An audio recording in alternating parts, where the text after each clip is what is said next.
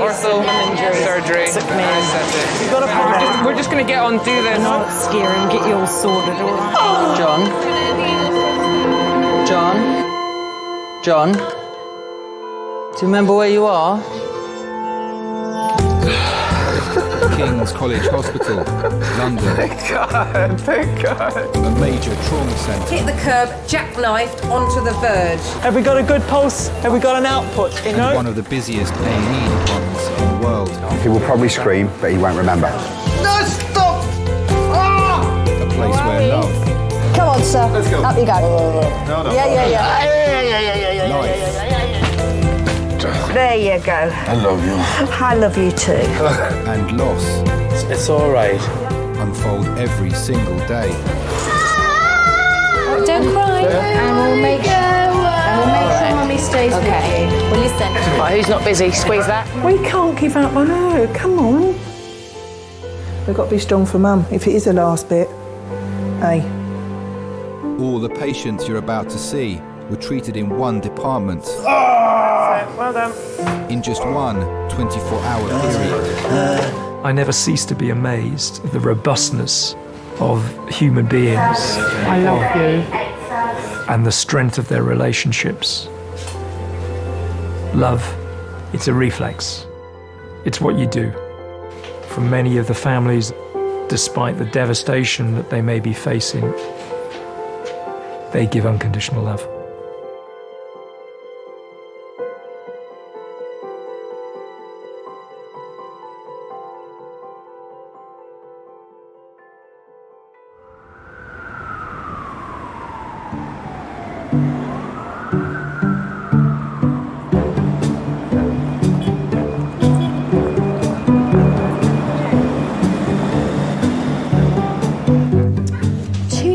For me, says the chimpanzee.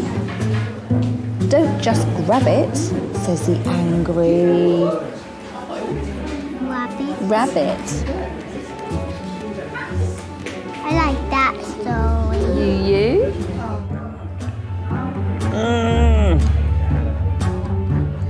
It hurt to lock my phone. It's ridiculous. I need some pills. Hiya. I'm in A&E with Billy. She had an accident in school and got rushed to hospital by ambulance. She's got a massive contusion on her head. They said she lost consciousness. I mean, hopefully they'll let us out and it'll be, you know, we'll be tucking into a bottle of wine in a couple of hours.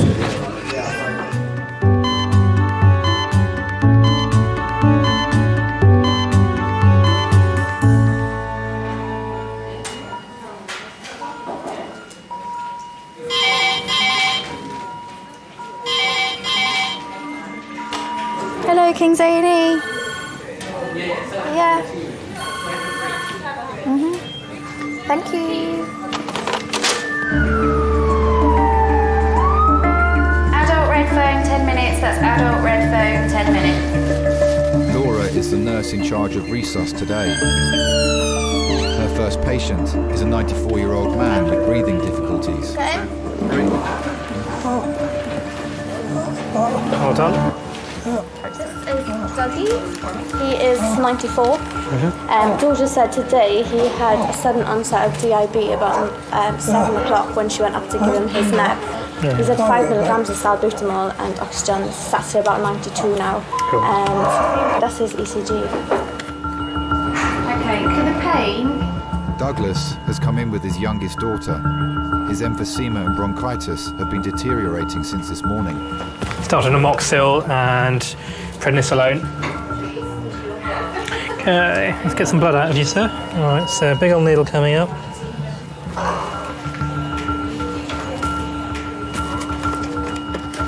Let me see if I can get your daughter in. Can your daughter come in? Yeah. Hi, my name's Chris, I'm one of the doctors. Do you want to come through, see your father? Hello.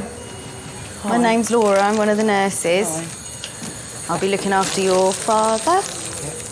Sylvie has been her father's full-time carer for over 20 years.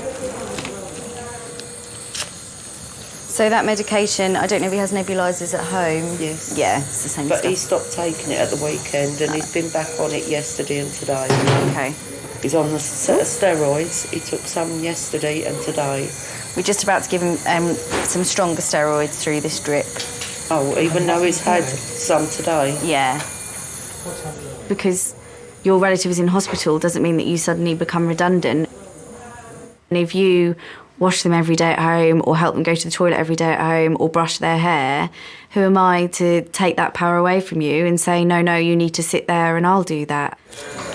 I've got quite a bit of, I say quite a bit, some tea and that down in today and some other liquid. Mm-hmm. But you tell him he's got to drink liquid and he won't. Sort of does the opposite to what you say he's meant to be doing. Sounds familiar. Yeah. It is a trait of most A&E nurses to be able to just talk about anything to anybody. You have to be able to create relationships with patients and relatives really quickly so that they trust you and you can support them through whatever's going on. Is it just the two of you at home? And a 20-year-old cat. Who doesn't know what the hell's going on at the moment, bless her. So she's doing well at 20? Well, she's 20 and 2 months old.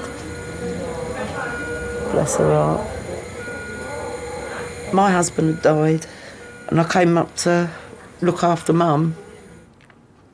When my mum died, I ended up staying and looking after Dad. It just suited. I don't actually look at it as taking care of someone. It's me dad, I'm his daughter. There's plenty worse, trust me, but he's a good one. Put your head back. Put your head back properly. That's it.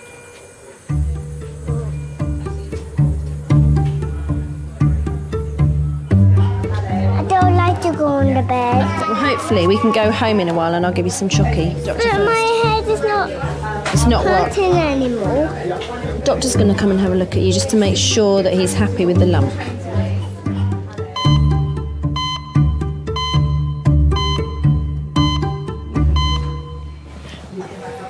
So, how old are you, Billy?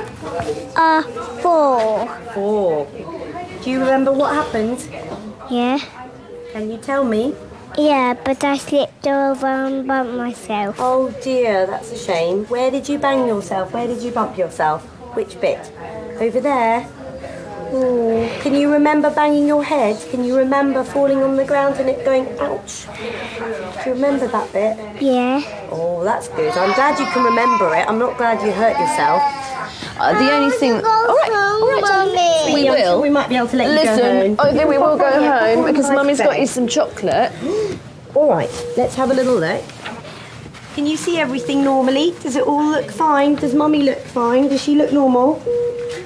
She looks a bit stressed. Funny. That's it. Is it sore anywhere in your neck? Does your neck hurt or you... Am I tickling you? I think that's all right, isn't it? Shall we sit you up? She's got no indication that there's any other damage going on in terms of examining her. Yeah. Just want to see her walk and make sure she looks like she's steady on her feet. And if you think she's behaving normally as well, that's the best indication for me that things are fine, because you know her better than I do, or anyone else probably anyway. So, Incy Spider was on the water point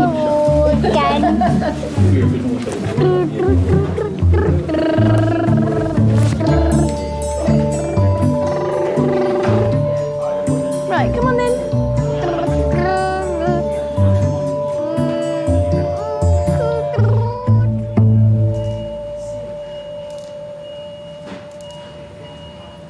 Sylvie's been joined by her neighbour Maria Hello.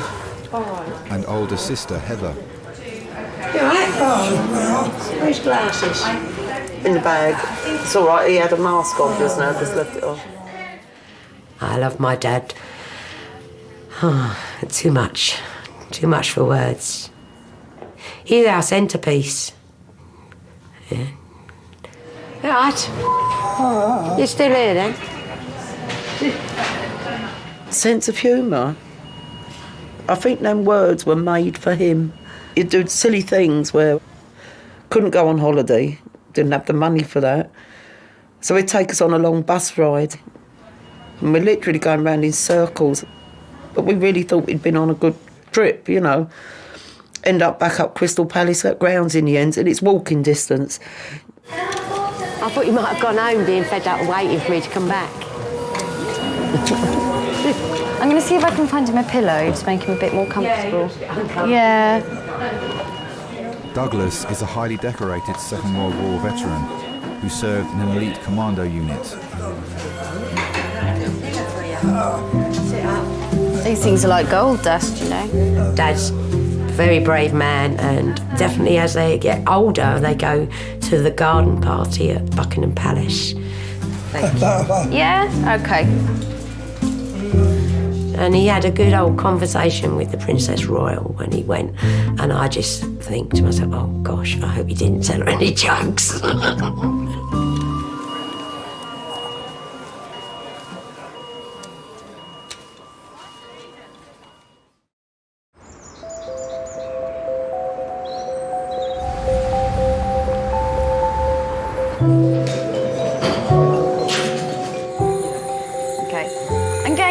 Some antibiotics into your drip and then some fluid so you don't feel quite so dry.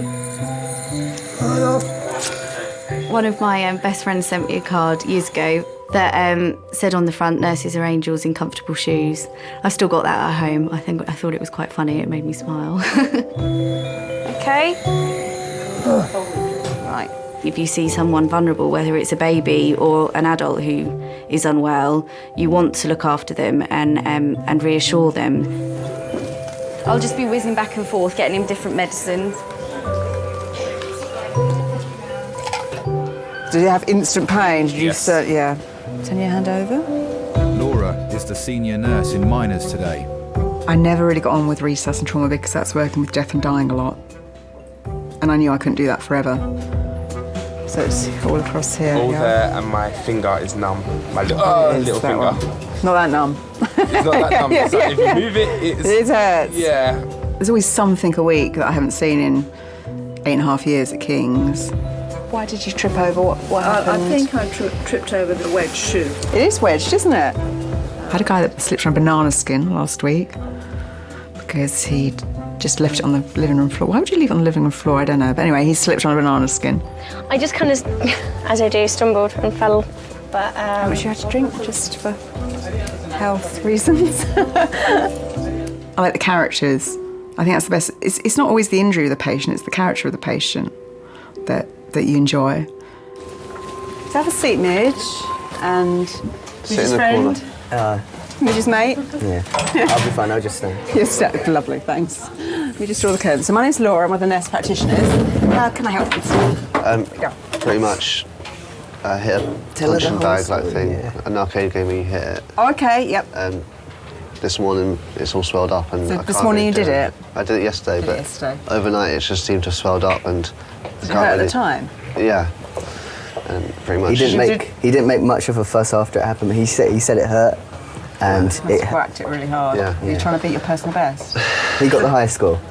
You got a top score though. It's all worth it. Do you want some painkillers? Yes, please. You had any today? No. Nothing. Okay. Get your painkillers and order the X-ray. Now, what kind of stuff do you want? Do you want some codeine? You all right with codeine and paracetamol? Codeine, yes. That work for you? Okay, let me get those. What does A&A stand for?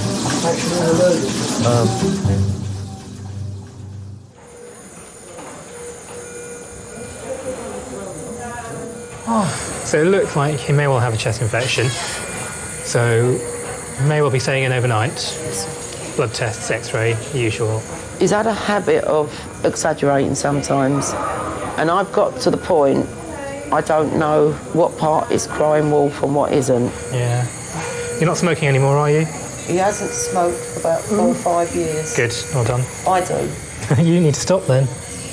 At the moment I can't because it's making me a nervous wreck. Okay. I've been saying to him he's going to cry wolf too often and I'm not going to know what's real and what ain't. He's nearly 95. He has to rely on Sylvie. As you get older, you revert back being a baby virtually, and you want the attention. So yeah, it's like he is the child. Gonna take your picture, Dad? This young man, just gonna pop a hard ball behind your back. Quick X-ray, then I'll leave you in peace, okay? An X-ray will reveal how serious Douglas's chest infection is. At 94, it could be life-threatening. He's the nicest, stubborn fool I've ever met in my life. But I've done a lot of looking after, and because it can be hard. And me being an amputee, I've had troubles myself.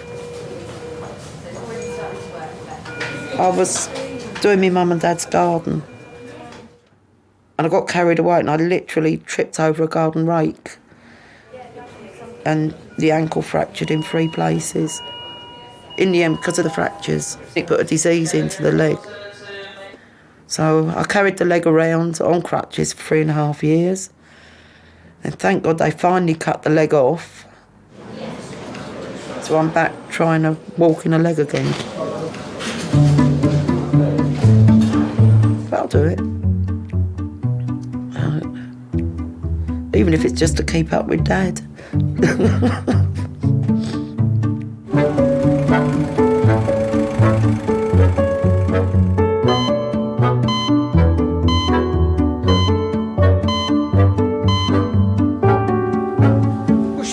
First name, John? Not Stephen. Oh, sorry. You look like a John, see, Steve. Sorry about that, mate. 69-year-old Steve has fallen off a chair and injured his shoulder. He's come into A&E with his partner and daughter. Can we go home? Oh, Carol, all right, I know. He'll be right here, right? He'll do everything he wants to. When I first met him, he was wearing a wig. And it wasn't until I was dancing with him and he was rocking and rolling, and he just twisted around and I could see the 2 flaps of the hair going up. And I just melted. I couldn't stop laughing. And when I came home that night, I threw it down the toilet. I said, "That's it. You're bald, that's it." There you go. Thank you very much.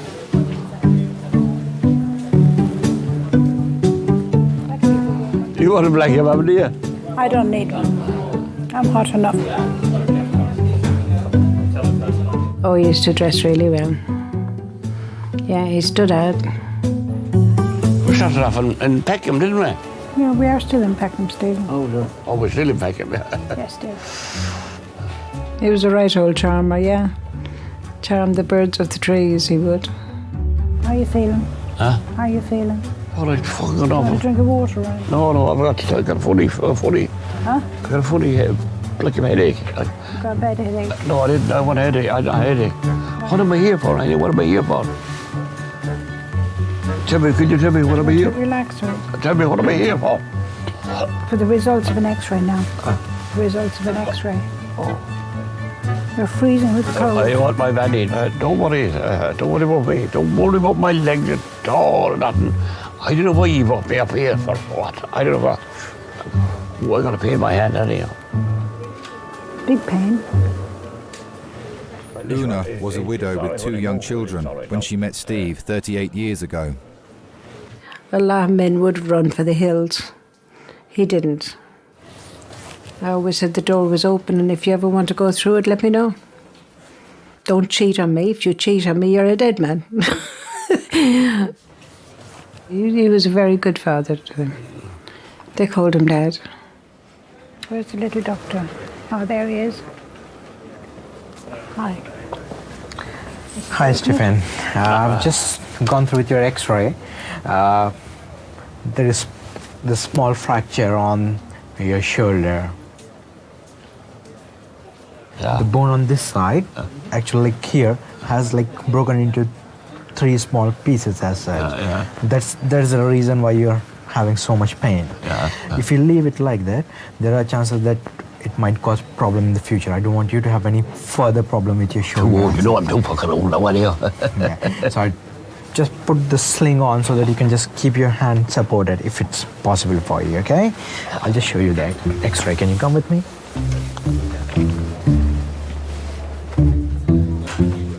There you go, down the hatch. Now, do you want a proper sling?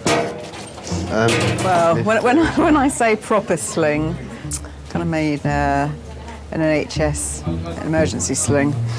I do like some of the practical stuff, like I love suturing and plastering. So just make sure the whole arm and the wrist is actually hanging in the sling, not outside.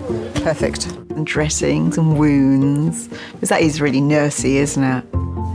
Gwyneth, do you want to see your x-ray? I'm afraid it's not good news. It's a broken bone. Some patients love to chat. Elderly have always got stories, haven't they? And they've always got time. They're never in a rush because they, you know, probably don't want to go home really to an empty house or the cat. Do you need any help socially at home with? Do you want to be referred at all to your poor husband? You always kind of try and think, what if that was my sister, mum, husband, friend? This thing keeps coming out your nose. Yeah. Is that all right? Yeah. Okay. I'm caught up with the crutches, it's all right. It is like having a child, isn't it? And he's been playing me like a fiddle quite a bit. Every now and again, he'll exaggerate because he doesn't want to do something. And I thought he was putting some of it on. And normally I get it spot on. And I didn't this time.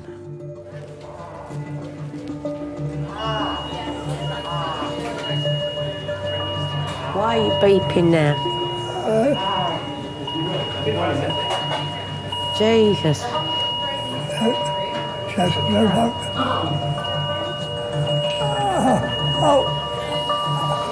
You all right? Okay. Are you feeling all right?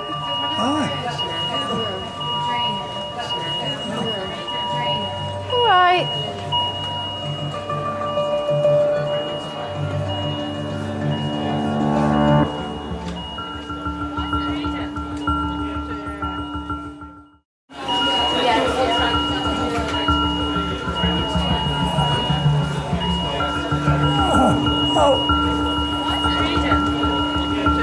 His heart rate's gone very high.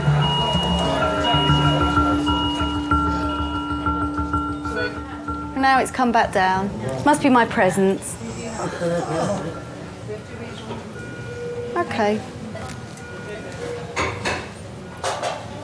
Oh well, nothing to panic about. It just took me by surprise, that's all.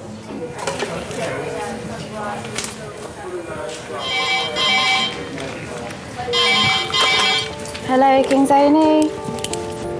Yeah.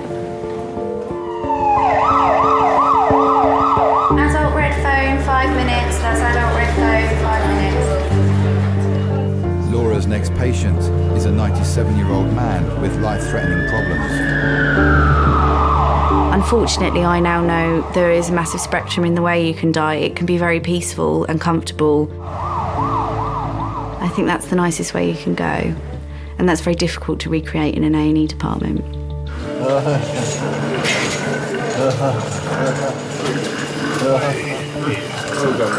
This is 97-year-old Hector. He's from the nursing home down the road. It says here he's got pseudo-obstruction, anal stricture, prostate cancer, and he's blind in the left eye. Okay, what was his name again?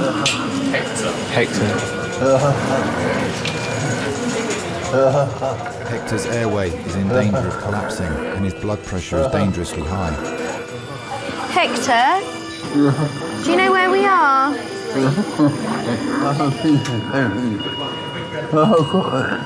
You're in hospital. And we're doing everything we can to sort you out, okay? I know you are. My nana, when she was very unwell and dying, had problems with her breathing. And she was on the similar machine to Hector. And although Hector wasn't awake enough to tell me that he found it scary, my nan was when she was really ill. So I was really aware of how scary it can be to have that machine put on you.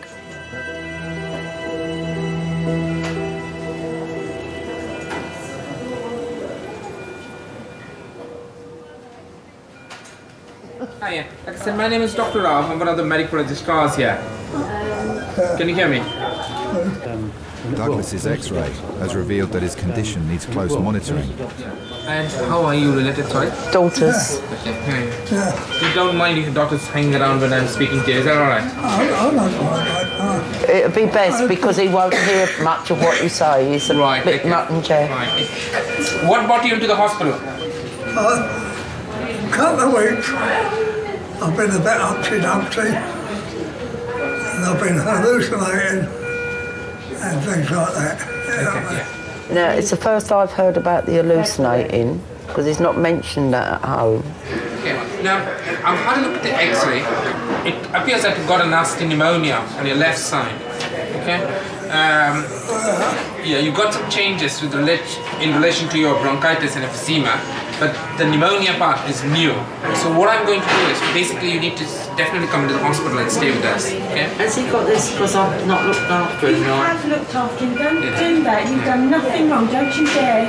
I don't think you should feel, I don't see any reason why you should feel guilty.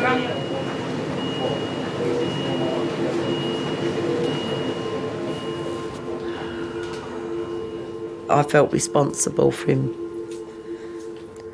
He relies on me, and I just feel I let him down.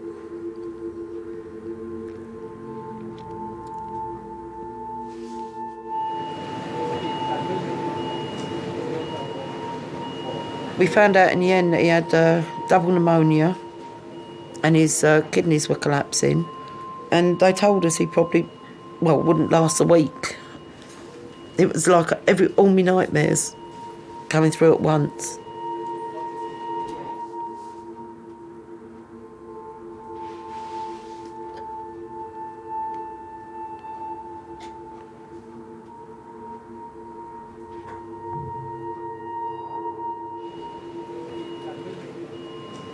I can't be without him, you know?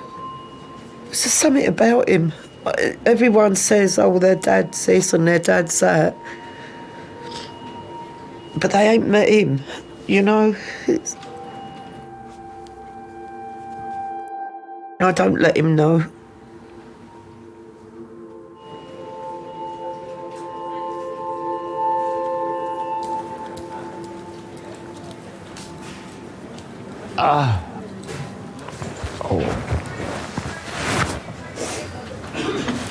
Yeah, but I can have a go to the toilet.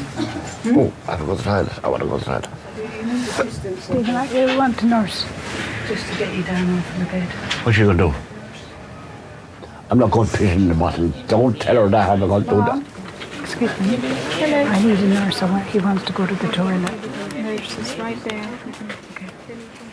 I'm so busy looking after him. I forget you forget about yourself, you know. It's just like if you have a child, you don't think about you. That child is number one, isn't it?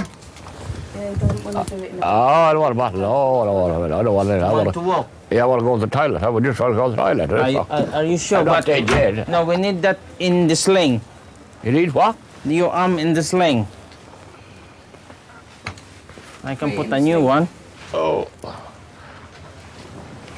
Yeah, I'm all right, mate. I think I am, anyway.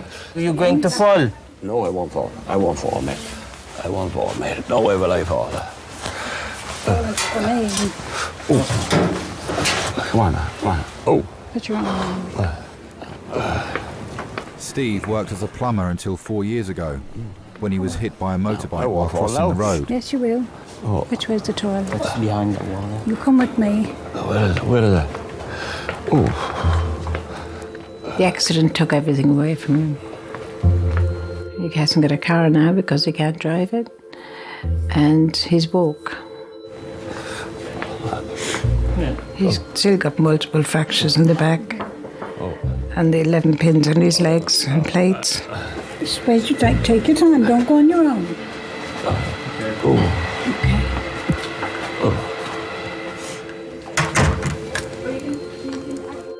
He's only a shell of the man he used to be. You know? And on top of that, he's got dementia. You can fall down downstairs, you fell in the front room. Oh, the front room, yeah, but I just slipped over the fucking... I know what I do, I know what it is. I know what it is. I'm going to be all right, I'm not going to die, am I? He likes a drink. He likes wine, red wine. Yes. I give him a bottle a day. It used to be 2 bottles, but I had to stop that. It was too much. Your bones can't take you falling over. I know, Campbell. So stop drinking. Now, some days I miss out because I can't remember whether he had it or not. And I say, yeah, you did.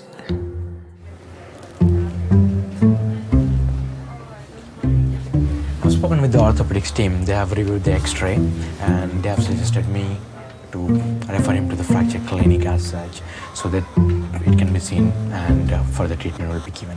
So you go home? Yes, you're going home finally, but you have to come back after 2 days. How many days? Tuesday. 2 days.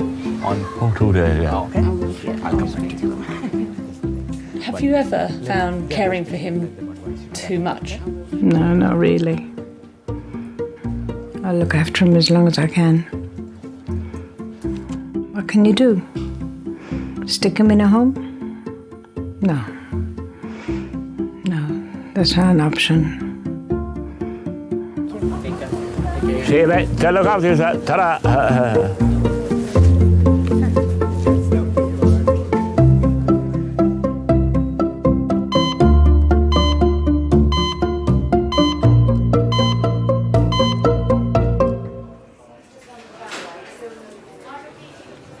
Heather's going to go up to the ward with you. Right, so we'll know where you'll be.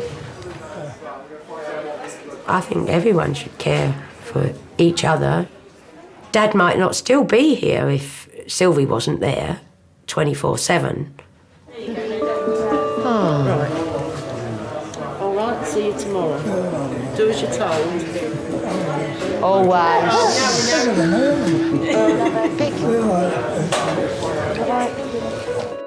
There's an awful lot of people who are in my position have got nobody at all. But over and above that, they'd be extremely lucky to get somebody like Sylv.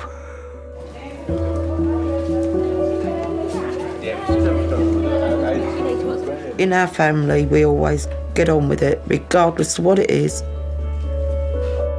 I reckon that's the commando. Dad being the ex-commando, and it's rubbed off on a lot of us.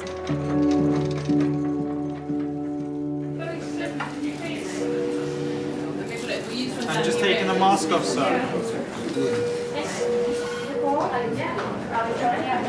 What's wrong? I want her to phone word as well.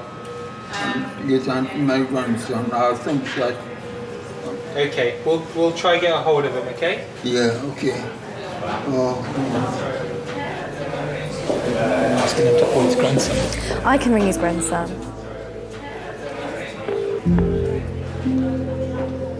Anybody who's alone when they come in and they're very unwell, you are aware of that added vulnerability.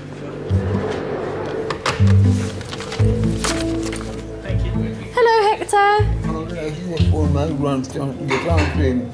Thank you. They've got nobody to stay with them and comfort them and reassure them like a family member normally would. So you take on that role probably much more than you would if they were surrounded by family.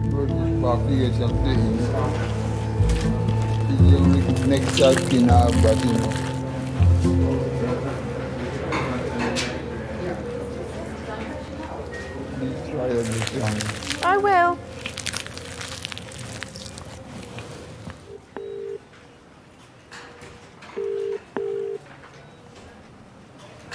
He reckons the key to long life was obviously to live a decent life. He said, make sure you eat your porridge. Would you like to lie on this side? Yeah, for a while. And do you know what?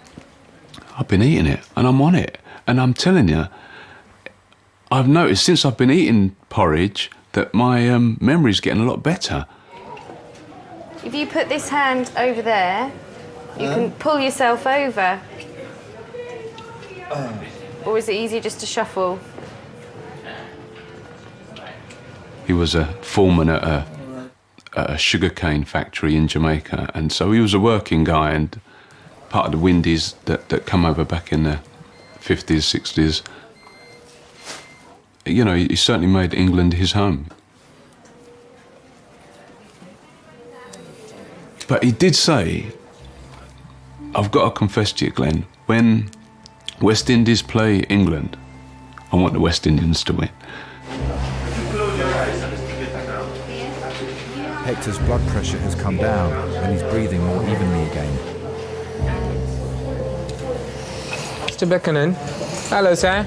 Yeah. Hi, my name is Dr. Rao. I'm one of the medical registrars here. Just let me have a quick listen to your chest, sir. All right? Yeah. Still got a few crackles, but not. He has no. Okay. And just reduce breath sounds. Okay. Hector. Yes. What we think has happened is that we think that you had a minor heart attack. Okay, and that's why the blood flow through your lungs has slowed down considerably. Yeah. I think that's what made you very breathless, and that's what sort of created all this scenario before you came into the hospital.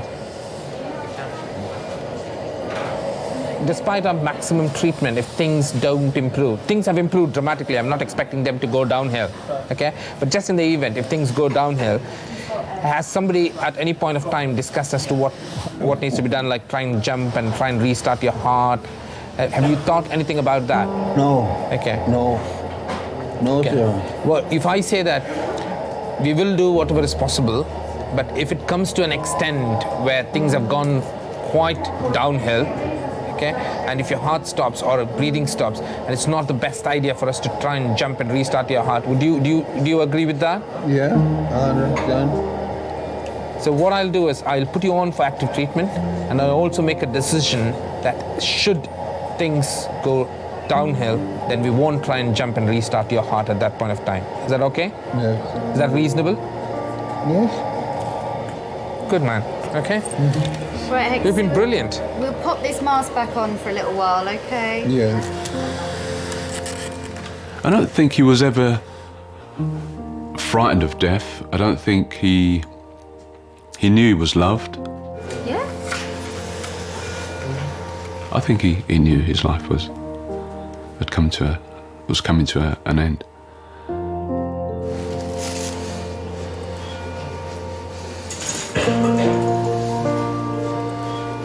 All right.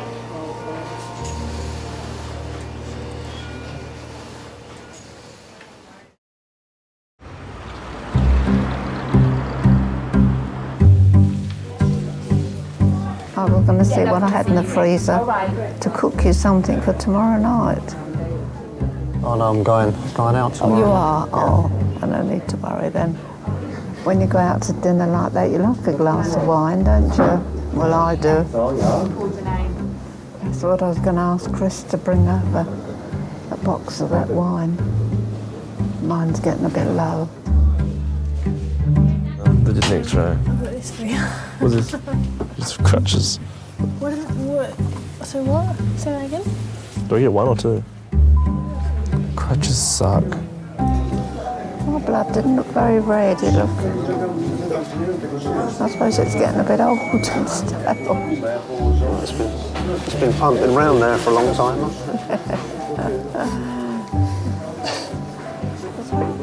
Should we wheel you over? Wheel you over. Yeah, I might last.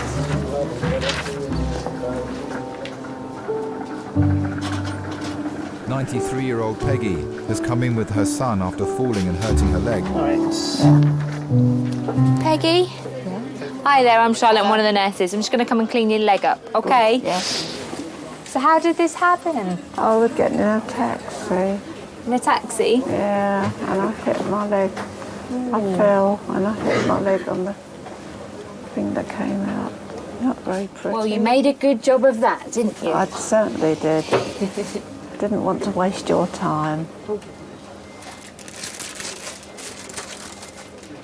Are you allergic to anything? No. Only nurses washing your leg.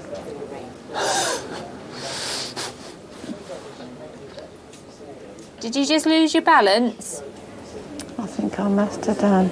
Yeah. No, I hate getting in those black cabs. I just had a nice day, a nice meal, and I was so pleased to be going home. I walked away and they said, "Oh, look at all that blood coming down." Oh, really? I didn't think I'd... You had some tights on though, didn't you? That's Stockings. Mm-hmm. That would have helped a lot. Yes. All finished? Oh, lovely. Job done. Job done. Well done. You've made a jolly good job of it. I hope so. I hope that heals nicely.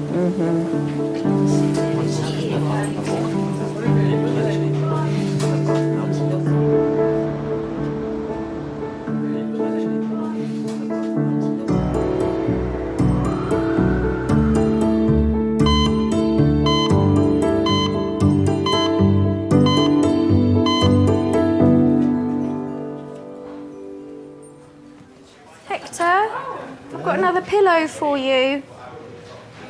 Should we put it here? And there's a reason I remember Hector, and I don't remember everybody that has come into resus in the past 4.5 years. How's that? Thank you very much. Hmm? Thank you very much. Okay. I felt like I'd done proper nursing and he was getting better.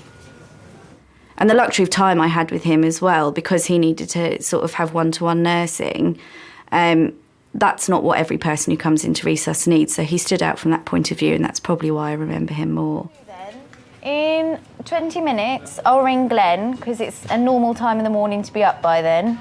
Yeah, And I'll say to him, I'll ask him if he could pop in. that's great. Okay? That's great news, thank you. Okay.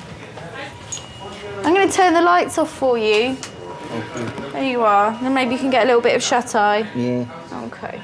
It won't be too long. We just have to wait for your blood results and do another little test in a few minutes, and then hopefully we can get you somewhere more comfortable. Yeah. All right.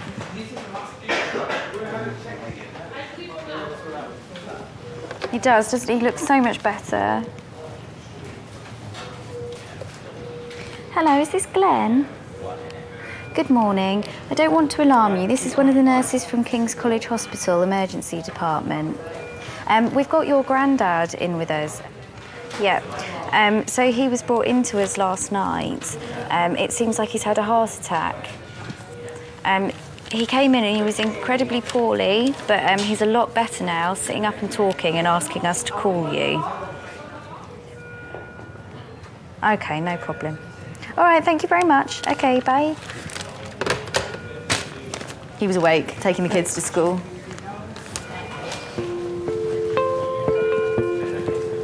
Hector? I've just spoken to Glenn. Yeah. He's going to come in and see you. Yeah. But he's got to take the children to school first. Yes. Yeah. So he said it'd be an hour or so. Yeah. Okay. Thank you. All right. Thank you for everything you've done for me, nurse. That's okay. What time are you going home? About an hour. Oh, no. Yeah. Yeah. Bye. Okay. All right. I'll leave you in peace. Yes. Thank you. Okay. Bless him. My nan died last week. Oh, babe. Just a bit. Like, it's all just a bit much. And then I haven't had any sleep, and my coffee table's broken.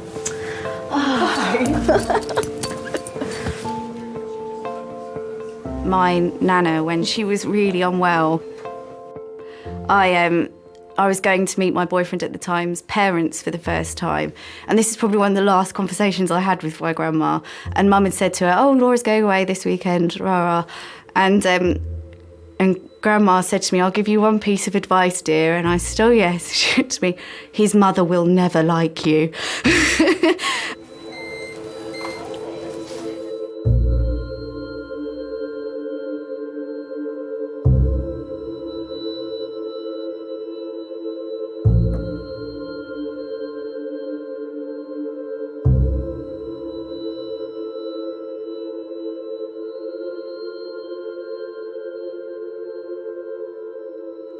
I've got 4 children still. I've got 17 grandchildren and 19 great-grandchildren. I'm dead chuffed with them all.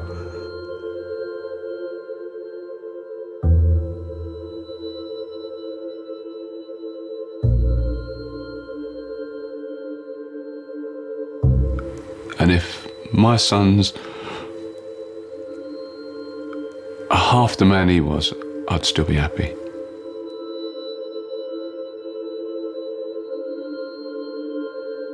What would you say to Hector if you see him again? Hello, you old git. You're next, yeah.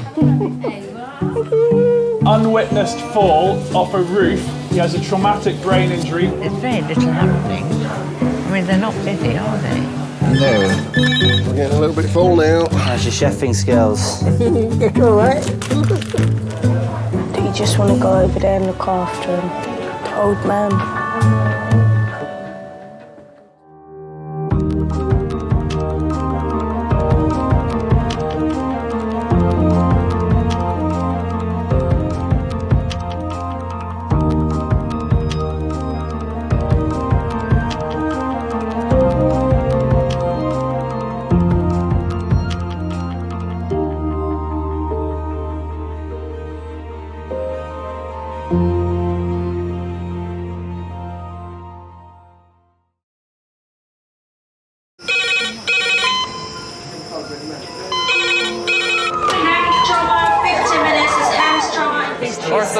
Surgery.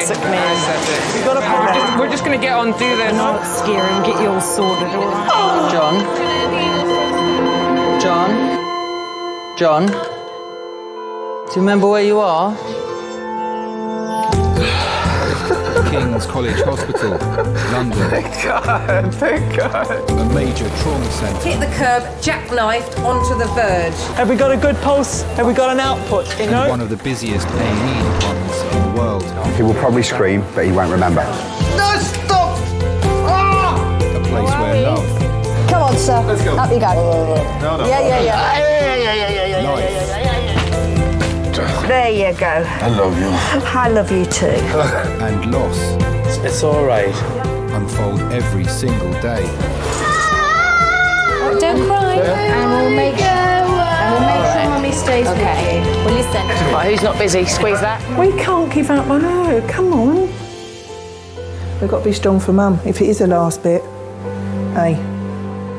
All the patients you're about to see were treated in one department. Well done. In just one 24-hour period. I never cease to be amazed at the robustness of human beings. I love you. And the strength of their relationships. Love, it's a reflex. It's what you do. For many of the families, despite the devastation that they may be facing, they give unconditional love.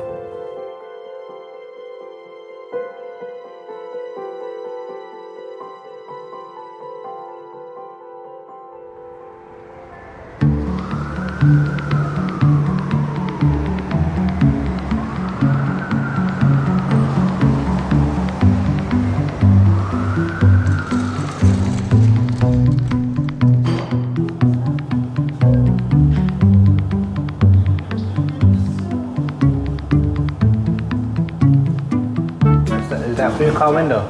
Is that for your car window? You crack it, you know that? You pour hot water onto a car window. You have to scrape the ice off.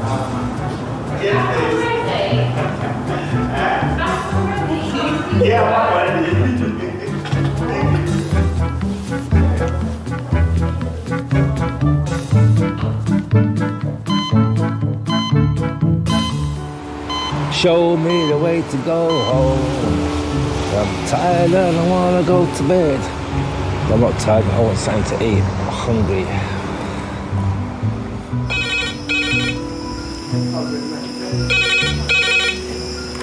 King's A&E, how may I help? Adult male trauma. Code ridge, yep. Head, chest, limb, yep. Okay, good. Sorry, was that motorbike or motor car? Motorbike.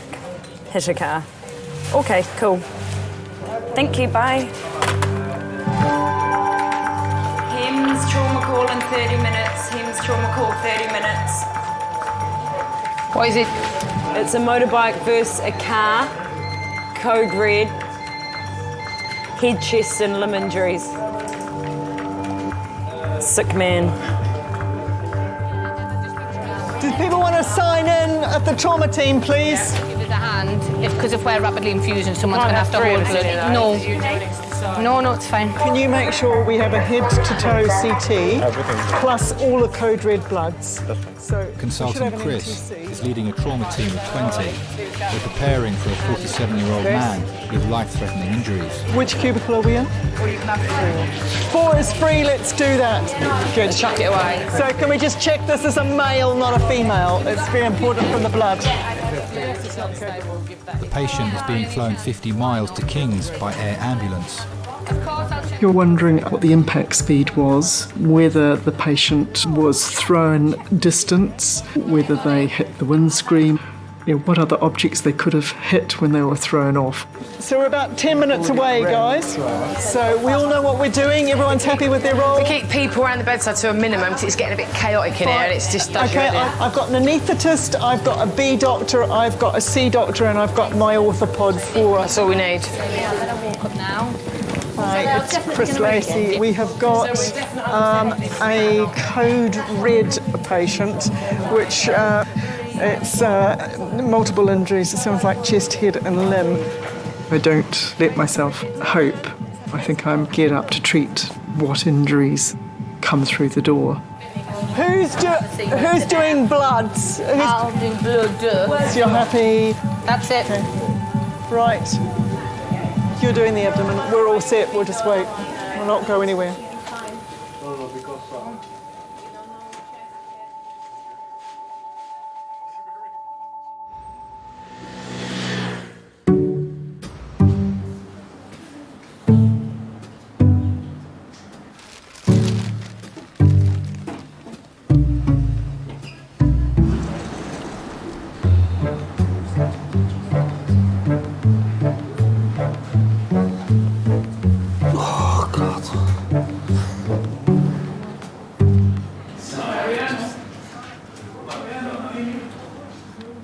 What's he saying?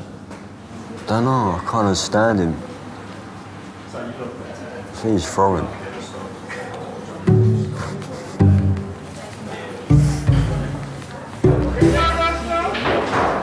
Couldn't understand her either.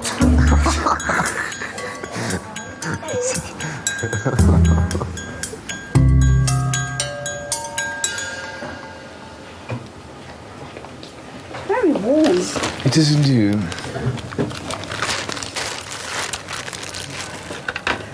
You're gonna put that in my hand? Yeah. Jesus Christ, don't let me see, don't let me look, please. I won't let you look. I've not even done anything yet, and you. He's excited with me. 69-year-old Steve has come in with a fishbone in his finger. Right.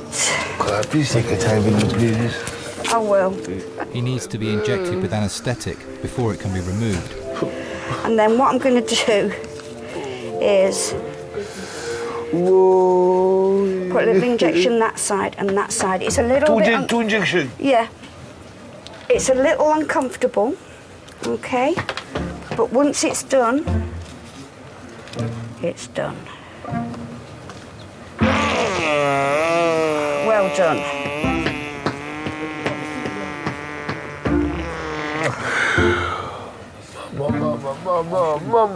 Mama. Sorry, honey. That's one side. That's one side. All right, and now the other side. I was cooking for a lady friend of mine. I was showing off my skill in cooking fish. You'll thank me later when you can't feel it. I'm thanking you right now. I can see you're happy about it. Her being in the background, I suppose I got somewhat distracted, by her beauty, whatever it was. And I just got complacent in it, that's what happened. Nearly finished. Nearly finished. Nearly finished. You're such a comforter. There you go. I love you. I love you too. There we go. Rest it down and I'm going to leave you for a couple of minutes now. Okay. Thank you very much. You're very welcome. You're so sweet, thank you. I shall back a couple of minutes, let that just thank work. you very much. All right. I can continue read my paper now, shall I? Yeah.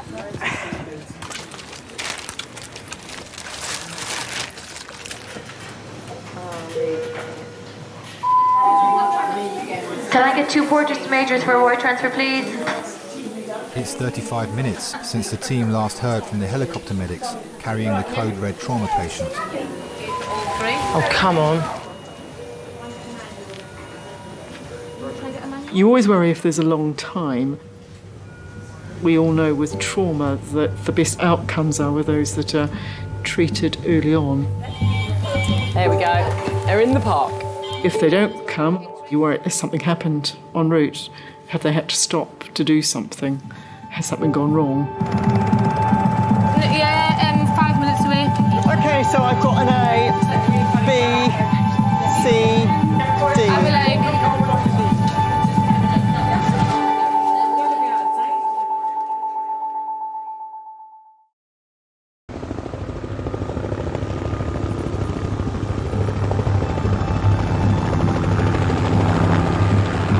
The patient in the helicopter is Gary, a 47-year-old single father of 2. It was during the evening and I received a phone call from the police, and the gist of it was that Gary had been involved in a terrible road accident and that he probably would not survive the night. Laura's running. Gemma's nurse 1, I'm nurse 2. She's doing bloods, I'm doing monitoring. Who's doing airway helping? I remember feeling numb, trembling. It was just an experience that I hope not to experience at any other time in my life. Everything's there, ready to go anyway. We've got for the A airway. nurse, B nurse, C nurse. Yes, you have. We're organised. Do they need to smoke, need anything? We've just got it. It's 2 hours since Gary was on his motorbike heading home and had a head-on collision with a car. If someone's been hit by a car on their bike, there's no protection. It's literally, you know, the rider versus the impact of the car. If 2 cars collide, you've got some crumple. But if you're on a bike and your car hits you, that's it. Gary is on life support and has been placed in a medically induced coma to reduce the risk of brain damage. Everything consultant Chris and her team do in the next 15 minutes will be solely to keep Gary alive. This is Gary, he's 47 years old. He was riding a motorcycle this afternoon and had a head-on collision with a car. Both the motorcycle and the car were very significantly damaged. Injuries top to toe, he has a head injury, he has a large scalp laceration down to the bone, he has right-sided rib fractures, right-sided femur and an open tib and fib fracture. You're thinking what will kill him first. You've got quite a lot of information that's flashed in front of you. You've got uncertainty. Sometimes this doesn't quite add up. Okay, as soon as we've done the ABCDE, we're going to CT, guys. As soon as we're happy, we'll go straight to CT. If the blood pressure is above 90, we're going round the corner. We've got bloods? Yeah, like this. We're just getting bloods. I get bloods. We're going to take bloods and we're going to CT. You're always thinking about the chances of survival. Okay, fine. Not yet. It's freezing though. Have we got a good palpable pulse? Like for some reason the blood is not running through. I don't know what the pelvis is, so I can't do a femoral stab, Leanne. Can we just hang up a minute? I want a blood pressure. If we're not getting one on the cuff, can we recite the cuff? But before we push any more blood in, I'd like to know what we've got. Have you got a pulse on the groin? No? Have we got a good pulse anywhere else? Have we got an output anywhere else? We need to cut this. I can't get a blood pressure. I have pulse in the right I can feel his heart You've got a beating. pulse in the right groin. I have okay? pulse in the right Okay, one. fine. He's got a SATS trace. Are we happy to go to CT?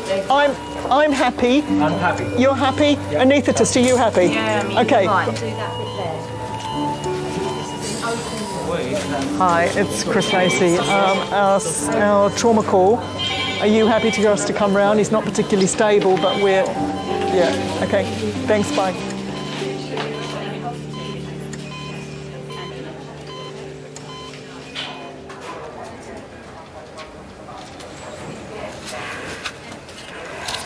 Probably don't want to look at this. Don't frighten me, please.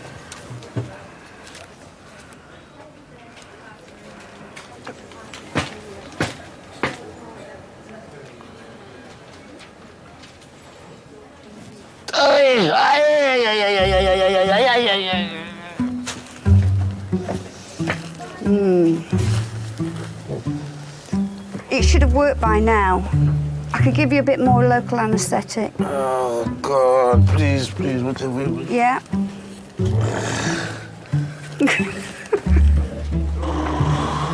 I've not even touched you, really. I've only been pressing very lightly. Let me go and get one of my colleagues.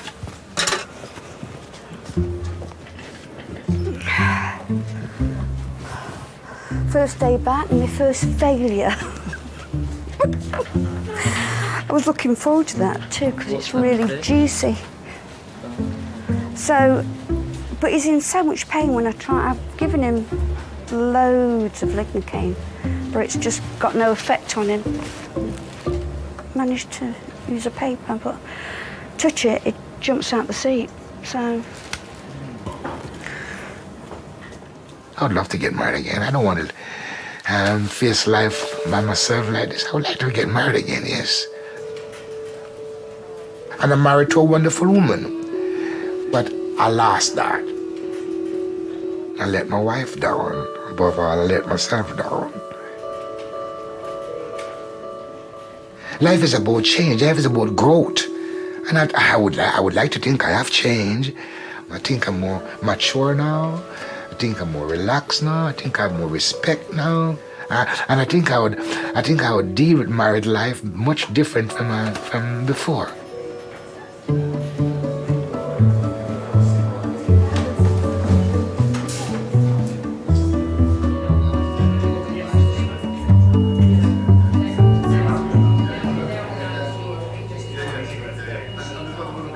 Year-old Hannah has been brought in by her mum with an extreme allergic reaction to her face cream. How you doing, missus?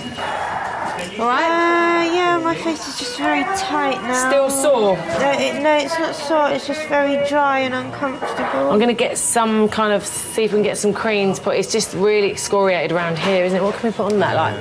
And I don't know if it's Vaseline still or...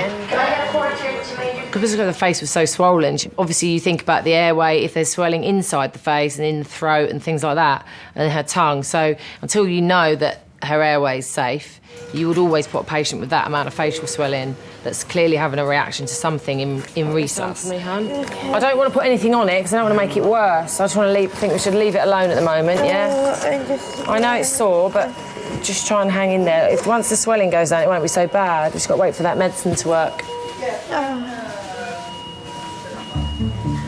I'm allergic to wheat and soybean, nuts, eggs, cow's milk, tree pollen and grass pollen, hair dye, and then a whole bunch of chemicals that are in things like washing up liquid, cosmetics. How you doing? Your eyes are opening. Yeah. They are, aren't they? When a patient first comes into A&E, it's a guessing game. It's like Sherlock Holmes trying to work out what's going on. What did they say? That you are allergic to oat. I am. Oat in this. Oh. Oh, at least we know what it is. No. Right, give that a good wipe and get all that off. It's just baby wipes. I'm sure you're hopefully not allergic to those. We'll rinse it off with water afterwards, okay? Oh, that stings like...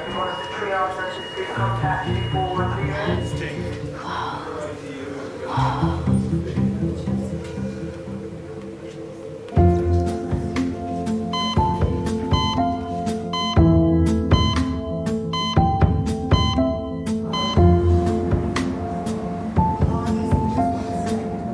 busy, isn't it?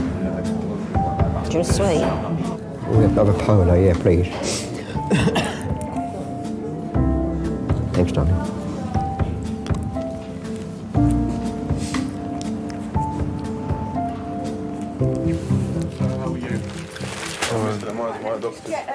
How did you manage to get Fishbone. I was scaling a fish.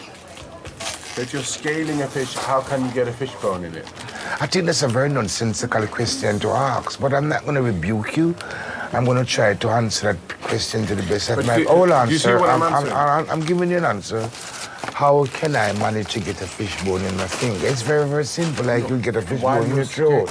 While you're scaling. It all depends how the bone, how tall the bone is, and what type of fish I was scaling. Right. It happened. It happened. I can give you a plausible reason as to how it happened, but it does happen. It happened. Okay. That's the best answer I can render. You've seen it go in. I think it's a fishbone, sir. Because yes. Do you feel me touching your hair? No, this? no, sir. Do you feel that? No, sir. Do you feel here? No, sir. I'm sorry for my being boisterous a while ago, No, you're not sir. boisterous. You're fine. Very sorry for to be rude. You're not boisterous at all. Thank you. Is this painful for you? No, sir. No.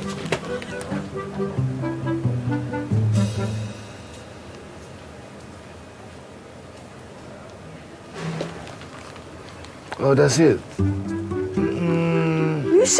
You said you loved me and you were jumping around for me. But I don't feel it now. I would jump. This is a new knife, sir. We've just opened it. The one she used before, she had it at home. Speedy potato. Chopping carrots and She's such a sweet stuff. bear. She's Yeah. just sweet man. I can't believe you've just done that. I can't believe it. I've done all the hard work and you've got all the glory. No, I do the same thing. I just need to be more patient to let it work. Are you saying I'm impatient? She's trying her endeavor best not to inflict any more wound in me, so she become very meticulous. All right. Thank you very much, doctor. Just keep some pressure on it, sir. Okay, sir. Thanks a lot, man. I appreciate it. I can't believe you took all my glory.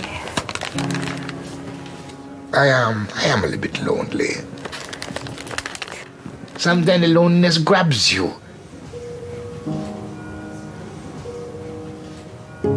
I regret not being the father I would love to be able to be. I regret not being the husband I ought to be. I regret not being loyal and loving and caring as I have gotten from my family. I regret not being able to give them some of the things that they have given me. They give me love, they give me compassion, they give me understanding. What have I given them? Anxiety and stress, etc. Yeah, I regretted that.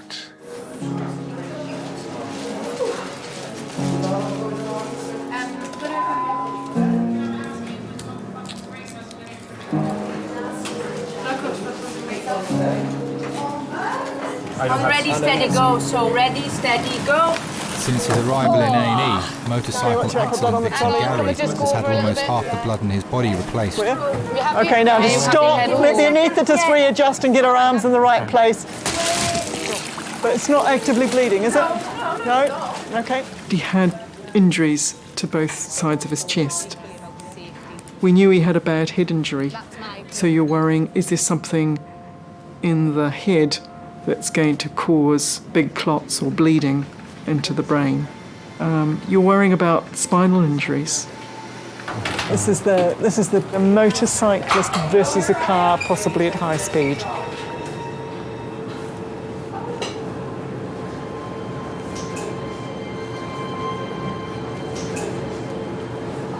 None of us actually know what's around the corner. I didn't spend a lot of time with Gary before. And with hindsight, you would think, gosh, I wish I'd done things differently, wish I'd made more effort. Pupils reacting. Isn't family more important than all the other things? Shouldn't we make more time to do things with people who are important to us so we don't have regrets at some stage?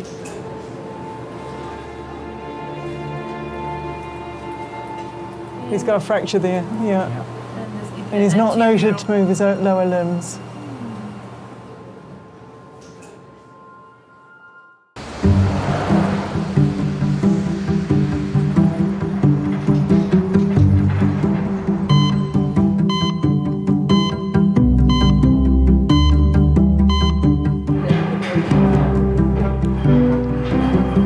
This is not going well. This is not going well. Everyone that when you came, gone. Yeah, they're gone. Everyone that when you came here and before we sat down, they're gone. Actually went. Except for these two in front of us. 20-year-old Marcus has come to King's with stomach pain. Yeah. As it's his first time in A&E, he's brought a friend along for support. This is actually unbelievable, man. This is actually unbelievable. I can't believe this.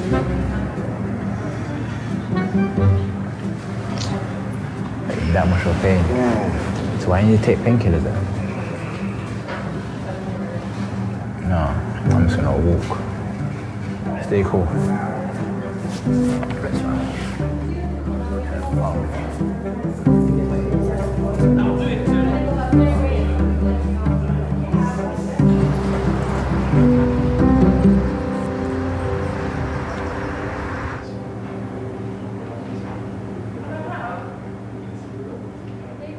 It's an RTC, motorcyclist versus car, brought to us from Hampshire by Surrey and Sussex Hymns. Gary's scans reveal his injuries are no longer immediately life-threatening.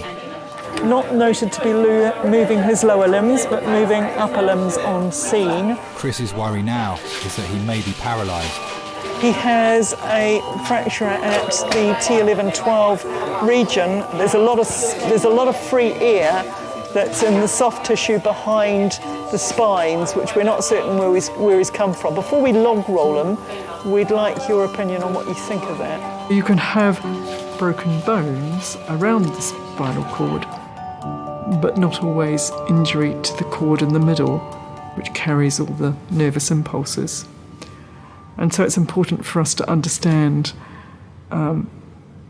fairly quickly how much damage there is. Spine has a T11 fracture, which neurosurgery are coming down to have a look at. I just spoke to the on-scene doctor who said he did not notice him moving his legs. Gary was very much a family man. Immediately before the accident, sadly, he'd separated from his wife, but he was a pretty hands-on dad, actually. He doted on his children. He'd go out to the garage and, he would tinker a bit or fix the children's go-kart or little motorbike, for his son. He'd always liked to tinker. It was great fun. I can't say he should never have got on a bike, to be honest, because where do you draw the line? With hindsight, he might not have made that trip, but he wouldn't have lived his life differently.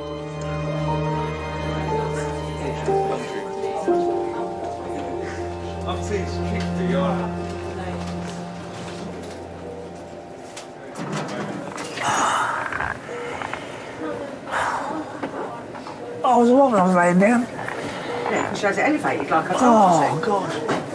A year ago, 58-year-old Terry was diagnosed with lung cancer and given 2 weeks to live. I've got to lay down because it's paining me when I'm sitting up. I'll see if I can do it. All right. Let me hold on. Oh. Oh. Do you want to be sat up some more? I think that. Let me just. Oh, now I'm getting a pain in my leg every side. Oh. And I'm going to miss Judge Judy. Well, you got it taped. What are you worried about? You got it 10 days taped. Yeah. I ain't got the energy to do anything. What are you muttering about? I said, I ain't got the energy to do anything. Think yourself lucky. At least you can shut your eyes and go to sleep lying and having your feet up. I smoke more now since I've been ill than I ever did because boredom, innit? When I first was diagnosed, I thought it was just getting old and walking to the station. I found it harder every day, getting out of breath, and I just put it down to too many fags and getting old.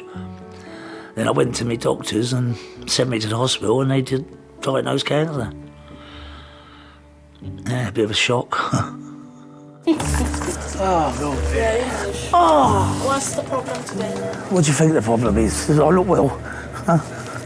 No. Pains, my feet are swollen up and pain. Smile, I can't My foot's all swelled up and painful and everything. And only the feet. well, I've got lung cancer. That's originally what I was in, and chemotherapy. And then I think it's a question of all the medication I've been on, the steroids. You're on chemotherapy. Finished it now. You finish it now. Yeah, there's no more they can When do. was It's the all last finished. one done? 4 weeks ago. 4 weeks. There's no more they can do. It's over. Finished. Okay. Terry's not a person you can sit and go, oh, I do feel sorry for you. He's just not that type of a person. You know, you say to him, well, you know you've got it. You know how far it's progressed. You know how to deal with it now. You know, and if you can't deal with it on your own, I'm here to deal with it with you. But I'm not going to sit there and wallow in self-pity with you. We are going to fight whatever it is, you know, that comes along. And this is what we've done. You know, Terry's a fighter. He's not giving in on anything. Any chance for a cup of tea? After this. I'm going to keep on till I get one.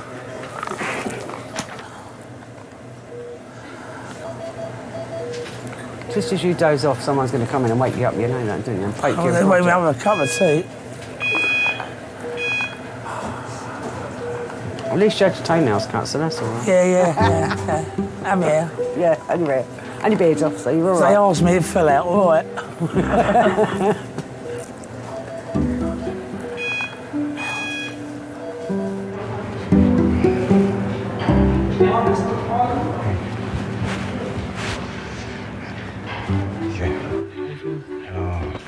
Pain. Stomach. I'll have a quick finger, Tom. Yeah. I'll have a listen to your chest as well. Yeah. In abdominal pain, I usually check the back passage as well. All right, that's fine. Yeah? Have you had that examination before? No. Okay. No, But, I haven't been tested Okay. at all. Usually involves inserting one finger into the back passage to check if there's any problems in the back passage. Okay, that's Yeah. fine. Okay, okay, that's fine. That's fine. That's fine.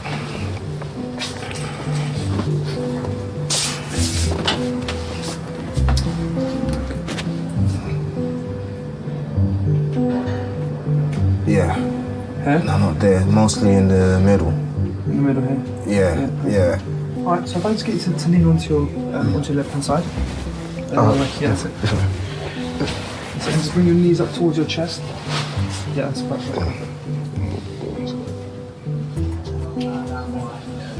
You okay now? Yeah. Oh. You know, shut it. All right.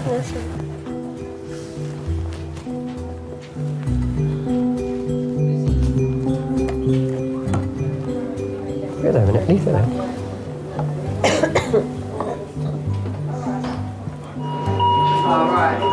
Can we see? Yeah, more open, most definitely. Okay. You know, the allergies are actually, in terms of my life, are quite recent. When I was younger, I was carefree. It's literally only in the last 3 years that it's been bad. You and Dad are so great. She probably doesn't see how I feel. You kind of cry inside, really. I know there are worse things that happen to people, but me being her mum, I do find it really hard to know how to make her feel better. Just want you to know it doesn't go unappreciated. And I don't know what I would do if I had to sit here on my own right now. If I'd have known what was coming, I'd probably say I would have stuffed my face every day.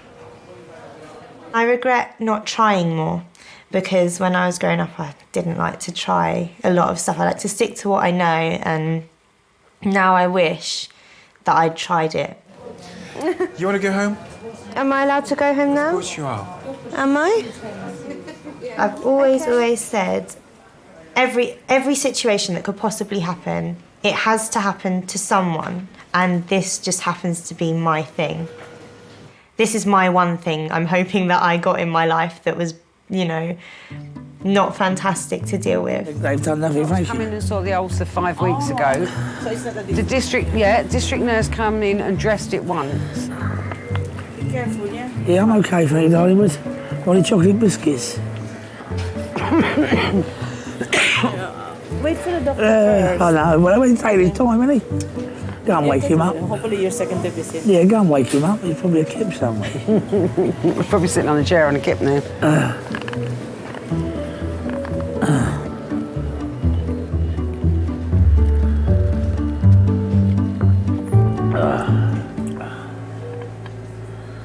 That was disgusting. You drank it anyway. Wet and warm, isn't it? Yep. Wet and warm. His brother died last year, and I looked after his brother. I shouldn't have done that. No, you shouldn't have done, should you? No. His brother said to me, if anything happens to me, Terry won't handle it. Make sure he's all right. And you know, you look after him. I wouldn't say we enjoy each other's company. We tolerate each other. But we get on. And because of Tom and what Tom asked, then I now do it for Terry. Yeah, a couple of papers on the way home. Who said you're going home? I ain't staying here. You won't go home, I shouldn't think. They're going to have to give you a massive dose of I antibiotics. can give you the night, but I'm going out tomorrow. Yeah. And not at no 3 o'clock either. Why, is it race time at 3 It's o'clock? racing day I tomorrow, knew yeah. that's what you was going to say. It's race day tomorrow. Yeah. He likes the pub and racing are the only two things that I know that him and his brother they've ever liked. They love their drink, you know. I never known two people like drink so much, but they did like their drink, and that was their life. That was it. Can't you look at your newspaper and phone them through to one I of could them? do, but it's not the same. I'd like to watch it. I'll get your telly up here and you can watch it. Oh, yeah.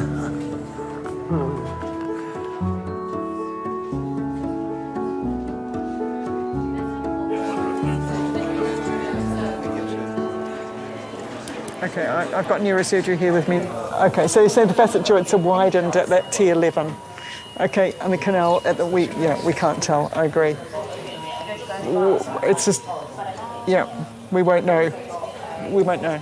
Depending on where the spinal injury is, will depend on at which point your function is cut off. And the area that he had fractures would be sort of lower limbs. You need to know for sure, and you can't know for sure until you wake somebody up. It's grim. It doesn't happen a lot, but it's grim. Nothing else we need to do. We're just going via plane when you're ready. Yeah. When that's written up, the notes are done. The trauma team have done all they can, and Gary will be taken to intensive and then care. I'd be happier if I had a temperature. His family is being We informed couldn't and get are my on loo their because it was way. too cold. He's stable at the moment. He's been seen by a number of different specialists. He's going to go to our intensive care unit. At the moment, we have had our CT scan, which has shown us a number of injuries, none of them which are immediately life-threatening. So I can put your mind at rest there. I think you never want to break bad news over the phone if you can possibly avoid it.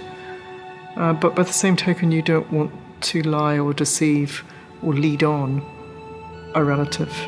He'll need some further imaging tonight, which is an MRI, which is to look at his spine, to his lower back. So he's had lots of pipes and tubes going into him, but he's doing very well, and he's very stable. Okay.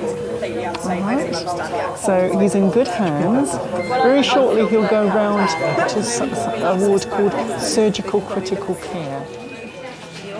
I suppose if I hadn't been expecting that maybe he had died, This would have been bad news that he was so badly injured, but because I'd been expecting to hear, perhaps, that he had died, this was good news. So the fact that he had all these horrendous injuries, but he was alive and there was hope, was wonderful.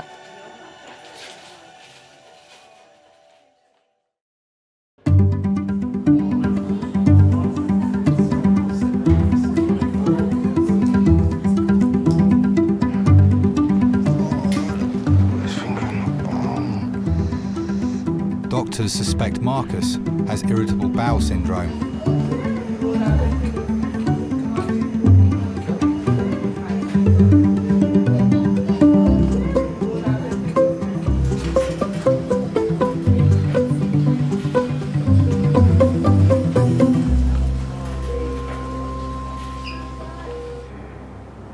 When I walked out like hobbling in that, because Mum went, when he done it, because I was like, oh, because it hurt. My mum was gone, fam. Because he just put it up there, but they had to do it. He had to do it because he didn't need to do that, fam. Because, I feel loose, blood.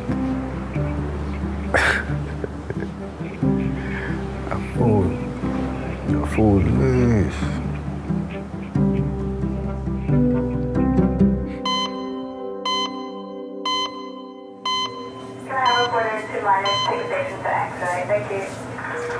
Where are they taking me next? Who? These lot. Taking you? Taking me. Taking you nowhere? Not at the moment. You're dreaming again, aren't you? Why have you got your arm up near? I don't know. You waiting for a bus or something? Pubs are still open. That's what your right arm's for, love. I ain't good for nothing else. Is Jacko there? Was Jacko at the pub? Yeah. All right, okay, well, you got to see him at least. He annoyed me, he did. Why? He annoyed me. I didn't say nothing to him, I just let him wash. I said, look, I told him what was going on there, I ain't got long, and all that, there's final diagnosis and all that. Yeah. I said, do you fancy coming away again in March? Oh, no, I can't do anything in March, he said, I've got to go to Cheltenham, watch some races. Yeah. And something else, and I felt, I said, Jacko, this is my last ever holiday, and my last drink with you, for good. You could bloody well go anytime. You couldn't cancel a horse racing meeting. So I just walked away. Yeah, because you can do that anytime. Yeah, so I said, you could go it's like what you said to George. Yeah. Yeah. You can do all them things after. I just let it pass, but I was really annoyed with that. I get more angry than I get upset. Because I wonder why. You know what I mean? Two brothers diagnosed very shortly after each other. You know, what's the chances of that? You know, most people have one in a family that's ill. Unfortunately, this family had it, and it was only a few months after each other. So it is a bit of a kick. But no, we get through it. Oh, there's a twin brother, identical twins, Tom. I miss him terribly.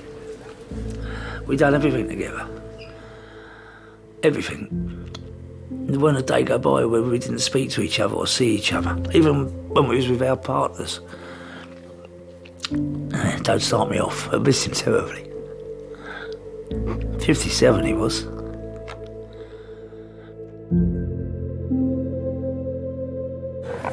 What's this? Send the stuff you have at home. Thank you. That's not the same, is it? Yeah. It tastes different. No, yeah, it's the same stuff. Sometimes in a way it makes it not so bad when I think about it. I think to myself, well, at least I can join Tom. Not going to be on my own, you know what I mean? I've got me brother.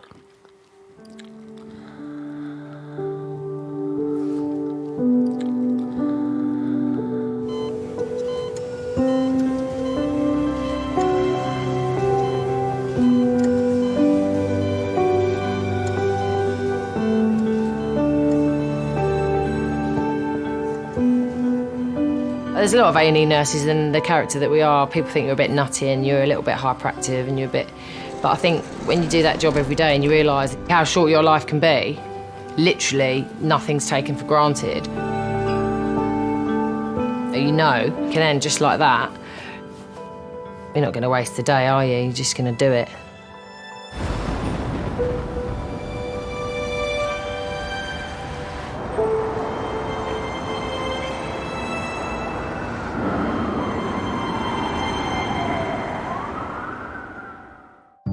Hello, Gary. He looks really good. Well, you're looking great. It's good to see you. We brought all sorts of stuff with us. It wasn't for some weeks that actually made the diagnosis and told him, Gary, you're not going to walk. This was the one where the car went over the top of us. Oh, Gary. With this one. This is the one where they got the bar. That's it. He was explaining. The bar goes all the way down. Yeah. And he had it. I talked to my husband on the way home, and I'd just cry, you know, with the sadness, you know, everything that had happened and how different his life was going to be. It was just a very, very sad time. Won't never make any stupid mistakes like that before. Good. That's 100%. That is. I want to live a lot longer, and I want to watch my kids grow up and have them watch them, and when they have kids.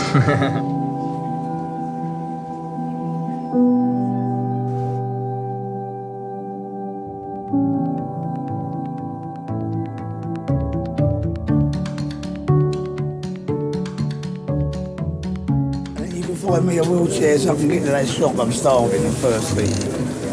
You can push me, you're all right.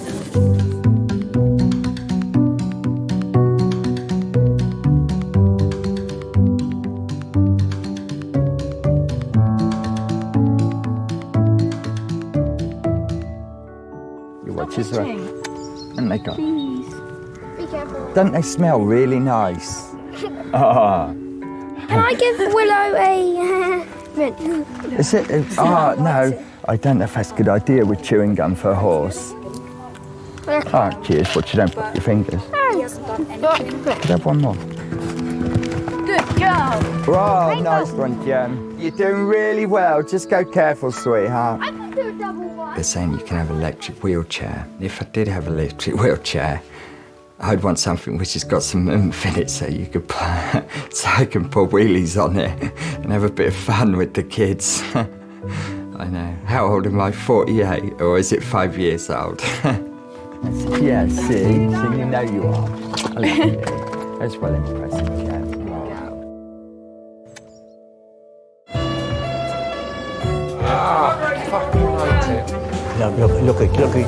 Look it.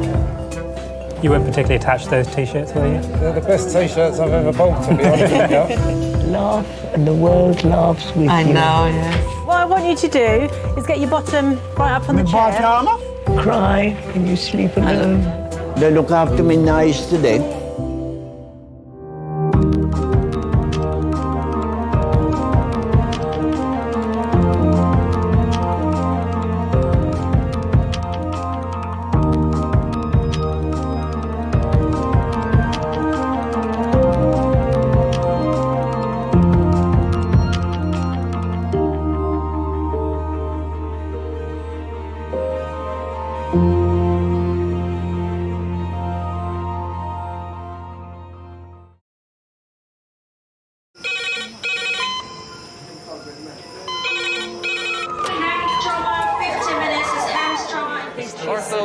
Surgery. We're just going to get on through this. Not scare him, get you all sorted, all right? John? Do you remember where you are? King's College Hospital, London. Thank God. A major trauma centre. Hit the curb, jackknifed onto the verge. Have we got a good pulse? Have we got an output? And one of the busiest A&E departments in the world. He will probably scream, but he won't remember. No, stop! Ah! A place where love, Come on, sir. Let's go. Up you go. No. Yeah. life, There you go. I love you. I love you too. and loss It's all right. unfold every single day. Don't cry. And we'll make Okay. Well, listen. Right, who's not busy? Squeeze that. We can't give up on her, come on. We've got to be strong for Mum, if it is the last bit. Hey. All the patients you're about to see were treated in one department. Well done. In just one 24-hour period. I never cease to be amazed at the robustness of human beings. I love you. And the strength of their relationships. Love, it's a reflex. It's what you do. For many of the families, despite the devastation that they may be facing, they give unconditional love.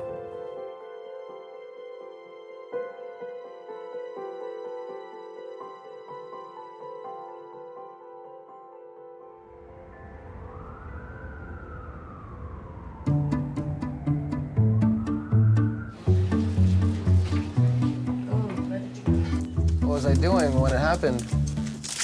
American friggin' football, right? I've got to go home and keep it in a sling and keep it elevated all the time. 7% of patients come to A&E with fractures, breaks or dislocations. And there's some codeine as well. More medicine, sweetie, to make you better.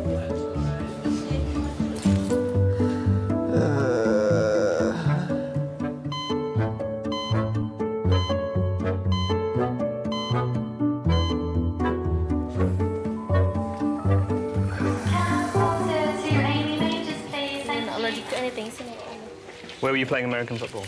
Burgess Park.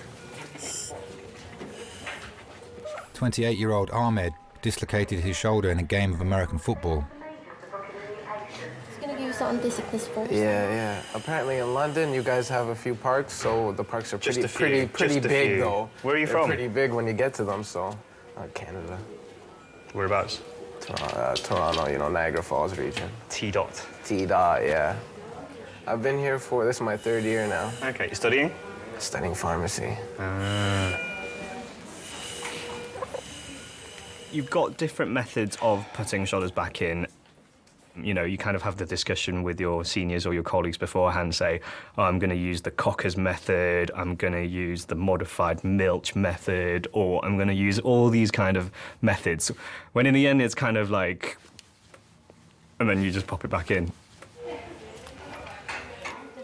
Yeah, I can feel it, you know, I'm just talking about nothing. Right, you ready to have a go? Yeah. Okay, let's put this on that side. Have you got the collar and cuff? All right, I've got you. I've got you.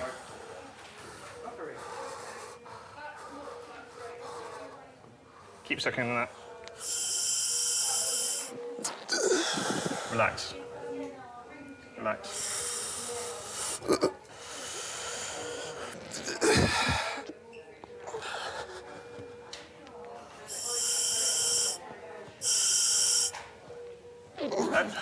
Keep taking nice big deep breaths on that. Relax. Relax. How's the pain? All right, do what you need to do. Yeah? Just keep taking it. Keep taking the thing.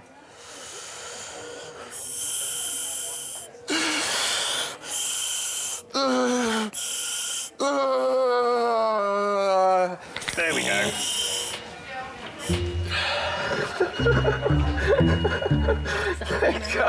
Thank God. Oh my God, that's the best feeling in the world. Really? Yeah, no. You can't think of anything better? Well, right now it's all right. Okay. When you hear the clunk of a shoulder going back in, you're like, yes. I felt it just roll into place. Thanks a lot, man. No worries. It's like scoring a goal when you manage to get a shoulder back in. Or winning £10 on the lottery.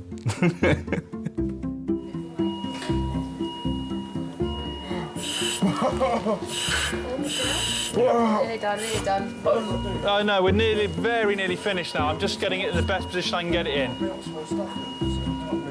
Because we often see patients come in walking for 3 days on broken ankles saying, oh, it's a bit stiff, doc. It was all right. That was Thursday, wasn't it? Yeah. It was okay. Well, I mean, it was painful, but it was okay Friday. Yeah. And you get somebody coming in with a paper cut who's screaming, you know, as if their house is on fire. Yeah, to take a patient's pain away is quite satisfying. Because even though the problem's not gone, you've just taken away the pain, it's a start. Is it a bit better? Yeah. Yeah? When someone's in pain, they need your help. When you aren't able to do that, it's almost as if you failed at what you were trained to do.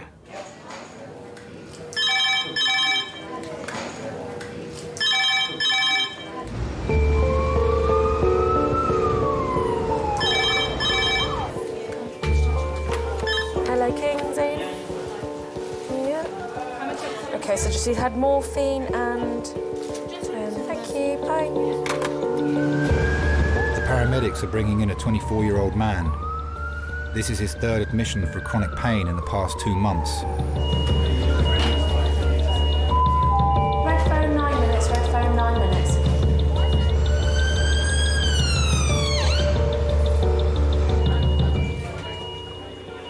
When I see people with long-term illnesses, you do think about the family and how hard it must be for them to cope. You feel sorry for them because you can't cure them.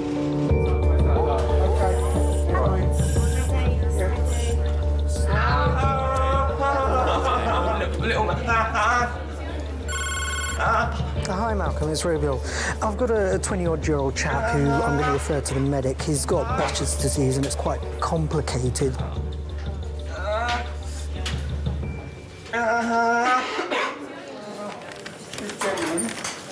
Has Behçet's disease. It's a syndrome. Pain all in his hips and down his legs.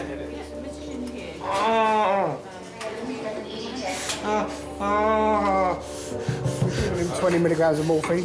Lee was diagnosed with Behçet's syndrome, a disease that affects the immune and nervous systems 6 years ago, when he was 18. All right, Pulled it up and went another 10. You should have seen him when we got there. You can see the pain he's in now. And that's after all that. He's been through so much. And he's in so much pain, every now and then he'll just go out.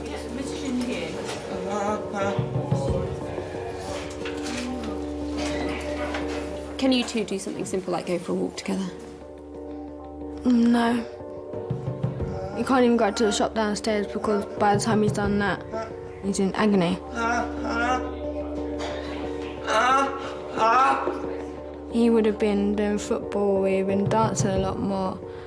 He would have been in the army.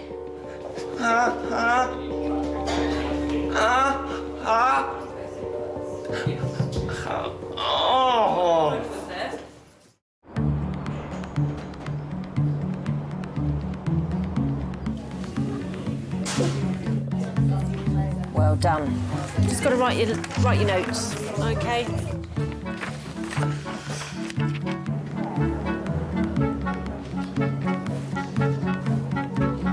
Danny, Neil, can you follow me? Hi. Dad of one, Danny, has come in with a swollen toe. You'll take a seat? Yeah. Hi there, my name's Chris. I'm one of the doctors. What can we do for you? Well, I put my foot through my son's bucket just under 2 weeks ago now. When you say through the bucket, actually? He had a plastic bucket. I got dizzy, I banged into a bookshelf and an ornament fell, knocked it across in the path of when I was stumbling. Okay. And my foot went straight, into it, crushed the bucket under my foot. Okay. Barefoot. And for the first few days, the whole of my foot underneath was all swollen. Okay. But my big toe, which actually at the time, thinking about it, was the most pain I had. And have you seen your GP about it? No. Okay, why not? Because I just thought, look, I just bruised it a little bit and it'll get better, but it hasn't. So what made you come in to the emergency department today? So you've had it for 2 weeks. What made you come in today?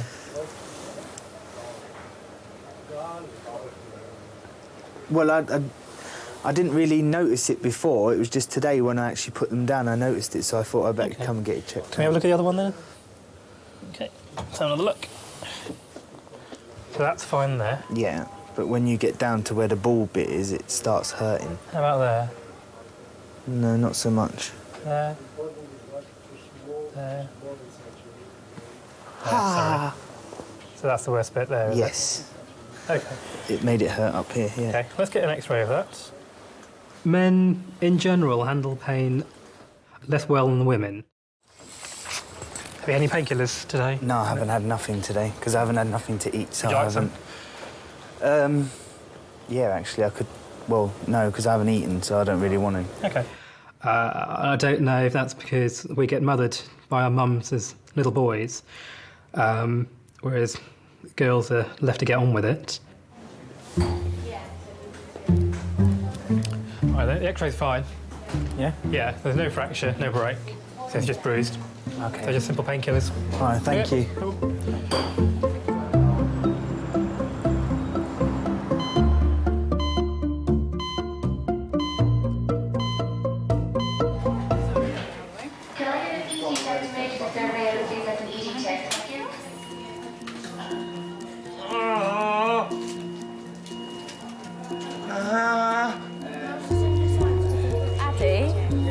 Addy, he's had 20 morphine. Do you want diazepam? Diazepam is what works. Diazepam, yeah.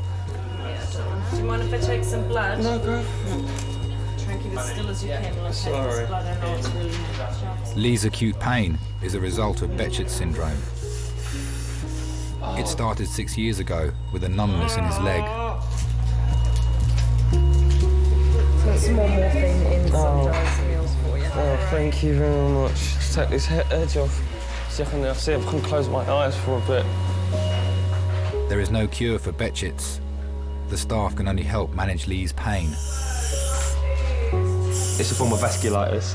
It affects the nerves, muscles, immune system, blood system, ear, nose and throat, joints. It's just all of them rolled into one.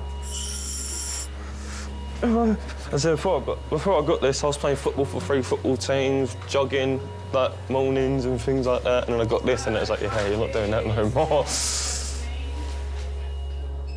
One thing I want to do, kick a ball again. That's my main dream, is just to, even a 5-a-side football match is my main dream, kick a ball again. Have you still got it in your hips? Usually it's the right hips, but since I passed out and went to my house and I passed out on a wooden floor, landed right on my left-hand side. And since then, my left side's been playing up now as well. Since I got this 6 years ago, it's been nothing but trouble.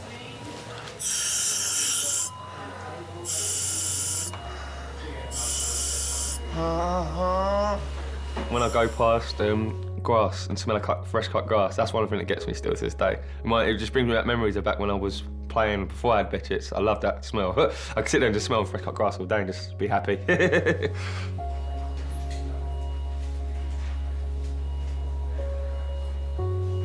It's weird. I wish I had shattered my leg. It may sound horrible. I wish I was in a car accident and had a lot of broken bones, because that could have been fixed. Like, let's have fixed for that. But yes, it's just, there is no cure for it.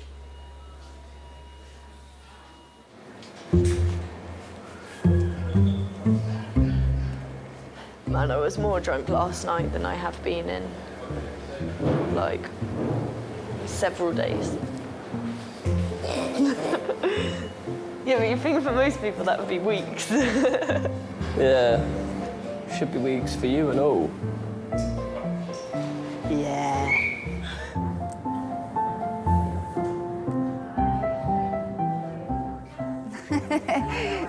You're chomping away like a monkey there. Very hungry. Kamladi has earache. She has come in with her husband, Ravi. She was having a problem with her ears. So you had a pain? Somebody said if you put a stick of garlic in your ear, that will reduce the pain. Okay. Not the full one, only single one, yeah? Oh, yeah. Can see it, huh? Yeah. Okay. I'll go and speak to one of my seniors and then we can come back. Okay.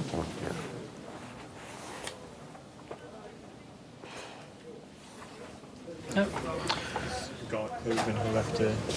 Sorry? Guard closed. She's got no hearing loss from I'm sorry. I'm sorry. Okay, right. But how long's it been in there for? a day. Okay. Do you want to take it out? Yeah. Come with me. This garlic doesn't work, does it? No, I've never heard of it, to be honest. Try that. Let's split one up, yeah. So can you just tilt your head a little bit? Yeah. That's great, thank you. It's got teeth on it. If you just grab it, you may be able to get some friction. There you go. Yeah, done. Well done. You can take it home if you want. Would you like it? Just double check. Make sure there's nothing left behind. You do find you get people with just really strange things wrong with them. Very old. You do hear about these weird remedies like that though, but I thought it would have been crushed garlic. Because when she said that, I was thinking, oh, this is gonna... That could be a mess, yeah. Yeah. That will definitely need mug suction. Some people do put objects in certain orifices that are inherently amusing. I guess, probably. You kind of have to laugh, otherwise you'd go insane. So, yeah, they're the good fun ones.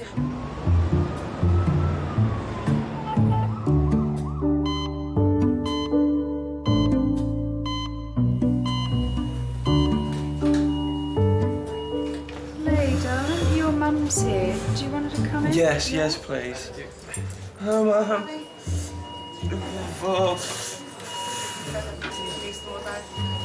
I've got some more diazepam. Oh, thank you. Yeah. It's nice and warm, isn't it? Hopefully it's 7 for 6 and you'll never knock me out for a little bit. Sleep is always good 'cause you don't feel pain when you're asleep. It's as they say. Lee, when he was younger, he used to be in a football team, do training, just started work as a doctor's PA. Very outgoing, happy boy, always out. Please get my socks on, please. My feet are really cold, get the socks on. You know how to do it, just roll. Oh God, I can't even get pronounced words properly, this is getting ridiculous. What you got? Yeah, rowboat, don't you done? Stream. Well, let's start kicking in a minute, mate. And then one day in work, he couldn't feel his legs. And we rushed him to King's, obviously, to try and find out what the problem was. Kept him in for about 3 weeks and eventually got to the point where we found out it was Bechet's. It's not cold feet. Down.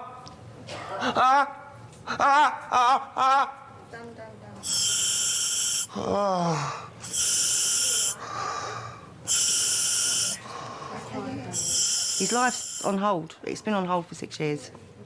You go from a child that can walk and play to a child that lies in bed most of the time and he's in a wheelchair or he's on crutches. He's fighting something so hard that there's no answers to.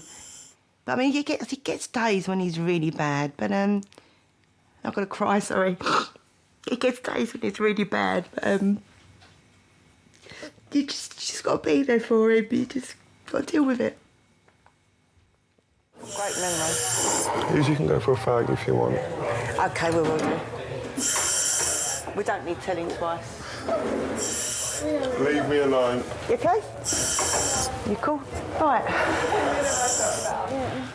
You might get McDonald's breakfast this week. This week?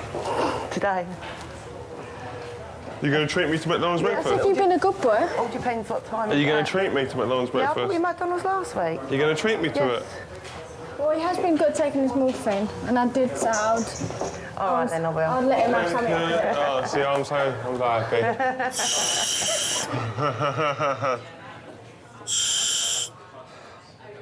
No, I said I was going to get him something for when he takes it.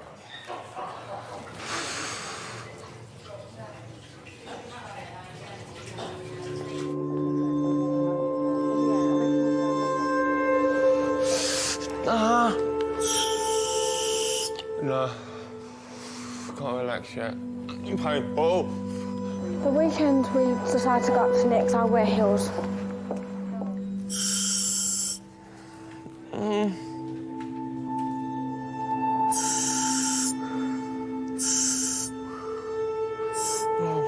fucking hell.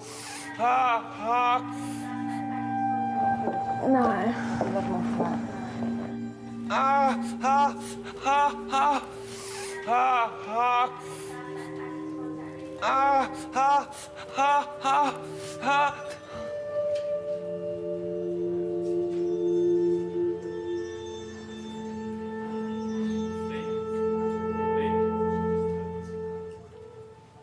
Lee? Lee? Lee? Are you alright?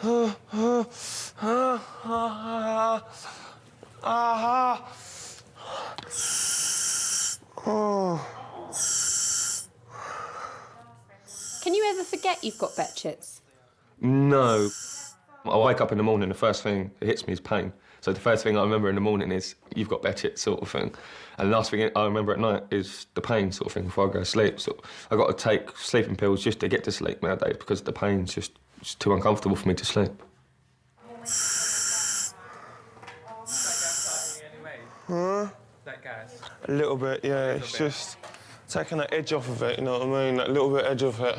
And I think it's keeping my mind on something as well, which is helping with the sort of controlling the pain. Do you take regular painkillers at home? Purpose.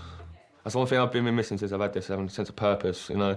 When I had this, at least I knew there was things I was doing. There's a reason for me to get up the next day, the reason for me to wake up. First year, like, I'd done a few stupid things and it doesn't hit me anymore as bad. I just get a few teary moments, as you can tell. When I was just about to turn 20, I just thought that was a burden to everyone. And at that point, I was just like, well, I can't do anything. It's just the point of me being here.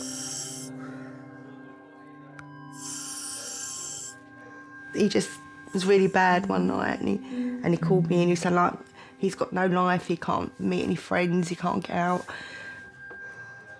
I just felt worthless. I'm just wasting air, really, you know. Might as well just get rid of that. Get rid of it out, get rid of that, get the trouble out of people's lives.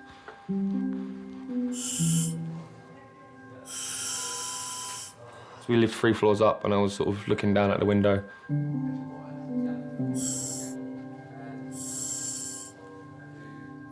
Sitting on the window ledge.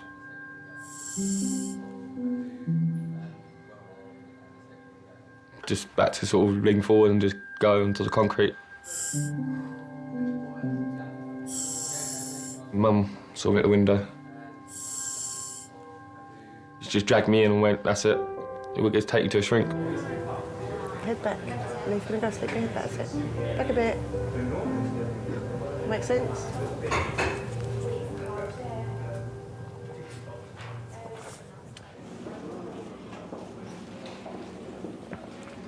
Hey man, I'm just wondering if Ahmed is still in resus or whether you know anything about him.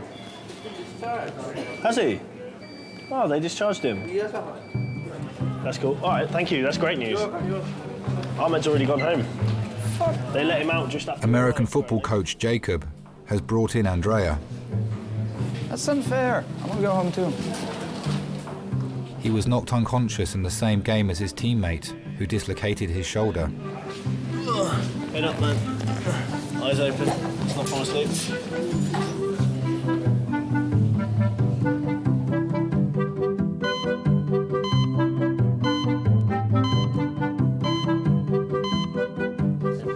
So usually now it comes over the top. First. Lift your hands up.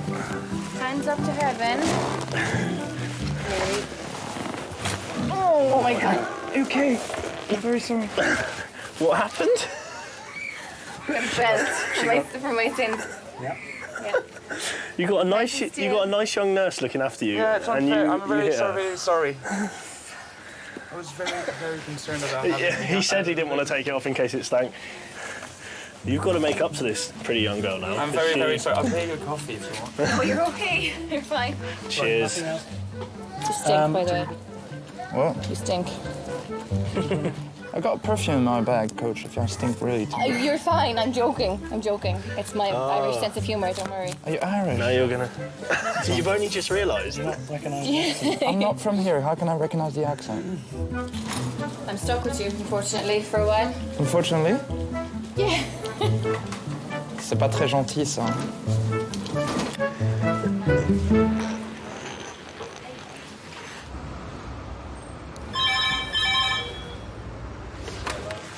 King's Resus.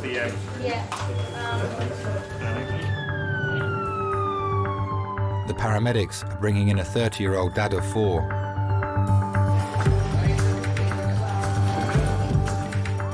He was found unconscious at the bottom of a stairwell.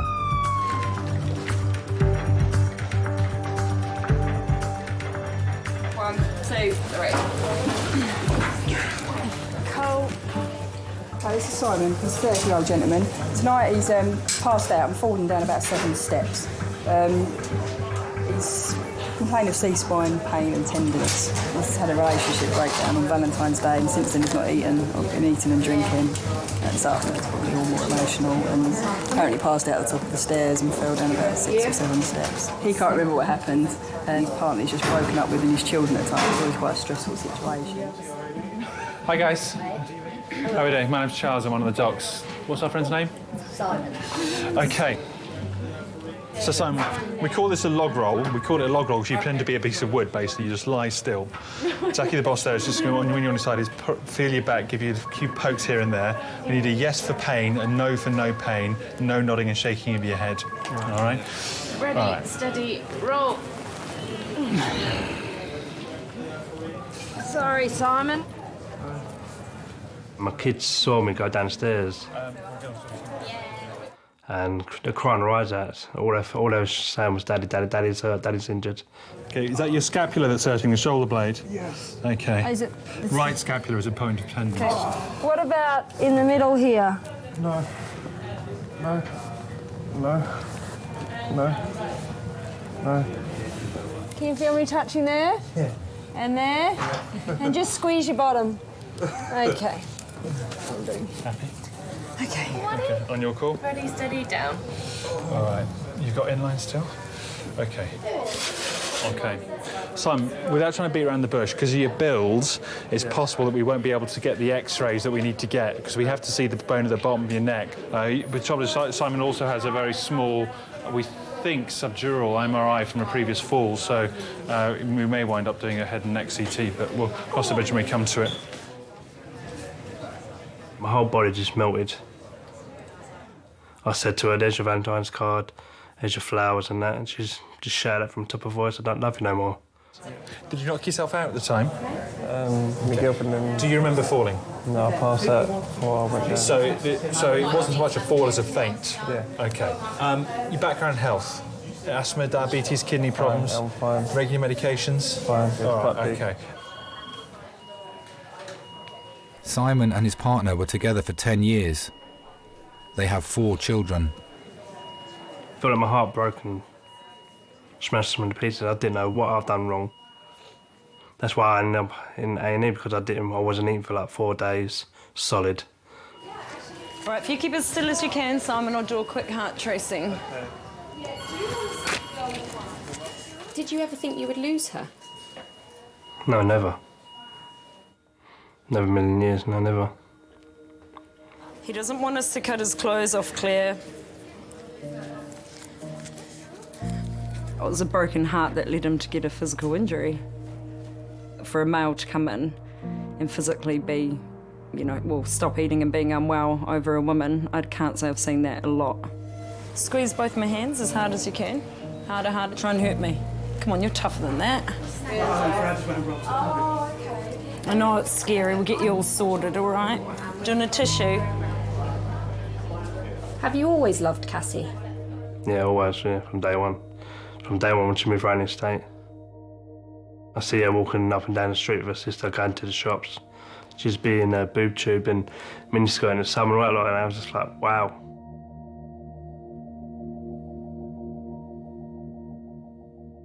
Do you want your sock No, back you on? got no, yeah, can you want my sock? My foot's getting cold. Why'd you take your sock off? Because she had a really bad itch and I couldn't get to it.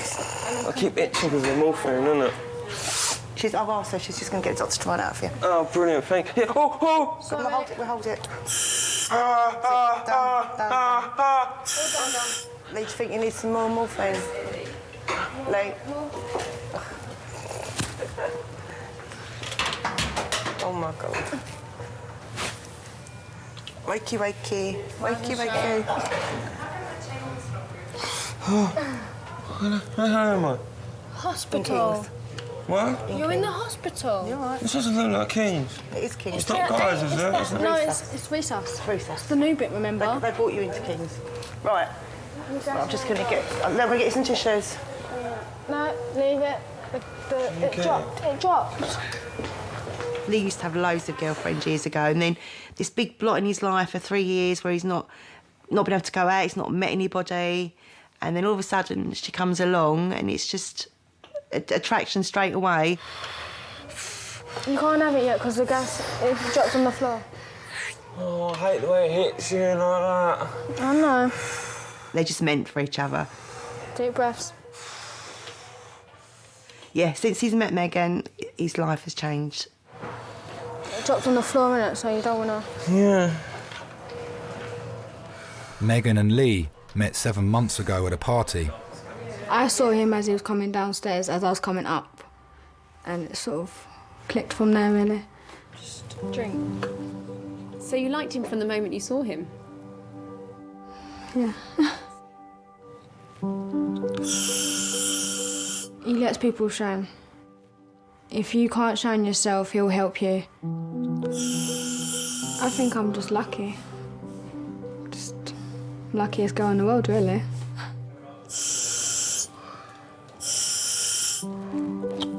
Where's the drink, babe?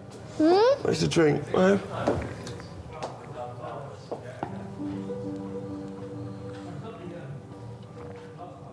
First time I had an attack was about 2 weeks into our relationship, and she slept on this little tiny chair, just didn't want to leave me, did not want to leave my side, and I was like, wow, it's the one.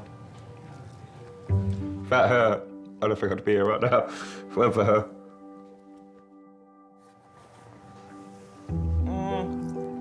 My head was getting back to a point where I was in a place where it was getting bad again. And she sort of just come in at the right point. Oh, sorry. Really itchy, morphine. What my head was like before she came along, sort of thing. It's just, wow, that's how lucky I am to have her. That's how lucky I am to have her. Just so I keep thinking, lucky. Oh. Okay, so it's that.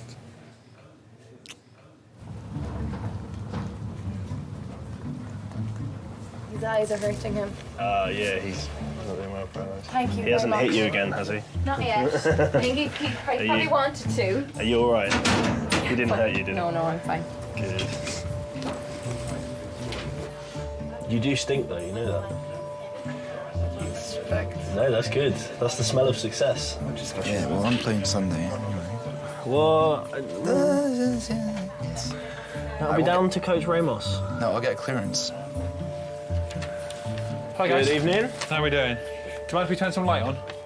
Yeah, he's a bit sensitive to the light at the minute. All right. Do you reckon you can cope with it for a short while? Jolly good. Andrea, Mr. Gabus, is that how we pronounce it? Yeah, you're good. Okay, my name's Charles, one of the docs. So, American football, hence the pads. Now. I don't need that anymore. No, you don't. That's fine. From a head injury point of view, Yep. no imminent risk of concussion. Okay, the slight light intolerance is a bit unusual, but I'm sure that'll settle. I'd avoid contact sport, unfortunately, until it settles down. To when? Until you've been pain-free for a while, all Could right? you just sign it saying I can play Sunday?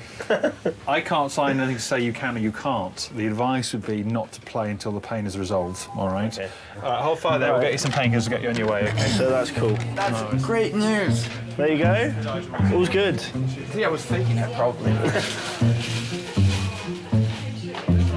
Thank you. I'm Take sure care. you'll see another Bye-bye. one of the team sooner or later.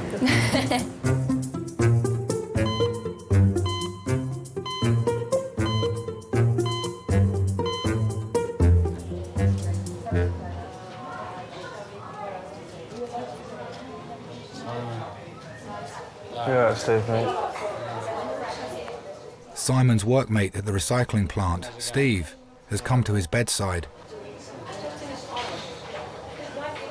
You hear what happened, didn't you? I got the gist of the story. I don't know if you can do this to me.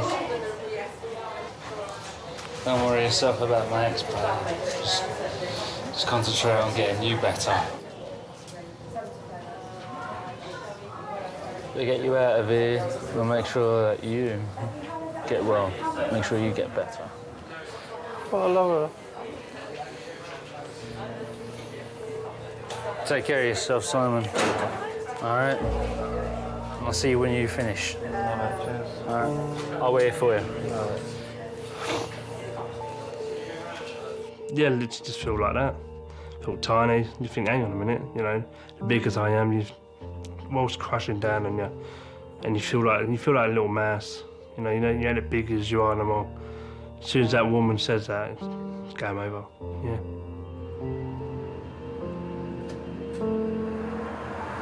They've just taken him for a scan about 3 minutes ago. He's under a morphine drip at the moment as well. Yeah. It's going to take a lot for him to build everything back up.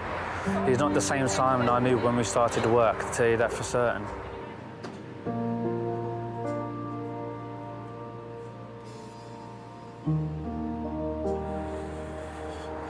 Trying to keep Simon's spirits up, but even that's bloody hard. Just have to see how everything goes. Ready? 1, 2, 3.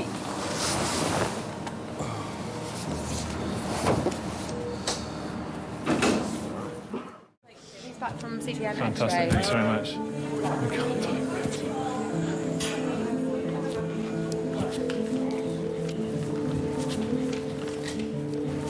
All right, Simon, your scan's fine. Let's get this for you, huh? So you better take me off now. There we go. Now, I don't want you to start turning cartwheels or anything because you've been flat for a little while. Oh, man. That's better.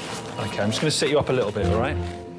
Simon's nan has come to take him home. I'm just going to sit you up a little bit, just let you relax, all right? And then I want to come back and re-examine your back a bit now that we know your neck's fine and see if I have to order any more x-rays or not. 20 mils Gaviscon, yeah? OK.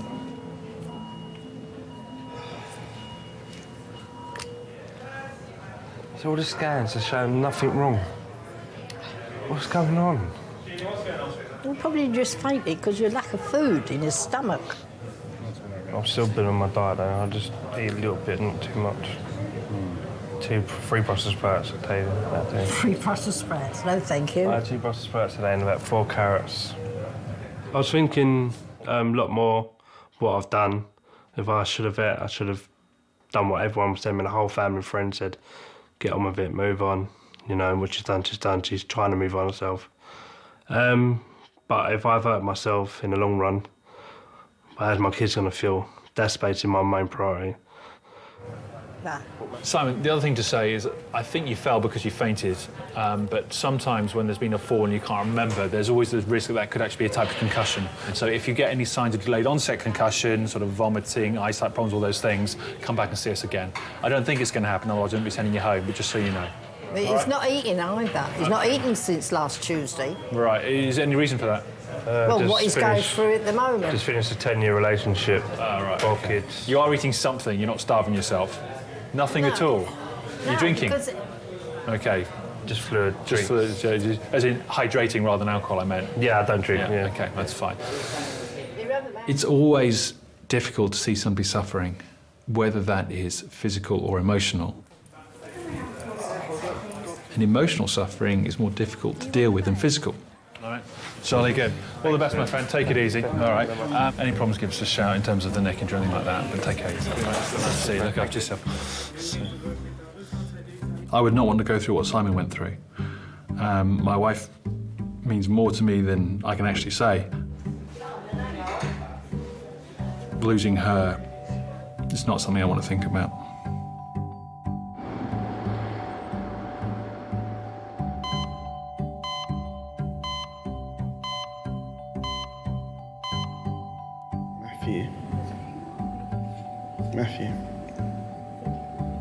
Matthew, you've heard £711 for flight and hotel to New York. No, too expensive.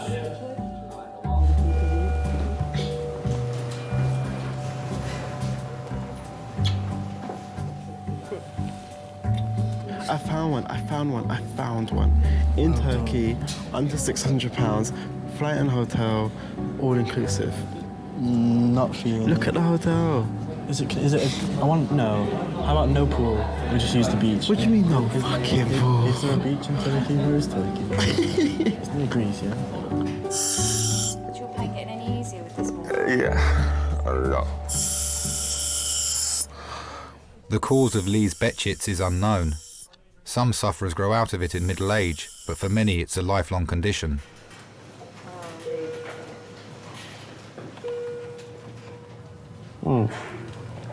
Have to look. When you do that, I give you that one on enough, right? Yeah, but I couldn't see how far, if it touched your lips or not. And just go like that on a general basis. When I do that, it's touched. When I do that again, it means I've had enough, all right? Means that, yeah? Let's try.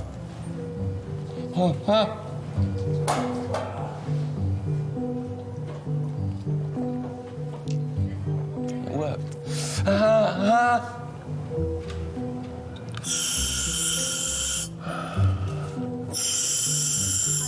So how many times have you had to come to hospital with me now? My newly engaged fiancé. You don't have to keep saying it, you know.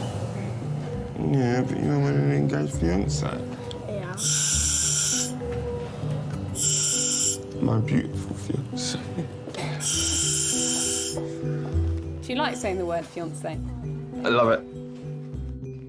Fiancé. I love saying it. I do. I love showing. I love showing her off. It's just one of those things. I love showing her off. I'm just happy. Gassina, why have you taken it off your finger? Please, man, annoying me. Put it on that one then. Okay. Do as you're told. I don't like it. It annoys me. Oh, shut up. Okay, I thought we met a couple already. Stop moving.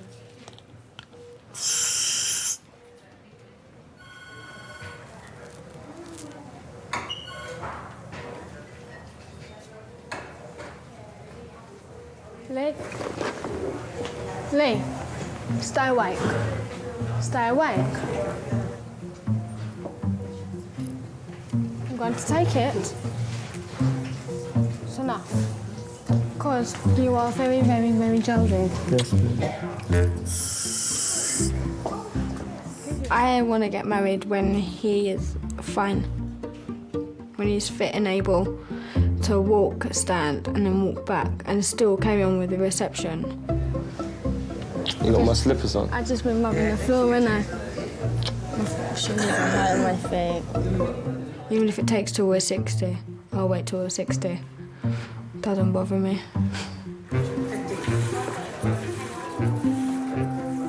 This is really hard. But I'm not going to lose this. It's not going to beat me. Nothing's going to beat me. It's only one thing that's going to beat me, and that's me missus.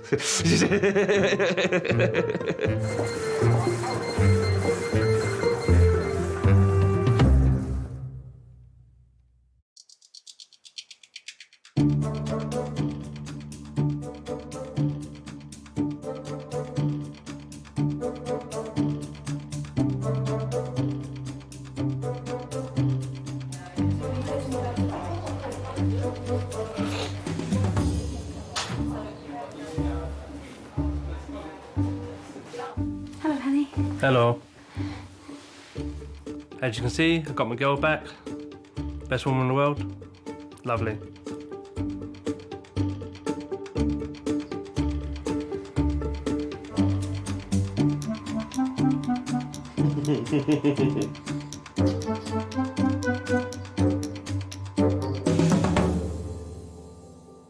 I just kind of, as I do, stumbled and fell, but she had to drink just for health reasons.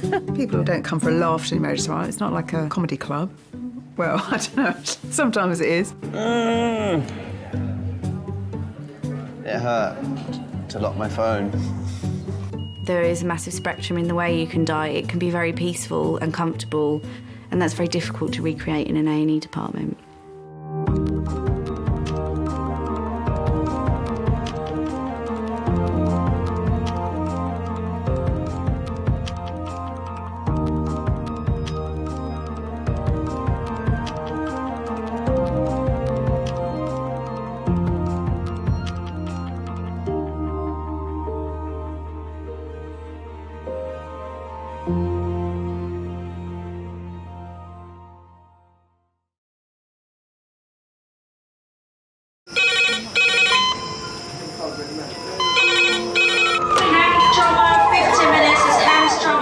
Ortho, surgery, anesthetic. We're just going to get on, do this. Not scare and get you all sorted, all right? John? Do you remember where you are? King's College Hospital, London. Thank God. A major trauma centre. Hit the curb, jackknifed onto the verge. Have we got a good pulse? Have we got an output? You know? And one of the busiest A&E departments in the world. He will probably scream, but he won't remember. No, stop! Ah! A place where love. Come on, sir. Let's go. Up you go. No. Yeah. Life. There you go. I love you. I love you too. And loss. It's all right. Unfold every single day. Don't cry. And we'll make sure Mummy stays with you. Will you send? Right, who's not busy? Squeeze that. We can't give up on her, come on. We've got to be strong for Mum, if it is the last bit.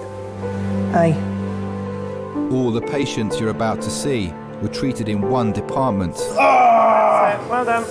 In just one 24-hour period. I never cease to be amazed at the robustness of human beings. I love you. And the strength of their relationships. Love, it's a reflex. It's what you do. For many of the families, despite the devastation that they may be facing, they give unconditional love.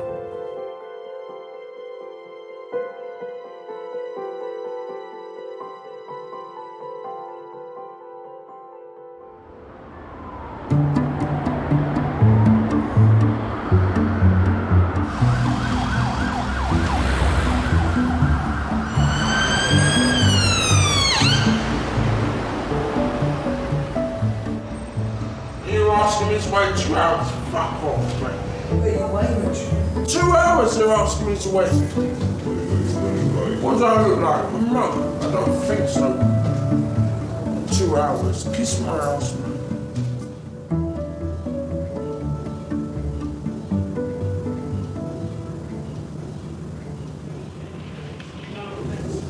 I'm sorry. I'm sorry. You remind me of my nan. You look like my nan. I'm not that old, am I?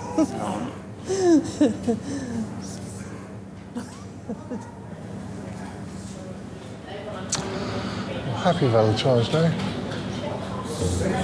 not, is it 12 o'clock?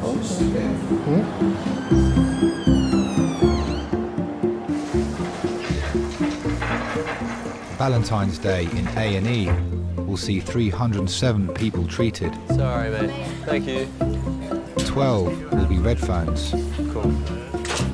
6 will have been assaulted. And 3 will be arrested. It's Valentine's Day today. I have to remember to stop on my way home and buy some flowers because I'm going to be shot. I tried to cancel it, but I'm completely absolved from any Valentine's Day responsibilities. I was lucky. Well, it's not a very romantic place at the best of times, I suppose. We had, a couple of years ago, was a couple that had a blazing row, and we didn't realise at first that this is what happened, but one of the guys came in and he only had half a finger. And we were like, oh, what did you do there? And it, you know, first of all, I caught it in a door and then, you know, some other story. And in the end, it transpired that his partner had bitten his finger off. Relationships in A&E, it can go either one way or the other, I guess. One, it can bring people closer together because they get a fright and then they realise that some things actually really don't matter now my partner's sick. But you do see the odd fight.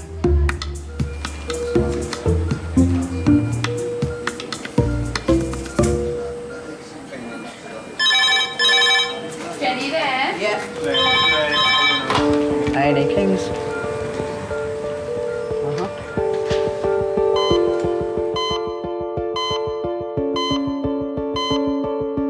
Adult red phone in 3 minutes. It's adult red phone, 3 minutes. So this is a bit more serious, I think. Is this HEMS or is this LIS? No, they didn't say. They said a trauma. They called it as. Okay. This is a fellow who has come off his motorbike, we think at about 20 miles an hour, separated from bike, slid along the ground. He's struck a bollard. They're such significant injuries from particularly motorcycles. They just don't have anything to protect them, do they? You go from cruising along at 50, 60, 70 miles an hour to sliding along and then abruptly halting, don't you? So, yeah, anything can happen. There's no crumple zone in a motorbike, so, yeah, they're often really seriously injured.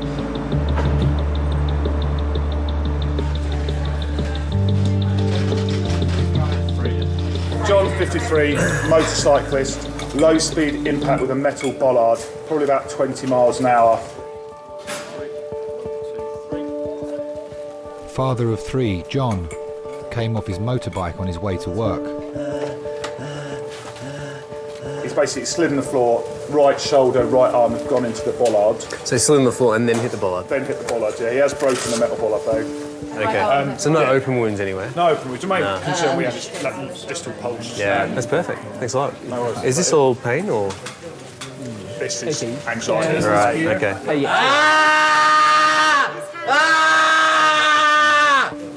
Okay, just don't move his right arm again. John's right side has been severely damaged in the accident. Fucking arm! Christ! We've got some painkillers coming, John. Hang in there, mate. Hang in there, John. Do you have experience with ketamine? You don't, okay.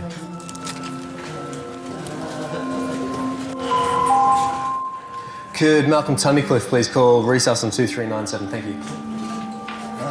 Where do you keep your stuff? My name is John Moran. How do you think your wife would describe you?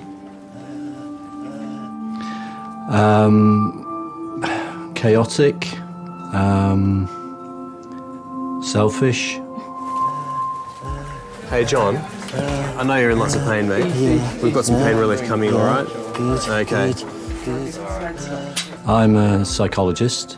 Some of the work I do is with pain management, and I teach particular skills to my clients. None of those skills were of any use to me at that time. Sorry, John. Guys, can we have a hand just for a sec? Thanks, just to brace him, get him off the board. Yeah. Okay, you got it? John, hello, John. Hello, mate. My name's Malcolm. I'm another one of the doctors. John, in a second, I'm going to give you a really strong painkiller that's going to knock you out. Okay, fine. Yeah, all right. That's great. I just need to explain a couple of things to you. Okay. It can make you feel a bit funny. Okay. You can have very funny, vivid dreams on it. Okay, tripping out. But yeah, you're tripping out. It's ketamine, basically. Fine. Okay. So just remember, you'll be in a K-hole. So just remember, you're in hospital. You're quite safe. All right? Okay. We can give you something for it if that's really bad. Okay. Right, John, I'm going to get cracking to start with. We'll give you a little bit to start with. I won't let them do anything until I'm happy you're away with the fairies. All right, ready? Okay. So, guys, I think we need to be a bit quiet around the bed with the ketamine on board. Well done. 50 milligrams of ketamine, a sedative so strong it's also used as a horse tranquilizer, will knock John out for 20 minutes. Enough time for the team to straighten and plaster his arm. John. Only then will he be settled enough to be scanned for internal injuries. John, can you hear me?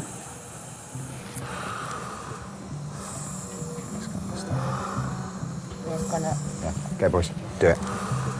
He'll probably scream. He will probably scream, but he won't remember.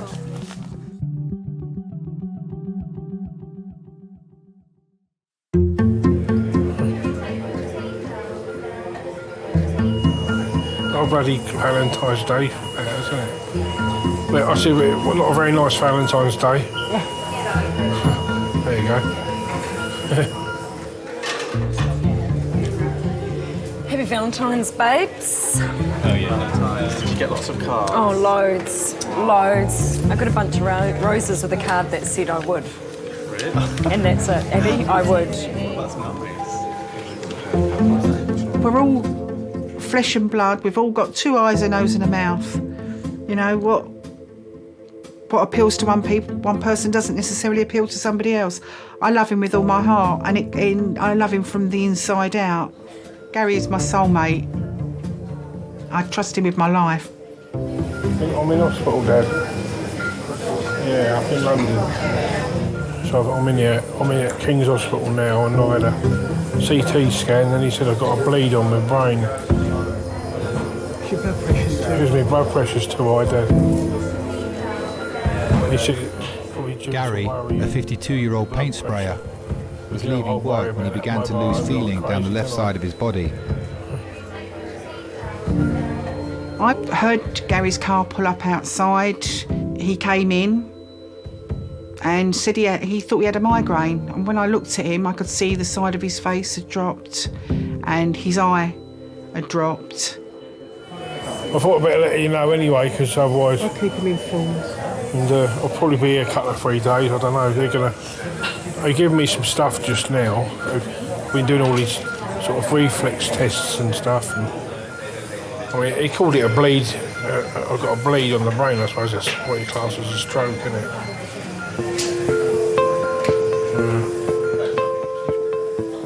Yeah, it is, hang on. Hello? You know what he's like, he didn't want nothing done. As soon as he came in from work, I phoned for the ambulance straight away. I could see... I had to keep my head, because if I'd panicked, then I know Gary would have panicked. So I had to sort of keep my wits about me. But deep down inside, I was absolutely petrified. All right then. So I'll ring you tomorrow. Dad feeling all right? Yeah, he said, are you all right? Yeah, he said he's all right, he's a bit upset. Yeah. I met Gary at a bikers rally in Chilham in Kent 10 years ago. The night I met him, I was out with a girlfriend of mine, and when we saw the bike club that he belongs to, my friend laughed and went to me, my God, just avoid all eye contact, don't even look at them, because they had a bit of a reputation at the time. And then, of course, when he actually did walk over and speak to me, I couldn't be rude. That night, Gary walked me to my car, and as I got in the car, he actually asked if he could kiss me. My friend sort of like is going, oh my God, you know, I told you to avoid all eye contact, don't kiss him. But he sort of like put his head in the window and said, can I just kiss you goodbye? And I said yes, and he kissed me, and then he just said, oh, I love you. And I looked at my friend, as we drove off, I looked at my friend and I went, I think I've just found a raving lunatic. Hello, I'm Kirsty, I'm one of the nurses. We're keeping an eye on your blood pressure, it's still a little bit high. Yeah. But don't worry, we'll keep an eye on it and make sure we try and keep it. I think they put some stuff to... Yeah, they did. Gary is being given medication to control the bleed in his brain. The first 24 hours are critical, so he needs close monitoring by keen stroke specialists. If I could go now, I'll go now. I just hate hospitals and doctors. I love you.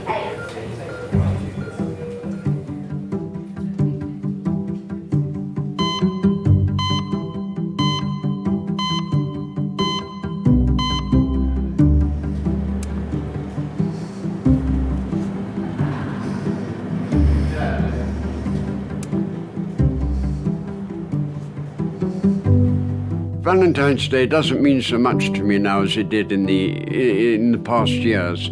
In the past years, Valentine's Day was a big thing. Cards, flowers. And if it came on a weekend, I'd take her away for the weekend. But now it's just another date, really.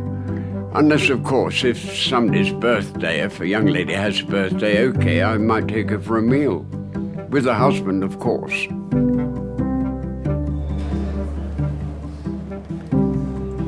Are you here on your own? Well, no one's ever on their own, really. No.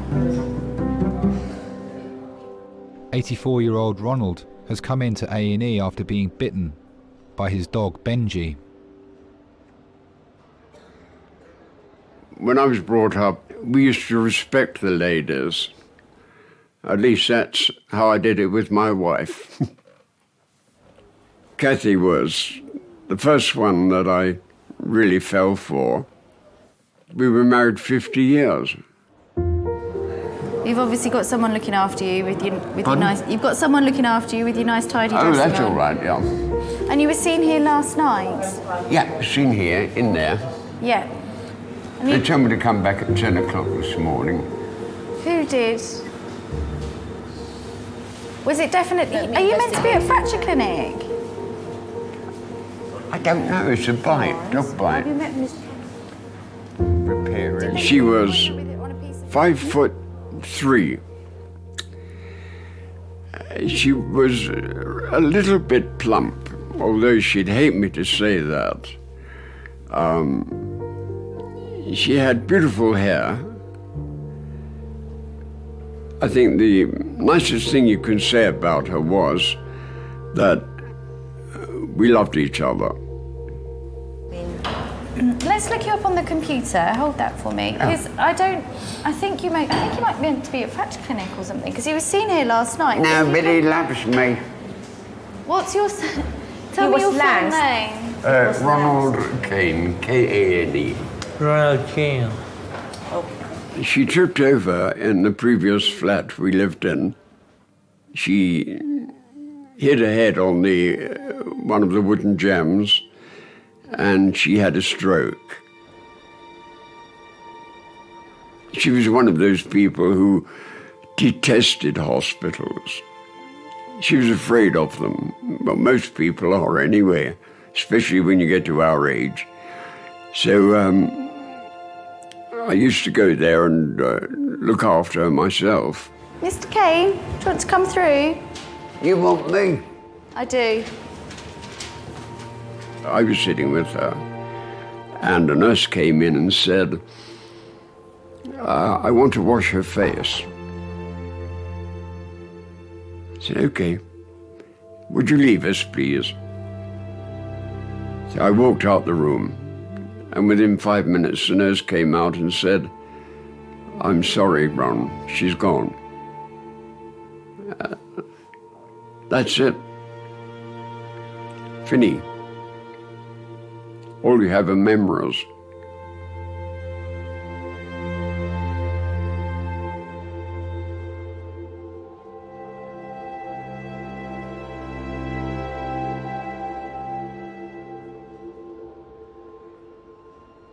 Oh, Jesus.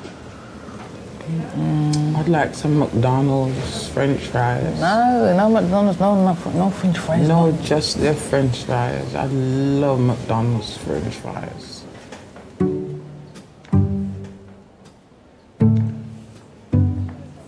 I wouldn't mind a Big Mac either.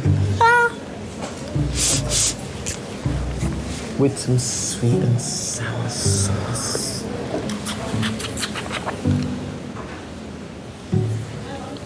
Hello, is that the radiology? Yeah, hello there. We've got a fella in here, trauma. He's Delta for the day. For Valentine's Day, he was trying to climb up the side of his flat and got as high as the first floor balcony and lost his footing. He's fallen backwards, and on the way down, he's managed to hit a retaining wall. Do you ever get any Valentine cards by people at work? By people that I work with, or from patients? Patients or people at work. Oh, okay. No, I get surprisingly little in the way of cards for my patients. Maybe I'm expecting too much. Maybe I give them too much ketamine, they forget who I am. It's been over an hour since John came off his motorbike. None of his family yet know he's in A&E.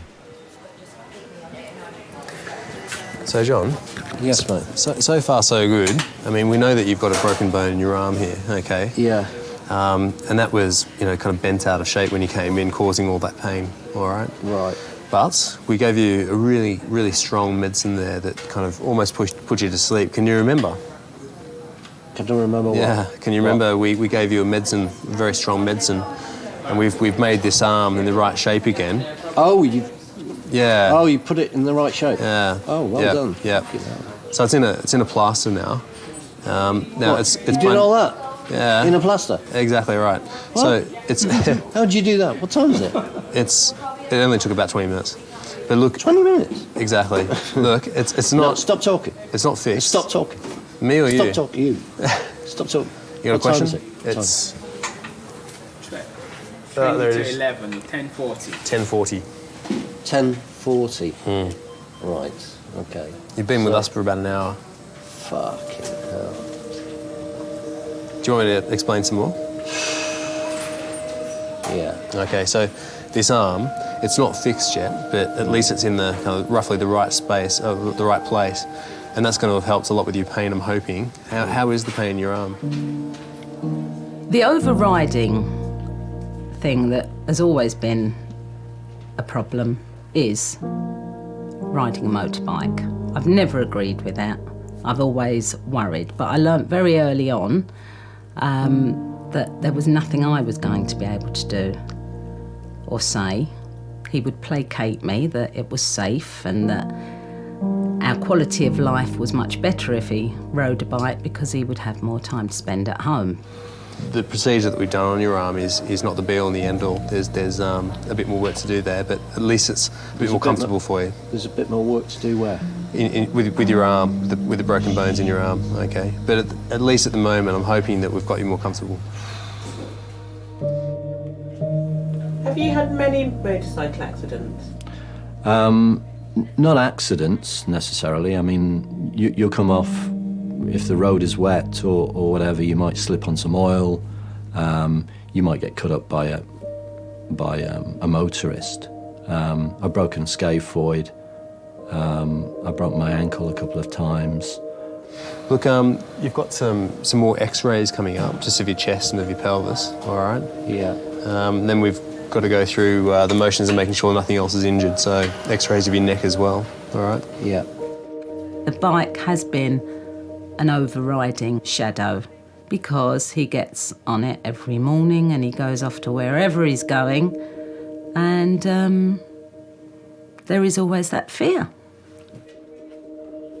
In the majority of accidents, you know, you'll arrive home that day and, you know, that eyes will be rolled to heaven and you just get on with it.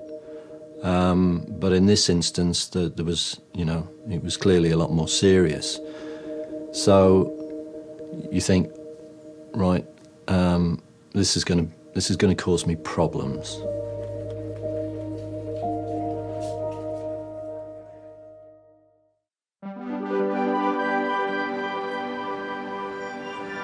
Breathe in.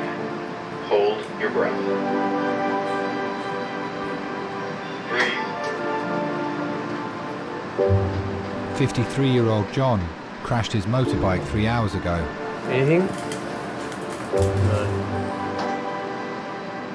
With his arm in a cast and his pain under control, he can now be scanned. Breathe in. Hold your breath. I really wonder about his spine as well. Is it? No, it doesn't look like anything. No, I got away with that. Hold your breath.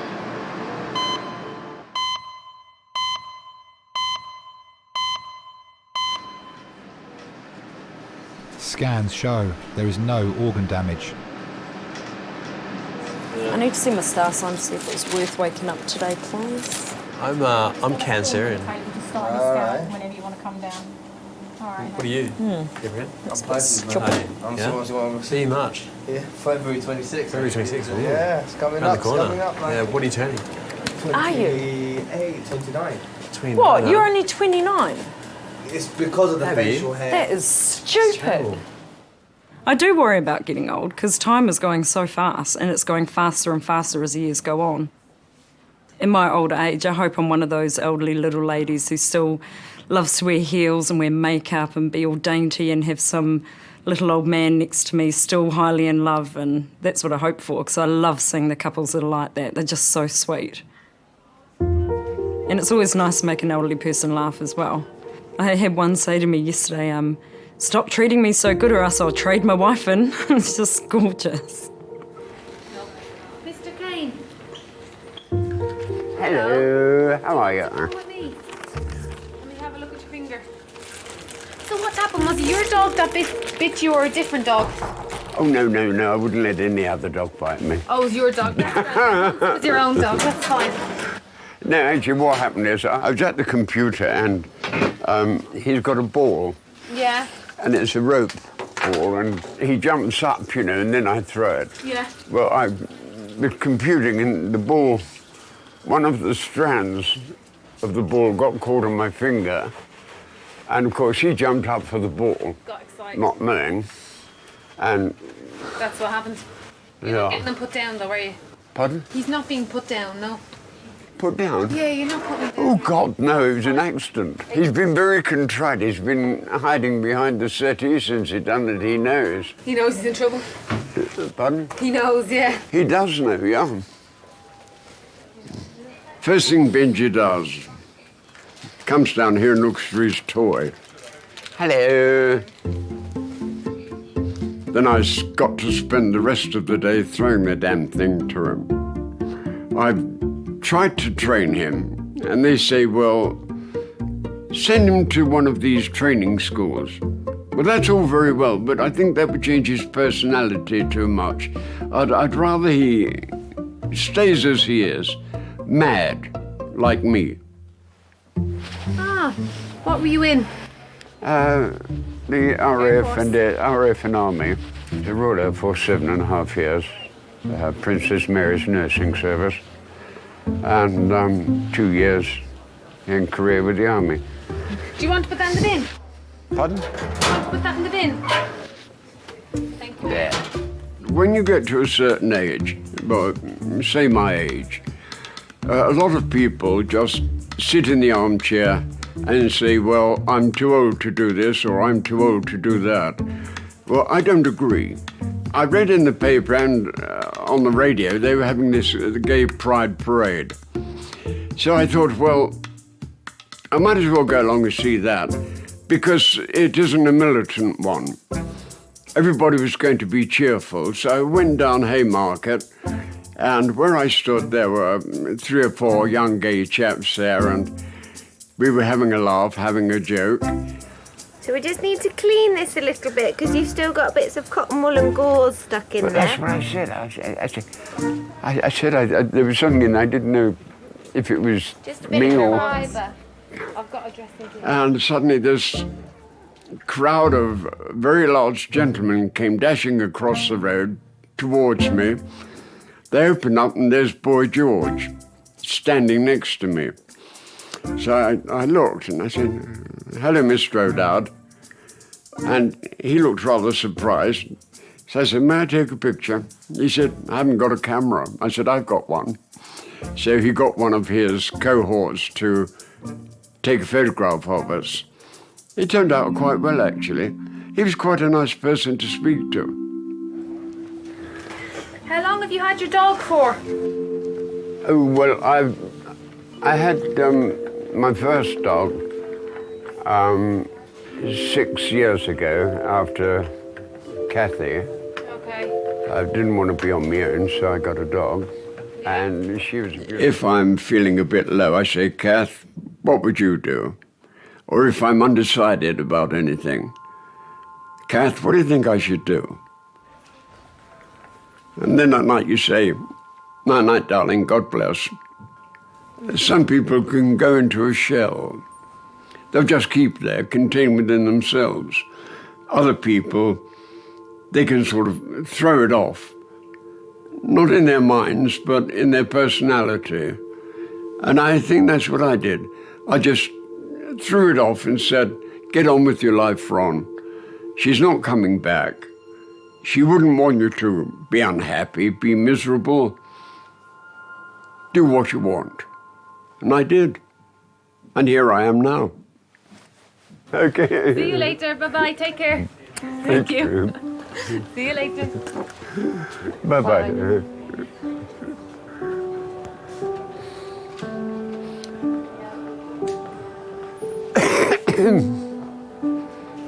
As long as she needs me, I know where I must be.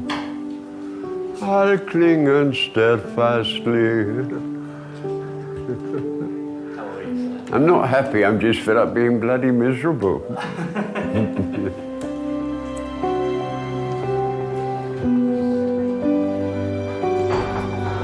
Bye-bye, dear. Bye.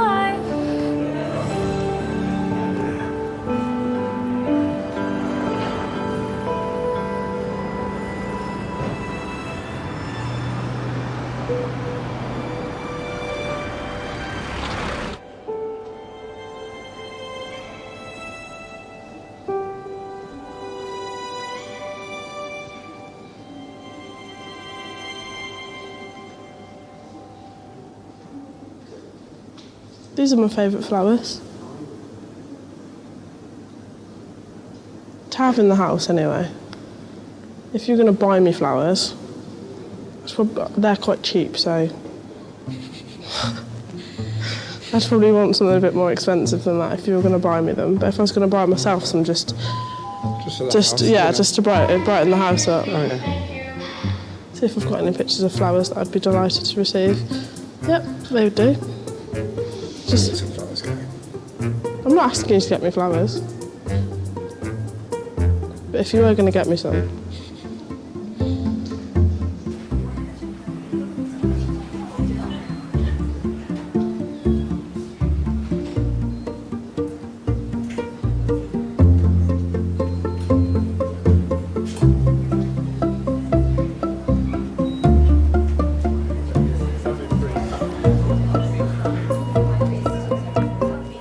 John, we're getting a bit more morphine, and ASAP we'll get these blocks away and have you sitting up a little bit.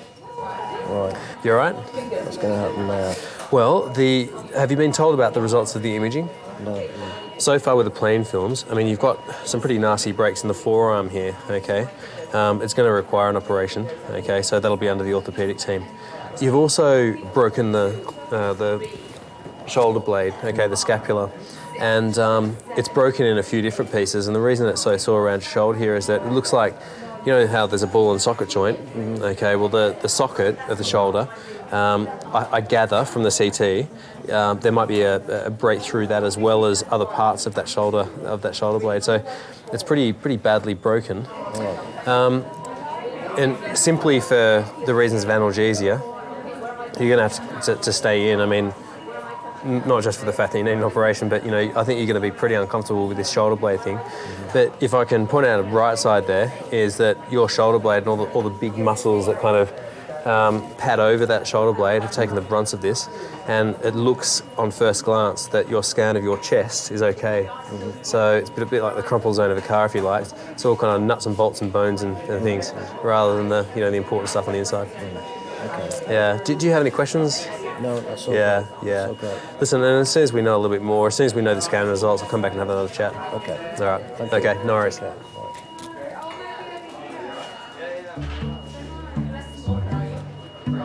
I was hoping I would get away with a cast.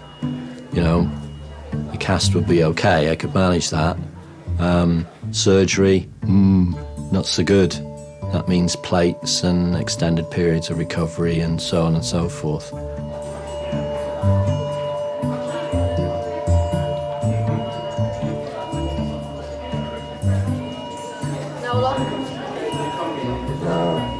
My partner and my daughter were in Muscat, in Oman. And it was an experience for us. We hadn't been to the Middle East before, and it was all very different. So we were having a great time. So, John, now my name is Ibrahim. I'm one of the other orthopedic doctors. Essentially, your forearm fracture is what we're going to fix today, hopefully. Now, this is the consent form, okay? With any operation, there will be risks involved. You will definitely have post-operative pain. You will definitely be left with a scar, okay? The incision will probably be about that long, so about almost 10 centimeters in length. You might have a scar either side, or just one scar, okay? Now, I'd like you to sign here. Are you right-handed or left-handed? Right-handed. So are you able to sign with your left hand? And now if I give you that and I show you where to sign. Yep, doing very well. Fantastic, that will do, absolutely. All right, that's it, sorted. No problem, you too. I needed my sons to know. And I phoned the eldest lad. Alex. And asked him to make sure that the youngest lad was okay. A few breaks. Yeah, it's not good. It's not good. Now, you just need to sort Joe out. Just make sure he doesn't get upset, yeah? Just one more thing, mate. There's no need for your mum to know about anything. Don't spoil her holiday. She's expecting a call from you on Thursday or Friday. So she's not expecting to hear from you today, so there's no need for anyone to call her. So tell Joe, don't call mum. There's no need for it. Okay, mate? Thanks a lot. Bye.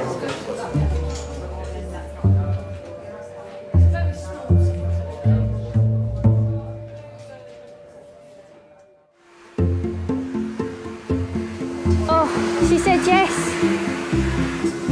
She said yes. He got down on one knee, Maggie. He's right in front of us. One knee. He got down on one knee.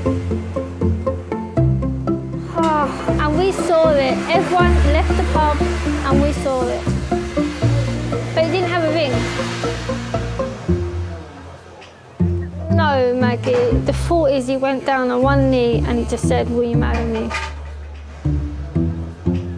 She had tears in her eyes. It was just... Oh, it was lovely. It got down on one knee and everything. It was absolutely amazing. It was, man. Gary's left side was affected by the stroke. Touch your nose.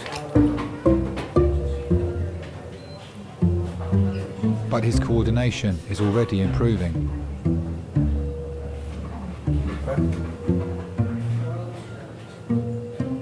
That's much better. Be anywhere earlier, out here. I'll stretch me down. That sort of buggered me a bit now, though, isn't it? Well, it's just giving you a little bit of a warning to slow down a bit. You're not the big roughy-tufty biker that you thought you was.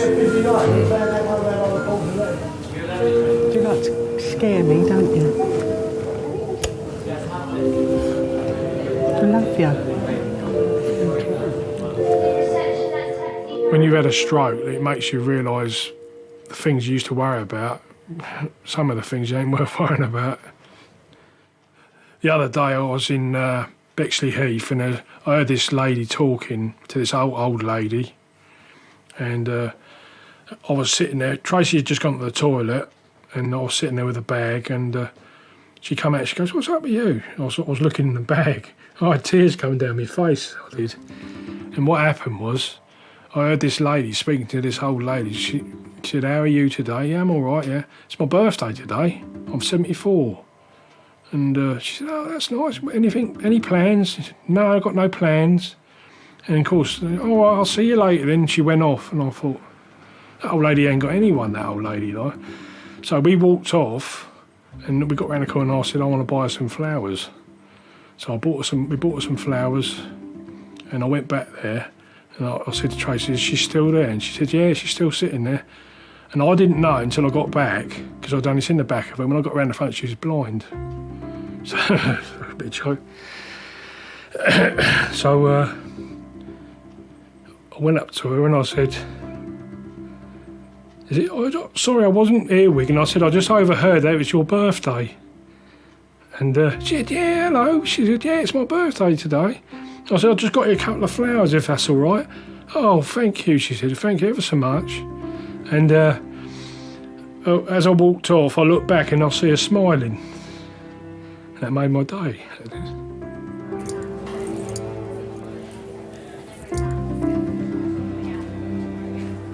My idea of romance.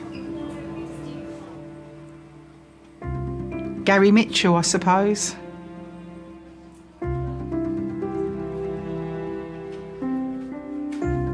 And our sex life is very healthy. In fact, none of his friends will ring us on a Sunday morning because they think Sunday morning is our morning. And are they right? Yes, they are. Sod boot fairs.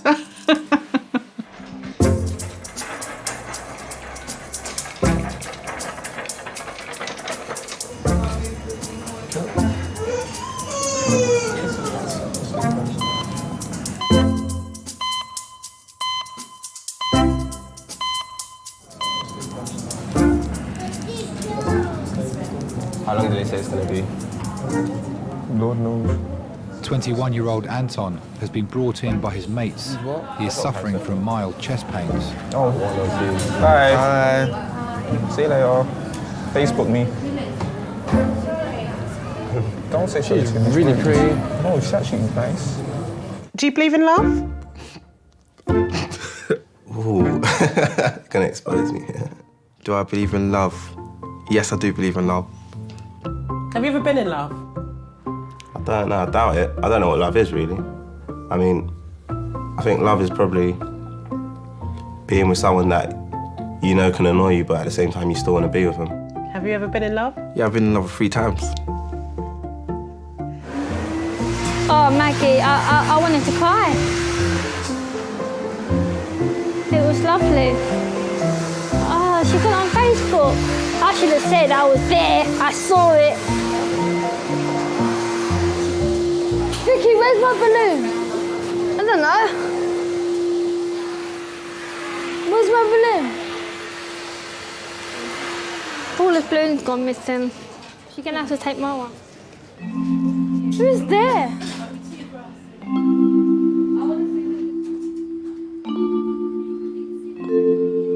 Relationships can be very tricky, and they have to be, well, not they have to be, they can be hard work. Just stay nice and still there for the sec. G'day. John is going straight to theatre, Alrighty. where he'll have 2 hours of surgery. Okie dokie. See whether you feel a bit more comfortable.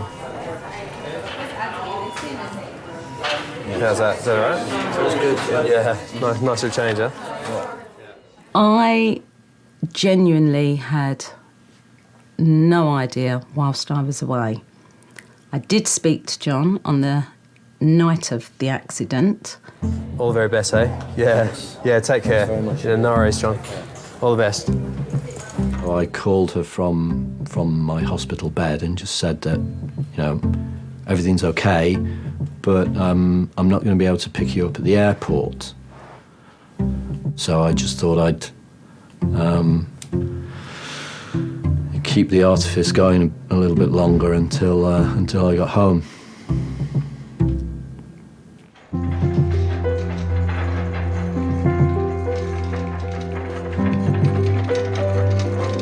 See you later, John. All the best, eh? Take care. When we got back to Heathrow, there was a taxi with our name there. Still no idea, and it was only once we pulled up at the house late on the Saturday evening, my older son was here, which was unusual, that I knew something wasn't quite right.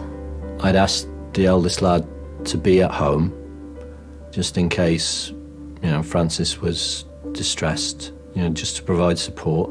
Alex dealt with it quite well. My son, he just said, no, you're not to go into a panic. So he'd calmed me down, and I had a couple of minutes before I actually came up to see John. And then she came up and she saw me in the bed. I mean, by that time, I'd recovered my sense of humour. So I just thought it was quite an interesting situation. Were you angry? Yes. But living with someone who rides a bike day in, day out, I've always been concerned that one day I was going to get a call that something terrible had happened. And I think my feeling of relief that that's it now. He didn't suffer any head injuries, and there's, that was always there. And he can't go on a bike again. And I don't have to worry about that anymore. I'm one of the fortunate ones that is not going to have to deal with that.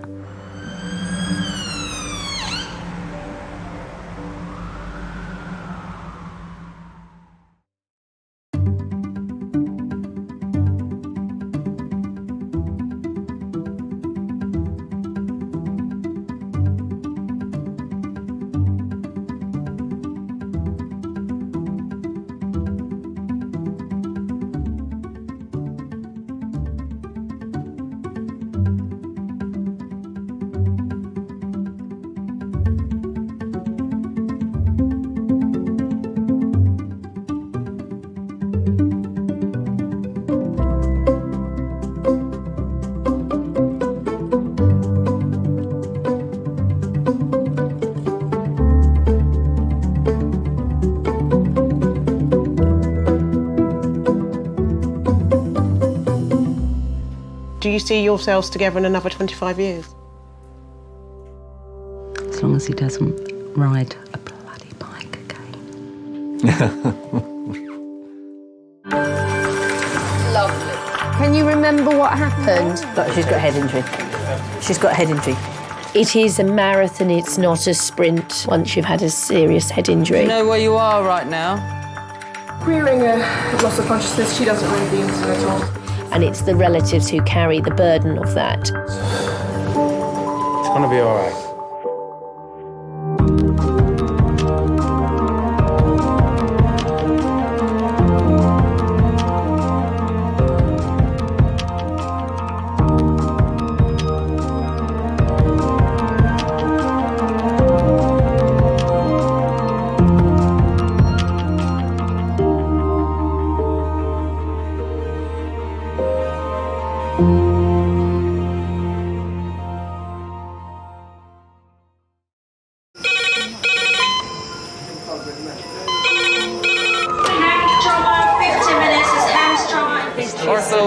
Surgery.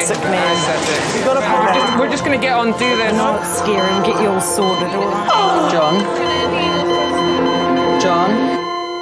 John? Do you remember where you are? King's College Hospital, London. Thank God. A major trauma centre. Hit the curb, jackknifed onto the verge. Have we got a good pulse? Have we got an output? And one of the busiest A&E departments in the world.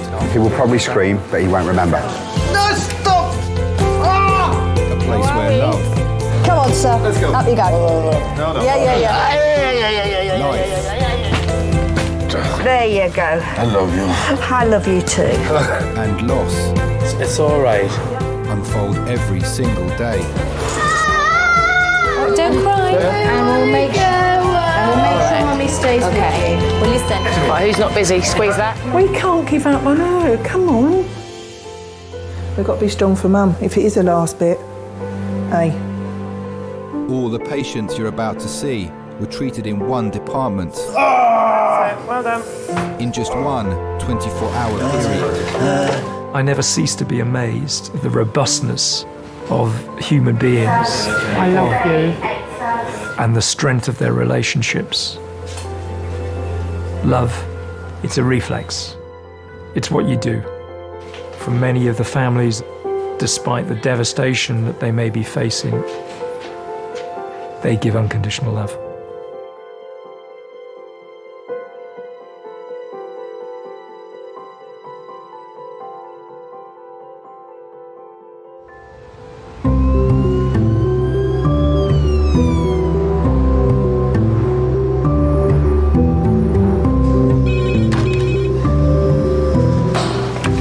Line A&E, Michael speaking. Hello. No, this is accident emergency. Okay.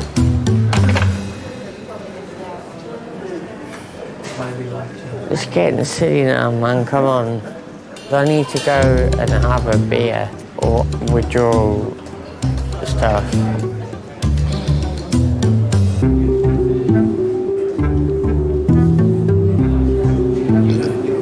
Pardon me? The t-shirt. That wasn't bad. That was a tiny one.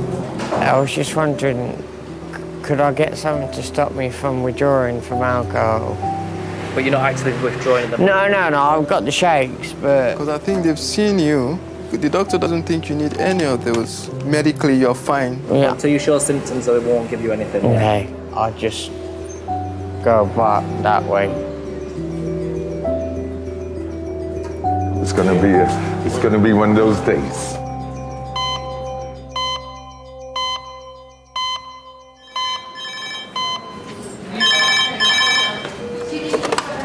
Any resus, King's College Hospital. That's lovely. Thank you. Bye. Fitting.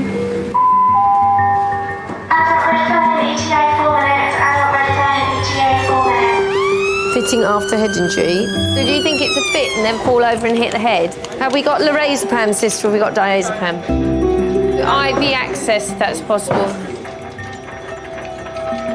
Just normal saline in case it's a drinker. Hello, King's A&E resus. Okay, go ahead.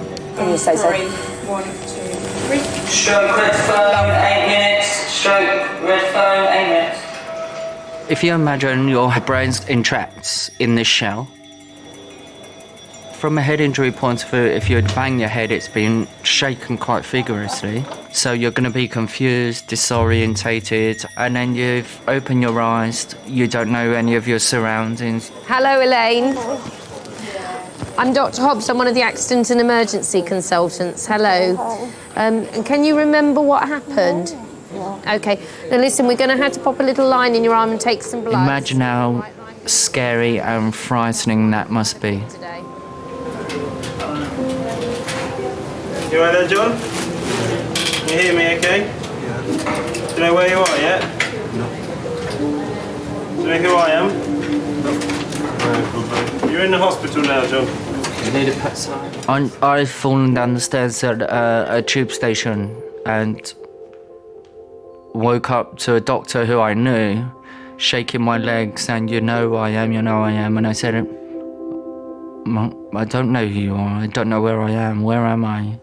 1, 2, 3. And I was petrified. There wasn't a friend in sight. There wasn't a face I knew. I'd never been so scared in my life. I was petrified. En route, he was quite absent en route, and since the police has no idea where he is, who he is, what he's doing, anything. Okay. Can you tell me your name? Good old shakes. John. John. Do you know where you are right now? No. You're in King's College Hospital.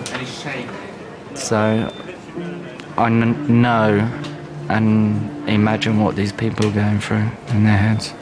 He has got complete right side of weakness. He's got no sensation down his right arm. He's got sensation in his right leg, but no sensation in his left arm. Do you know why you've come here today? No, okay. You went to St Thomas's Hospital. You showed signs of a right-sided weakness. So they're querying whether you may have had like a little stroke or something. Okay? Now we're a specialist centre for that, so that's why they've sent you here, so we can get a scan of your head. And if it does show that you've had a stroke, then we have a sort of clot-busting drug to clear that blockage, yeah, and try and get you back to normal again. Are you allergic to anything? Just work. Work. I think I might agree with you on that one.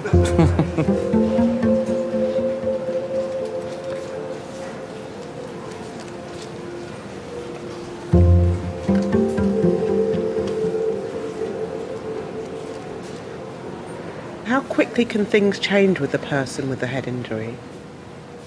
within a click of a finger. You could be asking them their name, then they could be fitting, next minute they're unconscious, next minute they could be dead. So very, very, very quickly.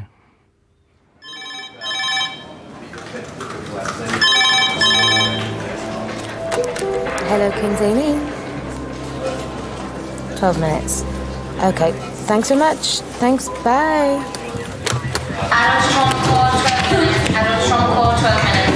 Who have we got? I think we have an orthopod. I think we have a surgeon. All we know is that is a pedestrian hit by a motorbike, so we need to make a quick assessment. So does everybody know what they're doing? Should we go in 7? Yeah. Is that all right? Katrina, we'll pop this next one in your room. Yeah. Okay, so have a call to the strike and trolley to resus by 7, call to the strike and trolley to resus, thank you. We're not going to have a good day, are we?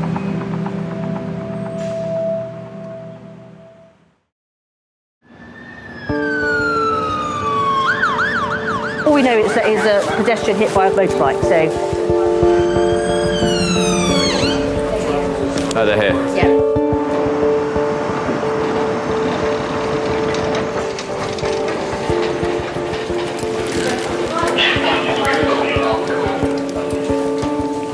Seven-year-old Chrissy was crossing a road 500 metres from her home when she was knocked down by a motorcyclist. Okay, this is Chrissy, she's a 47-year-old female.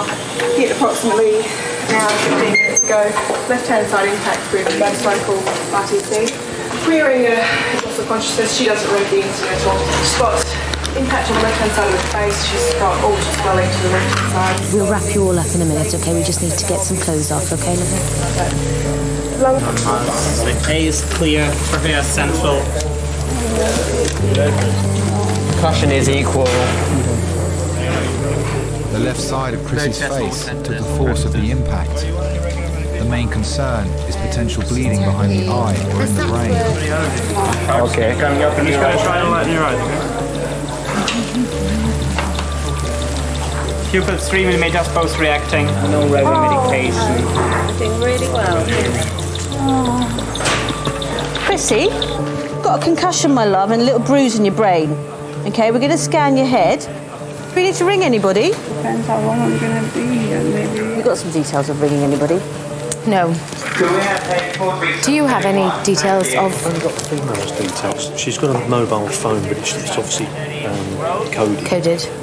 So I can't get into that. We believe her husband to be Tim Fenner. Is there any chance you can try and track down a number for him? Because her memory's a bit stuck at the moment. Chrissy, is there any pain there? Where? On your neck. Here? Here? A little bit there. So maybe a bit in T7. Yeah, all right there. I'm at this RTA shooter's hill. I've got the casualty up at King's. I've got a name and a date of birth, and we're desperately trying to find the next of kin contact number. I was coming back from the garage where I'd got the car. I'd taken the car in to have some work done that morning, and the traffic was just stacked up all the way down the hill, and I was like cursing and swearing because I couldn't get home. So we make sure we take a vomit bowl. Of course, I got stuck in the traffic jam that her accident had caused. First thing I knew was sort of coming in and the phone ringing. And I've got this guy from the Metropolitan Police telling me that, you know, my wife's been involved in an accident and I need to get to King's College as soon as possible. OK, my love, what we're going to do now is we're going to move you onto the CT scanner. You just lie there and the scanner does the scanning, OK? Sorry, sweetie. It was 20-odd years ago. We started going out together. Ready, brace, roll, slide. We didn't work in the same office as such, but on the same floor. I'm pretty certain it was almost love at first sight. So, sounds a bit corny, doesn't it? But there was an instant attraction in that sort of warmth of her face and the glow that she seemed to give off. And within a matter of weeks, I'd sort of proposed to her and said, well, you know, why don't we sort of make it a go of, you know, a proper go of things and get married, so. She's got a head injury. She's got a head injury. She's got quite a bad bruise around her eye. She's got a black eye here and a little laceration. I think I felt some gravel here, but we haven't really examined her scalp with the collar off, if you see what we around the back of. But there's no huge big hematoma there. It's all here. I suspect she may have some facial fractures because she's vomited blood en route. But she's very, very sort of drowsy and amnesic at the GCS-14. 2 hours after the accident, there's the police there, there's still the tape up and everything. And this police constable was sort of more or less gesturing that I couldn't go through, and I'm like, well, you know, I said, well, the accident's actually my wife that was involved in the accident, so I suppose I didn't really ask any questions because I didn't really want to know in a way. I was just focused on the idea of getting to the hospital.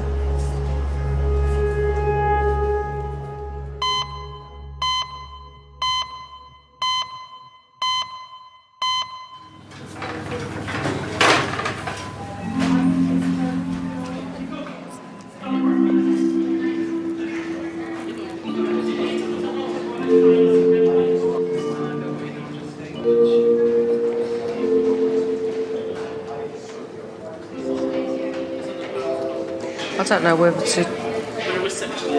I like even like taking that as a compliment. That everyone always says I look like your sister. That means I look old. No, it means I look young, and I want to look like your mum. That means I look old.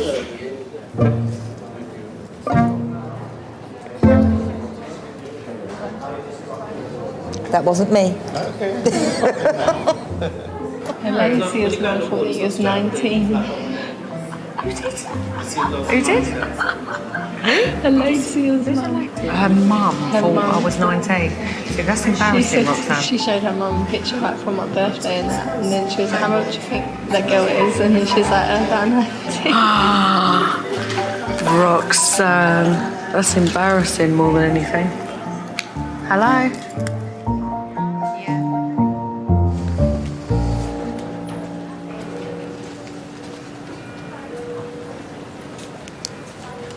Yeah, John?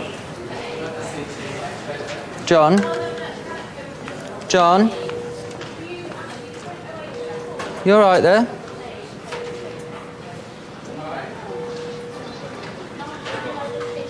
Do you remember where you are? I was just speaking to you. My name's David. You're at King's College Hospital. Okay.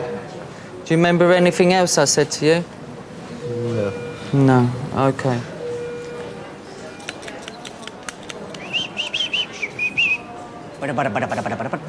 Somebody sounds happy. All right, we ready to rock and roll?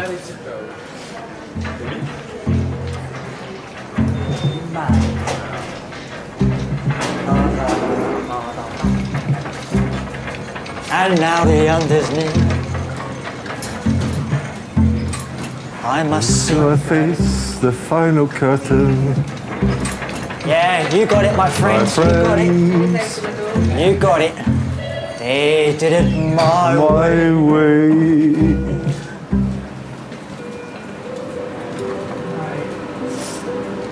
Bit of old Frank Sinatra, eh? Oh, you can't beat him. Hello. Do you think you'll be able to shuffle yourself over onto our bed, or do you want us to slide? Of course I can shuffle. Lovely, great. Lovely. I can tango as well if you want. Just the sliding for the moment, maybe the tango later. Oh. I know, spoils the water. A stroke is a blockage to a vessel which stops oxygenating blood getting to various parts of the brain. If you have a blood clot on the left side of your brain, your right side of your arm and leg will stop working. Whenever you're ready. I think the leg's not working. Not working. Okay, Let's we slide. can slide you Let's then. slide you across. All right. Why is it not working? Well, we're not sure at the minute, so that's why we're going for the scan of your head, okay? But let's slide you across, all right? It won't take too long.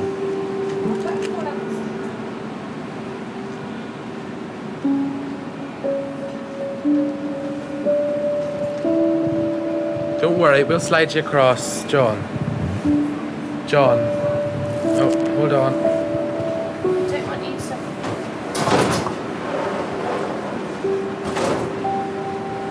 Lovely, well done. Keep coming over. That's lovely. And all you need to do for this is keep very, very still for me, okay? Okay. Do your eyes just while the lasers come on, just so they don't hurt your eyes. Okay. Nice and still there.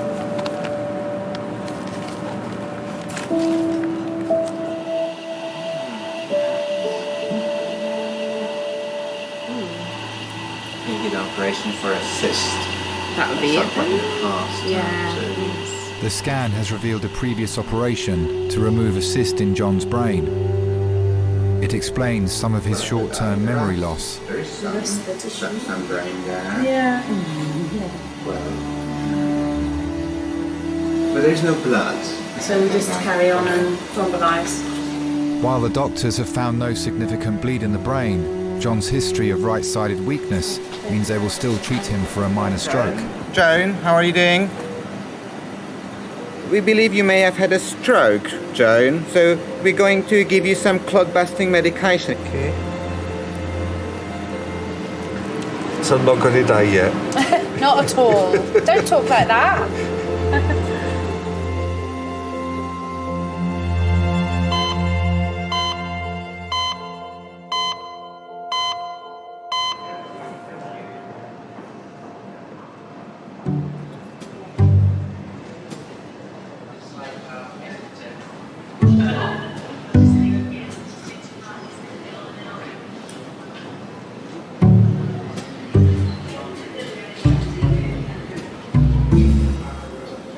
I swear I blink about 1,000,000 times a minute when I'm tired. You always blink. I know.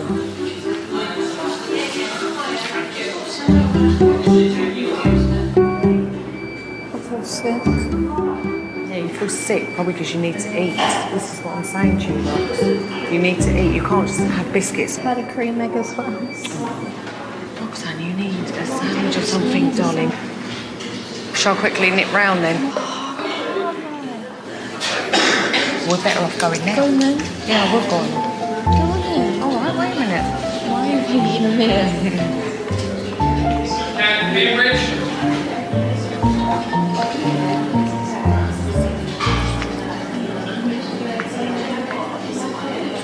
Okay, I'm gonna go.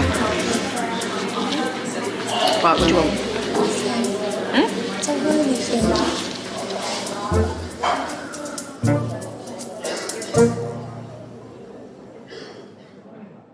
Okay, my love.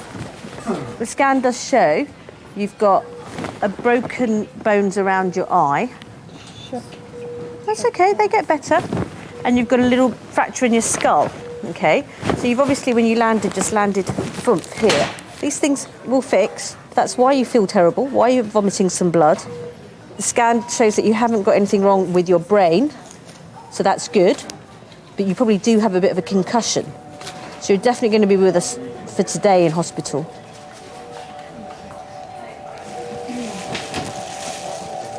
This lady, the whole imaging's been done.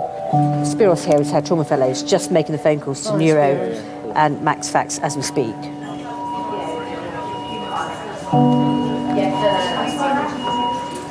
how this morning was supposed to work out, was it? Tim was on his way. You haven't worried about anything. Luke, 3999. Don't ask any old.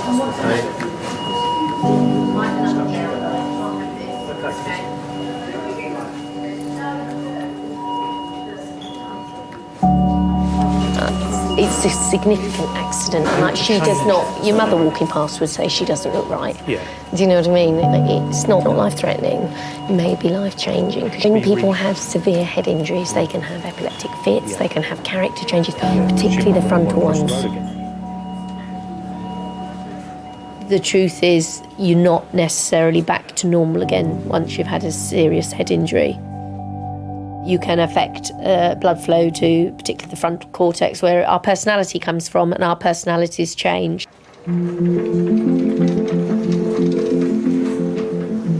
You can't help the way you've changed because the injury can't be undone. But unfortunately, that living has to go on. John, do you know where you are? No. No. You're in King's College Hospital, okay? Do you know what month it is? No. No. It's March. Oh. Okay. And what year? Springtime. What year is it?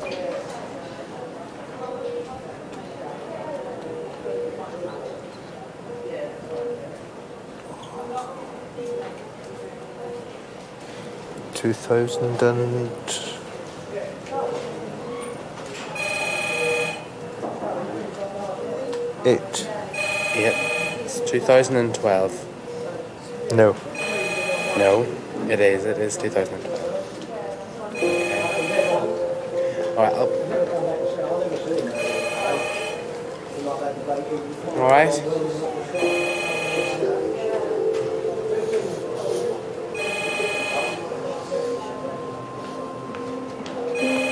Don't worry, okay?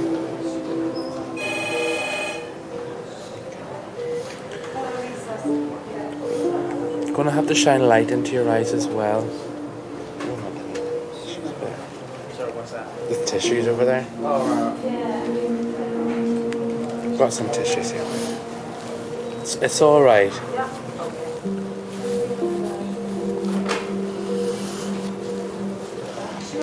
Okay. Yes. It's gonna be all right.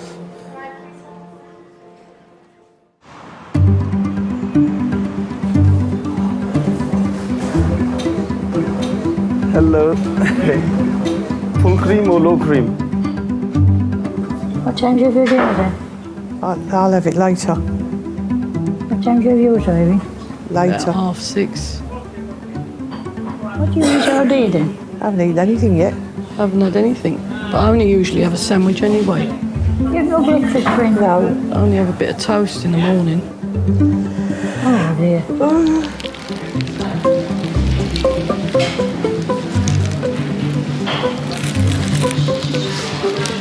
Picnic in A&E waiting room. Sister's picnic, just a sandwich. What did you do about your dinner? Marion, she talked to you. Aren't you hungry? A bit. I'll survive.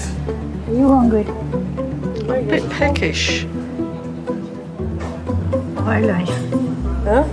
What's a life?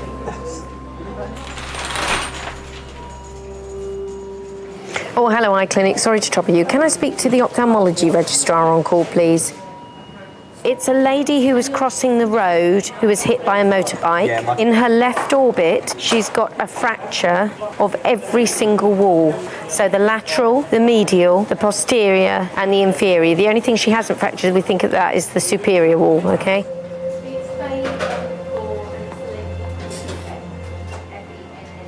I met Tim when I was 21. He was just very, very good looking. It was just wow. And we were engaged within 3 weeks. 3 weeks before the wedding, I turned around to him and said, sorry, don't want to marry you. To Tim, because I said those words, you know, I don't want to marry you, he just sort of switched off.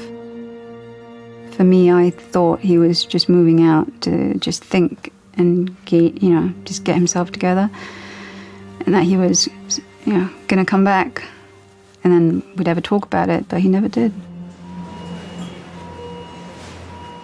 Hello, Mr. Fenner. I'm Dr. Hobbs. I'm one of the emergency medicine consultants. Your wife is able to speak to you in there, but she has had a head injury. I don't need you to do anything apart from sit there and hold her hand. And then about 4 years ago, I wrote to him and I said, you know, would you want to get in touch, and so we could just sort of have some closure, because you just disappeared and there was no closure, and for me it just was left hanging for over 20 years. She'll be better for seeing you. Yeah.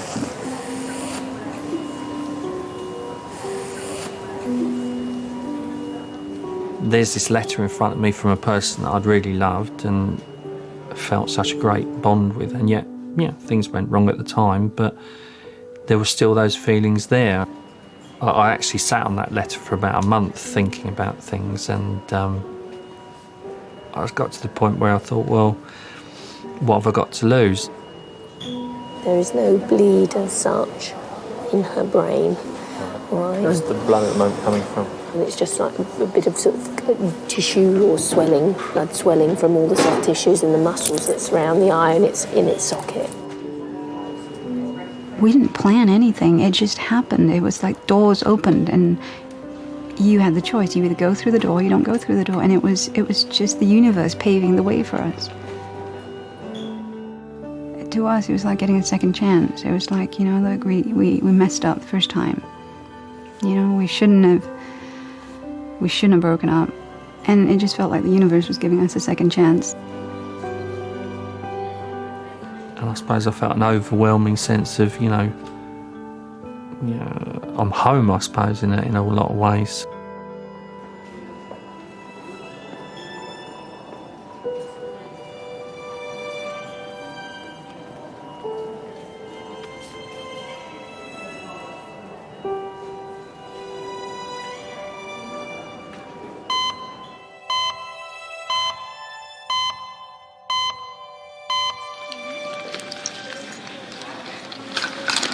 No, seriously.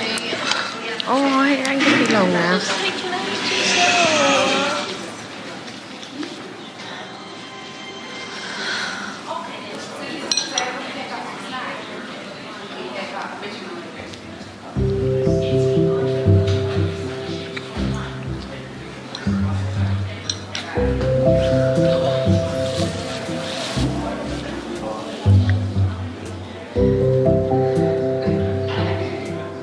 What have we got to wait for now? For him to arrange the scan. A scan or an X-ray? A scan. That's where they put the jelly on, isn't it? I think so, yeah. Like a baby scan. Yeah. They put the jelly on to scan it. What did I wake up? Jelly and custard. Very funny. What time do I get me dinner? We don't It get won't it be here. long now. Won't be long. Hey? We try and get you a cup of tea in a minute. We've got to wait for him to do the X-ray of your Just foot. waiting to go down for an X-ray. I don't wait all the time for my dinner. No, we'll get you something, Mum, because... Something, then you can have your dinner when you go home. Yeah, but by the time she waits We've got to wait till I go home for my dinner. I think so, yeah, but we'll get you something to keep you going. Do I get my dinner here? No, you... Just tell her yes, you do. Yeah, in a minute, They're cooking it now. And I get my dinner? Yeah, they're cooking it for you. What would you... He's going to ask you what you'd like. What would you like for dinner? What would you like for dinner? Roast dinner. Requests. Roast dinner. A roast dinner. Right, no problem. Oh, you got to go and buy it somewhere? No, they're going to do it for us after that. You can't eat before the scan. You're not allowed to eat before the scan.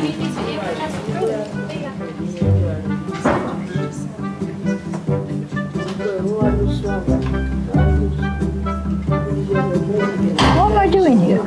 They're X-raying your legs to see why it's swollen.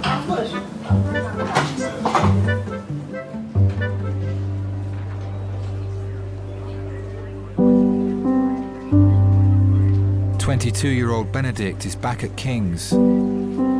He's been drinking. At the time, before I realised I had a drinking problem, I felt on top of the world. I felt amazing. I thought, you know, this is great. This is all I wanted to ever do, is just, you know, drink. At the peak of my alcoholism, my worst, I would say I was drinking basically anything as quick, as cheap as I can to be obliterated, to block out reality.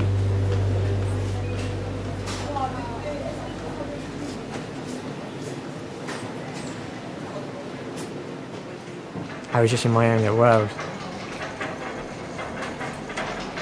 It was just me, the street, the off-licence, and the can of lager. That was me. How much do you normally drink a day? About 74 units. About how many? 74 units. 74? Yeah. A day? In one day? Wow.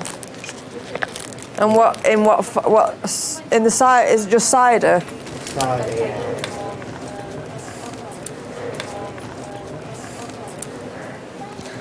No, I could easily have up to 9 litres of 3 litres of white ale. Wow. 9% cider? 9%, yeah. What made you start drinking in the first place? I don't know, you can tell me. Do you regret it? Yeah, of course I do. You're very pretty. Thank you. That's nice of you to say. Make me blush? Really? Nah. No. It takes a lot to make me blush, really. I think I was about 6 years old, just starting out primary school, and we all got brought into the main hall.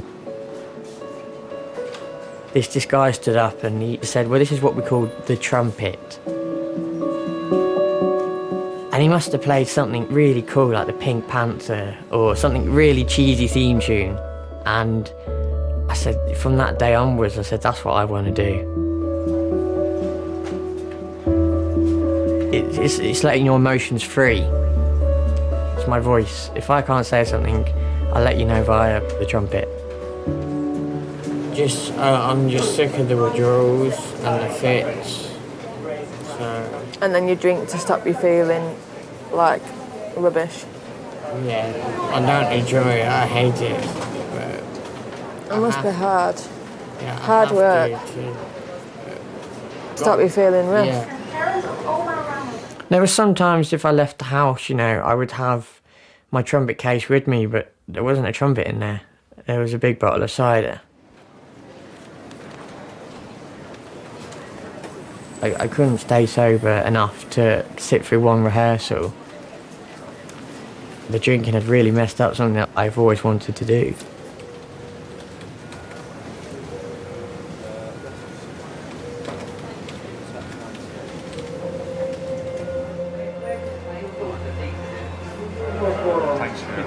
Yeah, I had a chat with her earlier, so she's got more groggy now. I wish her a speedy recovery. Okay. Yeah. Okay, no worries, Tim. All right. Thank you. Take care. Thanks. Bye. It is a marathon, it's not a sprint. Long after the hospital has discharged them, the process of getting well may still be going on, and it's the relatives who carry the burden of that. First floor of Jamie Wing. Okay. All right, you go and we'll meet you there. It will affect a relationship between a husband and wife, a relationship between the parents and the children, or even between the children. They will carry the weight of that burden for years to come, probably a lifetime. Because I suffer from severe withdrawal from alcohol. The nurse said, I can't give you a fag. There we go, there's someone a lot worse off than I am. Yeah.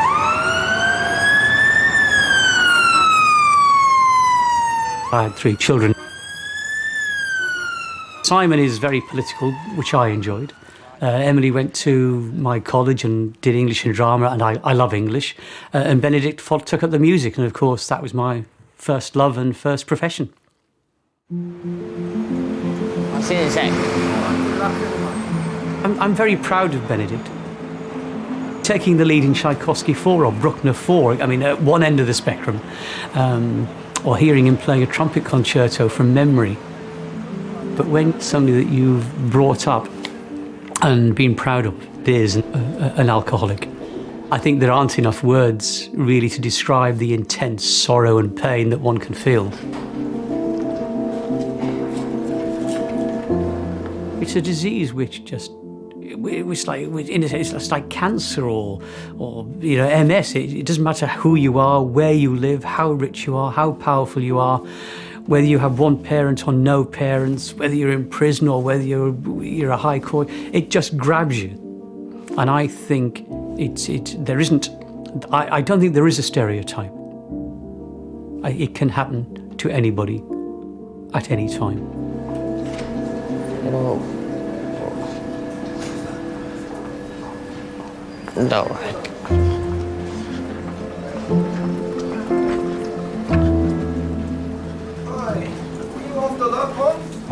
What? Anyway, right. Yeah, where you going?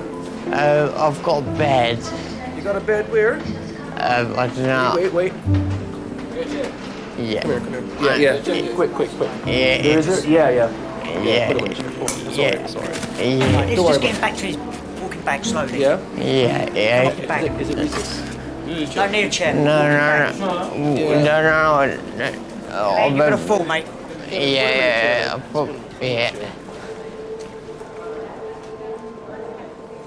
I can't control it, and I can't cure it. It's the 3 C's. It's a sort of standard little mantra, isn't it? I can't control it. I didn't cause it, and I can't cure it. And again, that's the insidious part of the disease, is that only Benedict can cure it himself.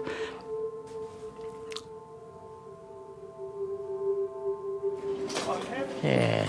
All right, cool. Thank you. Ben, what are you doing outside? I fag. Did you tell the nurse you went outside? No. You should have told the nurse.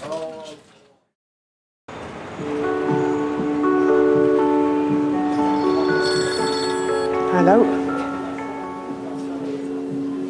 There's no blood clot. Oh, and everything's all right. Oh, so where are you now? On your way back? All right, see you in a minute. Bye. Show me the pictures you took in Great Yarmouth that you said you had on your phone. No, on the camera. Oh, was it? Take Annie on the phone. We're never going to see them then. No, I didn't take Annie on the phone there. So she's okay, there's no clot? No clot.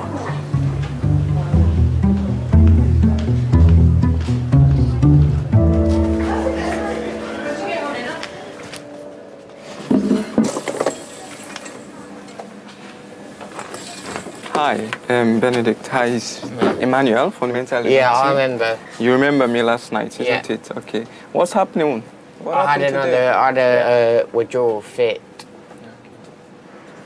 Normally, I have a certain amount of drugs that I have to take, but they're not giving it to me, so... If you need it, definitely they'll prescribe it for you. Yeah, but I do need it. One doctor said, yes, you think you need it, but when they've done the assessment, they don't think you need it.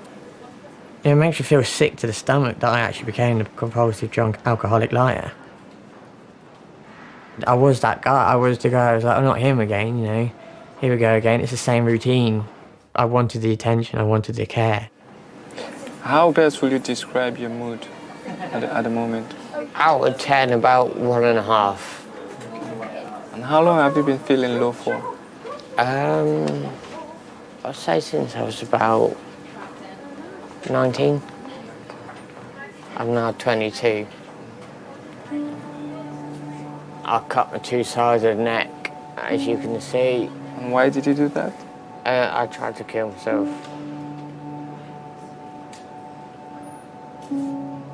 I was going to go for here, but I didn't have the balls to do it, so...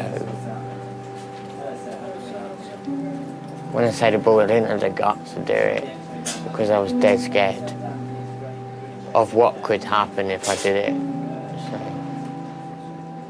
There have been many times when I've said to myself and to others, something has to happen here. This cannot go on. Do I kick him out on the street? Do I spend thousands in a private rehab? I cannot handle this anymore. Do you still feel like you want to hurt yourself? No, not at the moment. No. I just want to have a beer. Because I know that's the one that's going to stop me from feeling the way I feel. You know what I mean? Why haven't you kicked him out? Why do you think you haven't? I love him too much.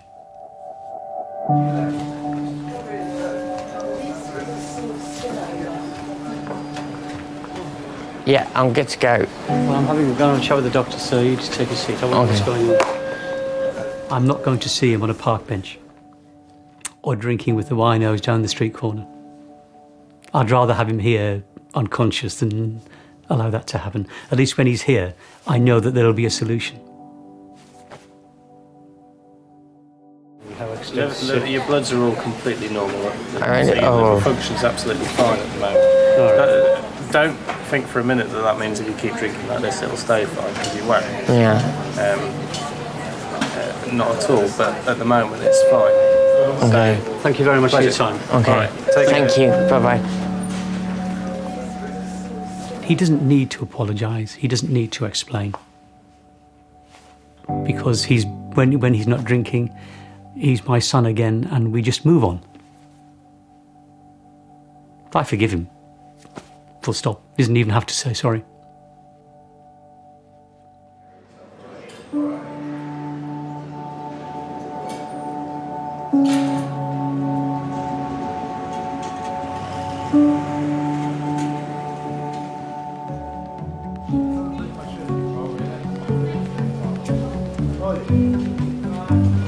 Missing you already. Bye.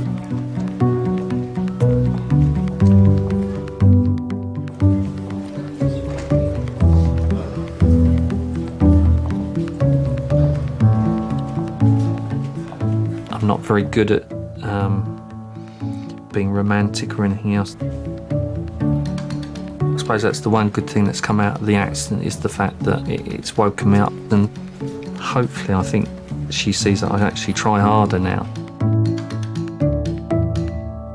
Couldn't imagine life without her, really.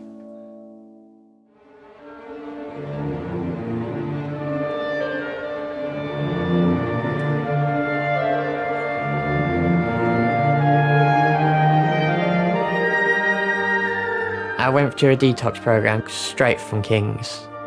I was there for 3 days. It wasn't easy, obviously, because I was the youngest there by about 30 years. But I did it.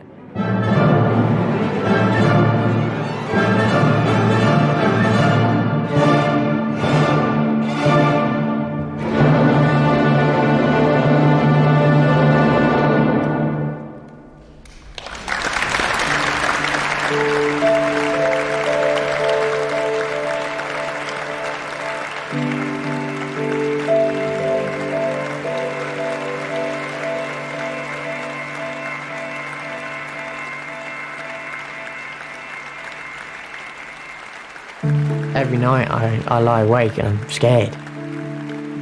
Dad was powerless over my addiction and my actions. You know, the one thing he said to me was, I'll always have a roof and a plate of food. But I didn't realise how grateful that I should have been at the time, you know, to have a roof, a bed and a full stomach every night and every day, you know. To this day, can't thank him enough.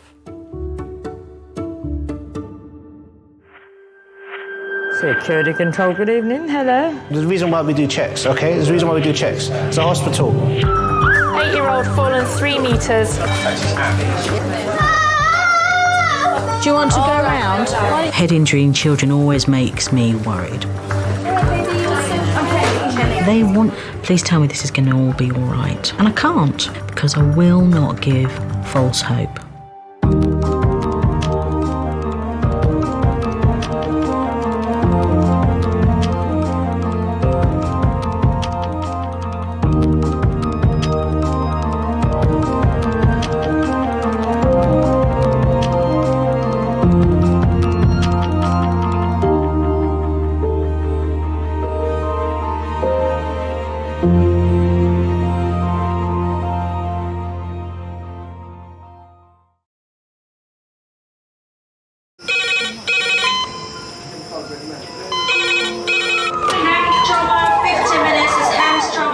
Ortho, surgery,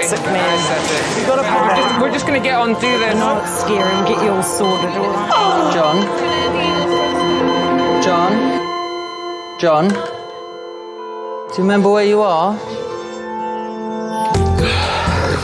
King's College Hospital, London. Thank God. A major trauma centre. Hit the curb, jackknifed onto the verge. Have we got a good pulse? Have we got an output? You know? And one of the busiest A&E departments in the world. He will probably scream, but he won't remember. No, stop! Ah! A place where love, Come on, sir. Let's go. Up you go. No. Yeah. life, There you go. I love you. I love you too. and loss It's all right. unfold every single day. Don't cry. And we'll make sure Mummy stays with you. Well, listen. Right, who's not busy? Squeeze that. We can't give up on her. Come on. We've got to be strong for Mum. If it is the last bit, hey. All the patients you're about to see were treated in one department Well done. in just one 24-hour period. I never cease to be amazed at the robustness of human beings. I love you. And the strength of their relationships. Love, it's a reflex. It's what you do. For many of the families, despite the devastation that they may be facing, they give unconditional love.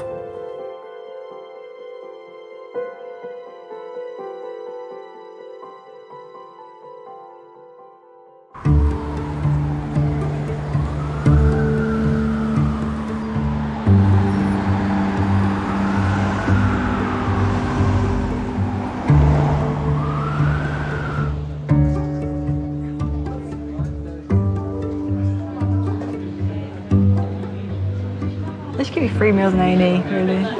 If you're here over mealtime, you should get food. I think you should have tea and coffee as well. Tea and coffee facilities and chocolate biscuits. Yeah. One of the best countries in this world. And all kind of stinking people. They stink. It's the poor doctors I'm sorry for some of these patients. Yeah, but you have to live and let live. Not live and let live. No, you can't. No, you can't be. You can't be prejudiced. You know, be careful. That isn't a prejudice. It's straightforward. Going into me, oh boy, Glory be to God. You think they're going into my eyes, huh? Oh well. Yeah, sure.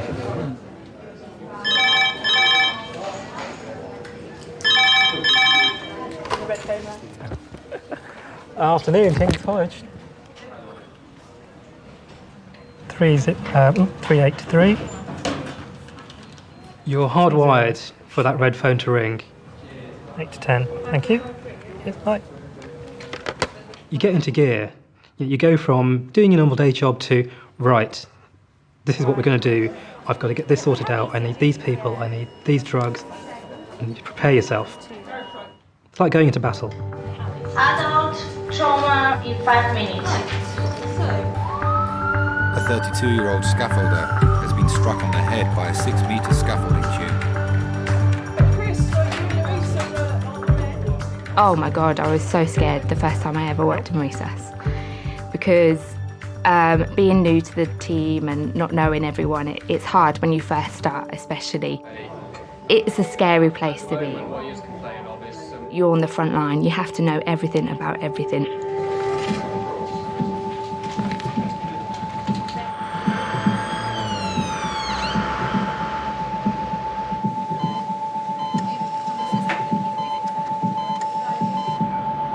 The red phone patient has come from a building site in Kennington, South London. Before the paramedics arrived, he was unconscious and convulsing on the ground. Okay then, this is Tommy, he's 32. Hi there, Tommy, I'm Charlotte. He's a scaffolder, and what he is complaining of is some pain central in his neck, going from the base of his neck right to the top of his head, roughly in the middle. He does have an injury to the back of his head, onto his head. Fortunately, so we're going to have to cut all your clothes off, all right?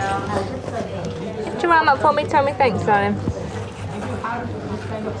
You weren't particularly attached to those t-shirts, were you?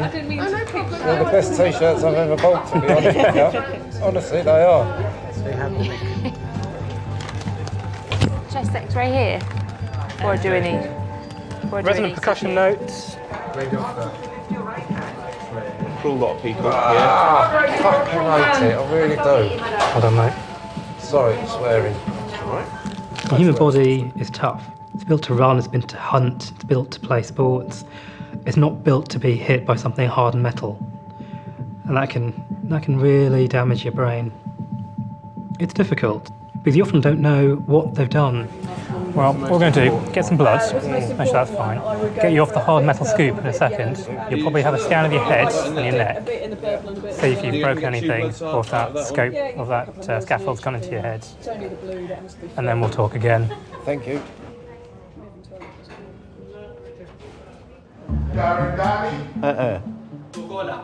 Bola? Look at that. You hear him? 85-year-old Hilton suffers from diabetes and is worried about his swollen legs.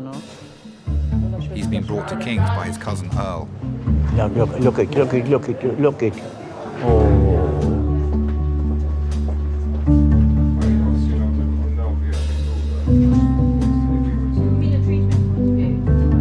Hilton Herbert.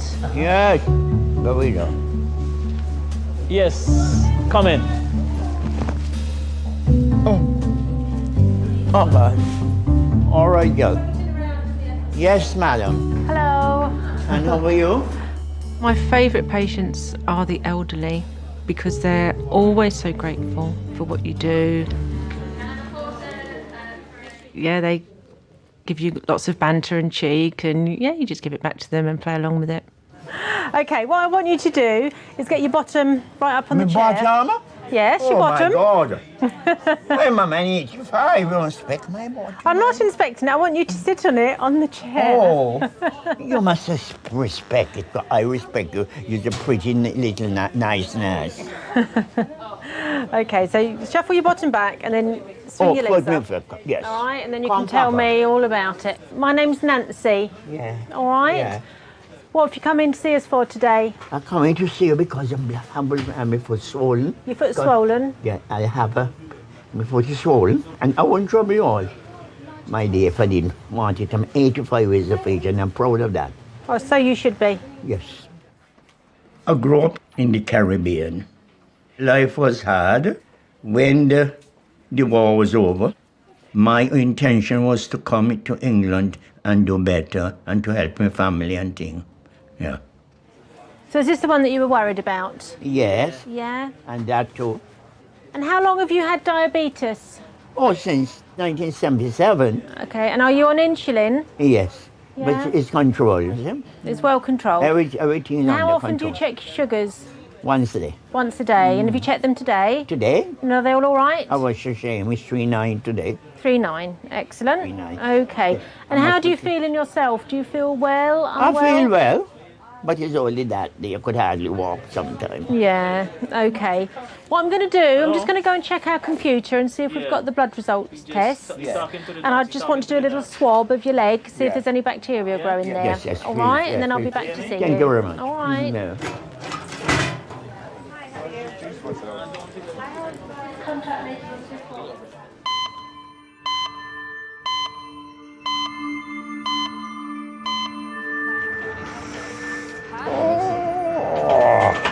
Just want to take some blood, put a line in so we can give you any medications that you might need instantly.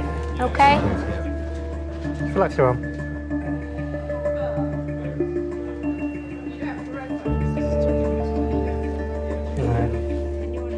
When a patient comes in shivering, 9 times out of 10, it's shock.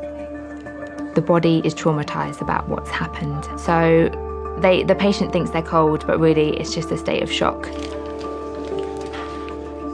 Going to roll you onto your side, take the other scoop out. Going to have a feel down your neck, down your backbone. If it hurts, say yes. If it doesn't hurt, say no. Okay? When we get to the bottom end, we're going to have to feel your rectum. What? Your tail end, your bum hole. What about it? You're going to have to have a feel. No, you ain't. I need to. Need to make sure all the nerves going from your brain down your spine to your legs are working. I can feel my toes. I'll tell you, that's all right. Can I have a feel on the outside without putting a finger in? How about that? Compromise. Yeah. Unfortunately, they're very specific nerves that go to very specific places, and we can't. Feeling your toes isn't the same. No, you've got to get rid of all the girls then, right? The girls be on that side. I'll be on this side. With your bundling on this side. The girls will be on the other side. You need to Okay. Okay, guys, we'll go 90 degrees on roll. Very steady. Roll. Rest your head on my hands. Okay? Yeah. Oh, fuck. Sorry. Sorry about this. Yes, the longer medication. Can you feel my finger there? Yeah. Good, give me a squeeze. Feels normal. Well, it don't feel normal, but yeah. You know what I mean. Very steady. Roll.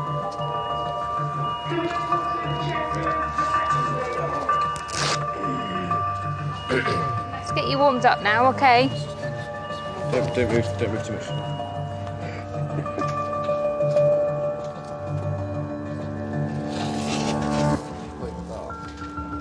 I take my head down. So you can't move. But we worry that after a tumble like that, you may have fractured your skull, you may have fractured your spine and your neck. You're quite sore though. I know you said it's bruised, but it's difficult to know, is it bruised or is it broken? I appreciate you lot. So painkillers, x-rays, scan of your head, see where we go. Thank you. What's your name again? Chris. Chris. No problems.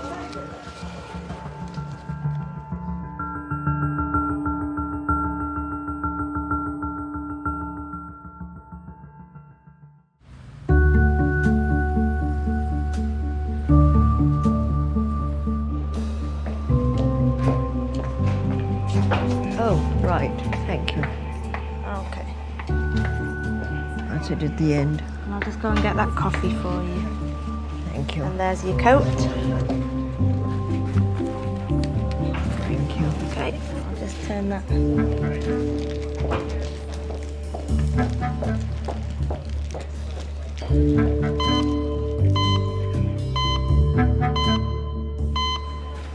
Okay, I had a quick look at your blood tests. They're all okay. Oh, yes, it is. All right, nothing out of the ordinary there. Yeah. You get them quite quickly. Yes. Mm-hmm. Wonders of technology. Yeah, oh my God. Do you live on your own, or do you have anyone Yes, with you? He lives on his own. And who does all your cooking and shopping and everything? Me? You do it all yourself? Yeah. I still have my appetite and everything. I want to take my little rum, you know. Well, I think at your age you deserve it. Yeah, 85. Exactly. Okay. Yeah, Let me down. see if I've got some cream I can put on there now for you. Yes, please. All right. Yeah. I can't promise that I have, but I'll go Yeah. and have a look. Yes, all right. please, yes. Okay. I do think about getting older because obviously I'm a grandmother now. I'm getting that way, and I do think about it. But I think I've got a fantastic example in my own parents. My grandmother used to say it, and now my mother says it. But old age is no place for sissies. There you go. You can take this home with you and put this on. All right. Yes. It's quite greasy. Yeah. Oh, that's It's good. very then. good. Could you put them in a bag for me? Yeah. That is a gel. It's an ointment. Ointment? Yeah. What's the name of it? It's called 50-50. It's 50-50. liquid paraffin. Oh, liquid paraffin. Oh, yes. Yeah. It's 50% liquid paraffin and 50% soft paraffin. There you go. You can take that one home with you. Could I put it in a little rice at home? But as I get older, that's I older. was saying, can he cook this with some rice? No. What, you sure? And I had your rice nearby already. You see, you put fry the fish in. Fry the fish in this? Yeah. Fry the fish in the paraffin, yeah. And it will be so nice. That's like that. Mm-hmm.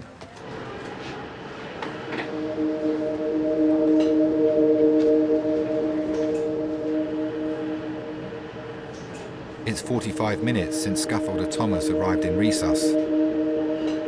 Doctors are concerned he may have injured his skull or his brain.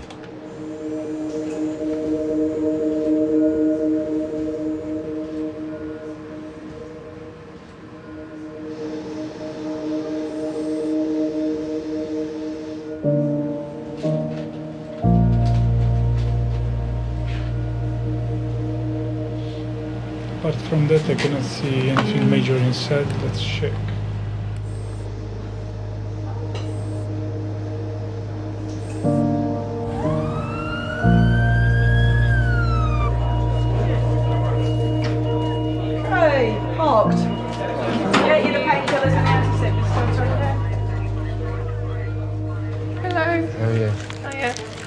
Thomas is waiting for the results of his CT scan. Yeah, he's bringing your medication. All right. Nice accent. Are you Spanish? No, I'm Portuguese, but I speak Spanish. And you? ¿Cómo estás? Bien, gracias. Have you all changed shifts? No. We've just been with other people. Just because he's busy, I've got a so... headache badly. I've Yeah, got we're some giving you painkiller now. for you. Thank you. What's your date of birth? I do know some Portuguese, but I've forgotten. It's all right, don't worry. Just say your date of birth. 13th of April, Yeah? 1979. Very good. I was born on Good Friday, which is quite rare for April. All right. The 13th, which is unlucky. Yeah, even last year was in April. It was, wasn't it? Yeah, it was in April, yeah. Yeah. Right, we've got some of your clothes that were cut off. You want to sew them up? No, definitely not.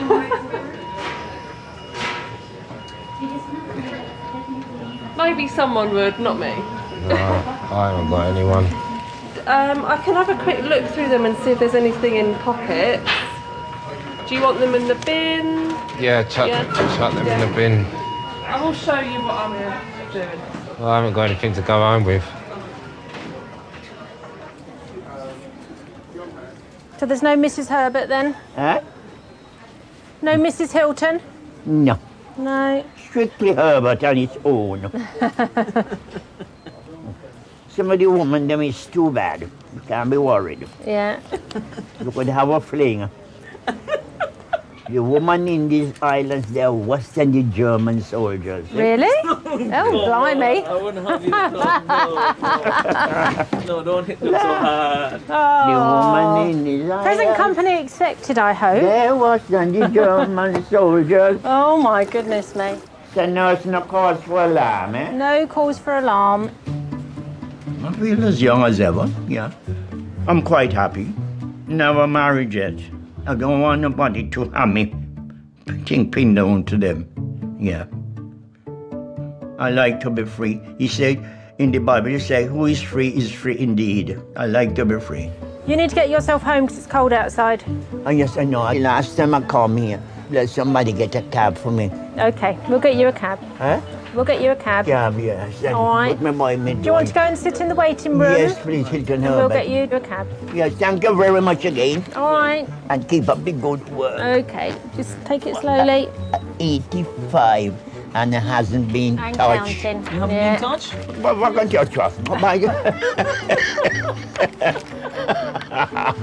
All right then. All right. Okay. Yeah, see you. Do you know which way you're going? Yes, and before Yeah, you all right. you won't call the thing for me. I'll call a cab. Yes. All right. Okay, Take care then. now. All right.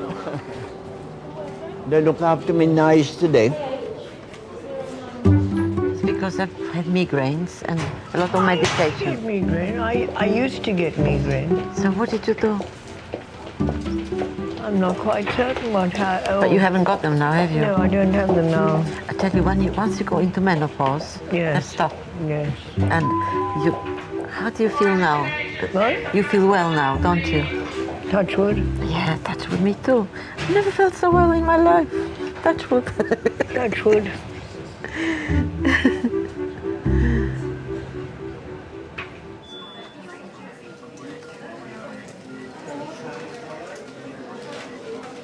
The results of Thomas's CT scan are back.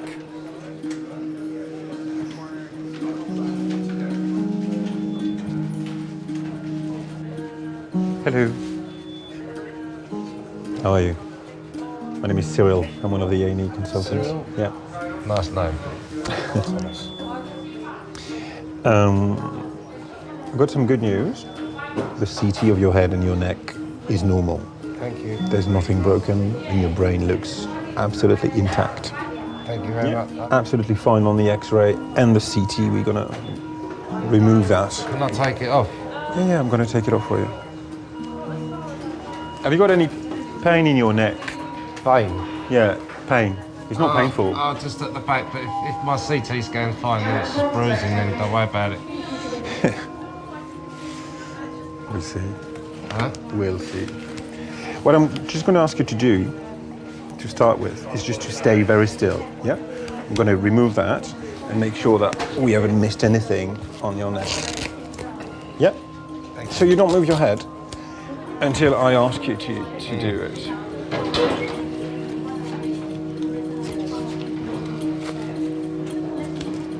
Oh, mate. Such a headache. Where is the headache? Is it at the back? Behind my eyes and the bruising's at the back, but... Yeah. Okay. Behind the jaw. Okay, Dad? You okay? Yeah, I'm fine. And Thomas is going to be fine too. Pardon? Yeah, I was just talking to myself.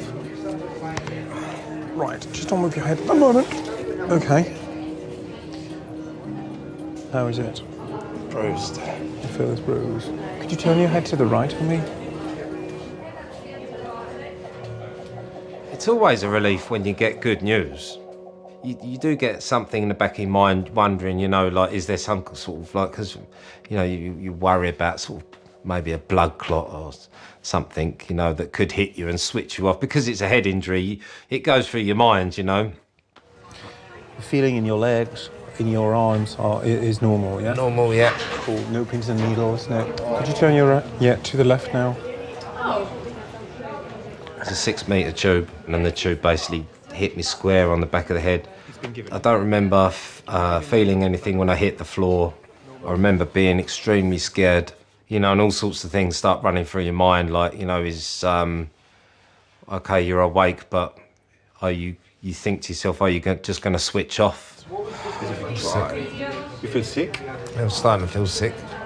I was afraid of dying, really, to be honest with you. I'm a little bit of a worrier when it comes to things like that. Maybe if it happened to somebody else, they wouldn't have been so worried. But I was certainly scared of dying. I thought that was it. You're going to stay with us tonight. Do I have to? It's better. It's better. You lost consciousness, yeah, when that big scaffolding hit your head. So you had what we call a concussion, and a big one too, yeah? It's better to keep an eye on you. So you won't sleep very well, unfortunately, because every hour, well, 30 minutes at the beginning and then every hour, a nurse is going to come back to you and ask you some questions just to make sure that your brain works well, yeah? But we have to do that. I'm sure it did.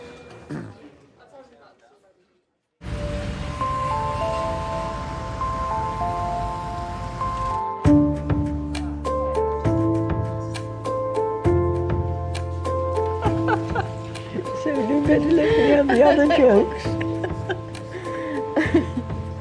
Oh, there's another joke I must tell you. Oh.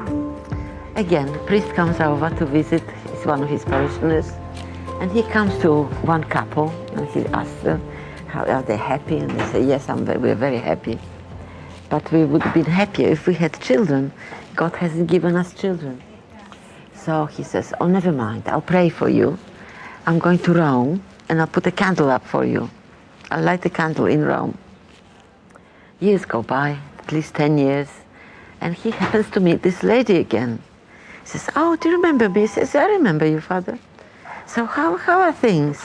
And she says, we've got 10 children. He says, 10 children? Says, yes. Congratulations, says the priest. Can I see your husband so I can congratulate him? She says, no, he's gone to Rome to blow out the candle. Is that good? It's brilliant. I had a nosebleed. I couldn't stop it. So in sheer desperation, I rang up 3 nines and I said, listen, should I be having your services or not? They said, yes, we'll come because you live on your own. So they came over and they brought me to King's. And when they brought me to King's, the nosebleed stopped. And they told me, sit there and we'll keep an eye on you. I remember half a crown. Yes, I remember half a crown. Yeah, of course. Yeah. It's a long time ago. Yes, we came here in 47, which means I am from Poland. Oh. My husband also. We came here in 47. I came back to England in 1951. So where did you come from? Oh, I'm more than the 4th generation to be born in India. Oh, I see. I've never been to India. Oh. Beautiful. Yes. Yeah.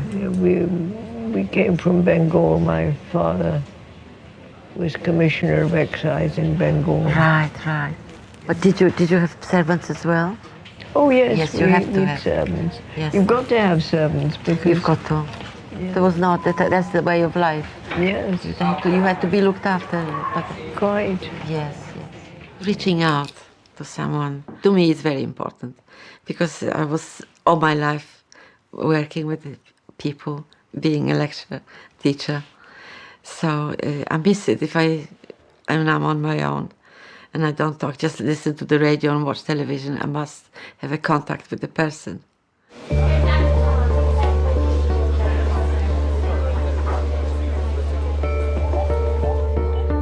79-year-old retired architect Edgar has been brought to King's by ambulance after suffering an asthma attack at home.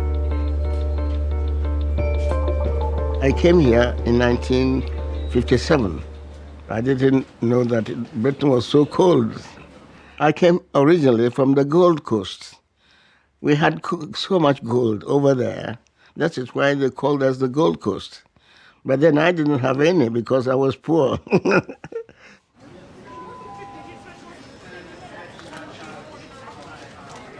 Me again. I've come to torment you some more. How are you feeling? I feel a bit tight. A bit tight? Yeah. I was wondering if you might be able to have a go on this for us. Have you used this? I used it before, but I do it now. Yeah, so you know how to do it. You hold it and make sure your fingers don't get over the line on the top. And take a good, nice deep breath in and then blow as hard and fast as you can. Okay. Right. Okay. What we'll do is, if you take a deep breath in and hold it, and then wrap your lips around it and blow quick, hard as you can. Go. That's it. Okay. Good man. All righty. Okay. We'll have to double this at least before we let you out of here. Okay. Thank you very much. Okay.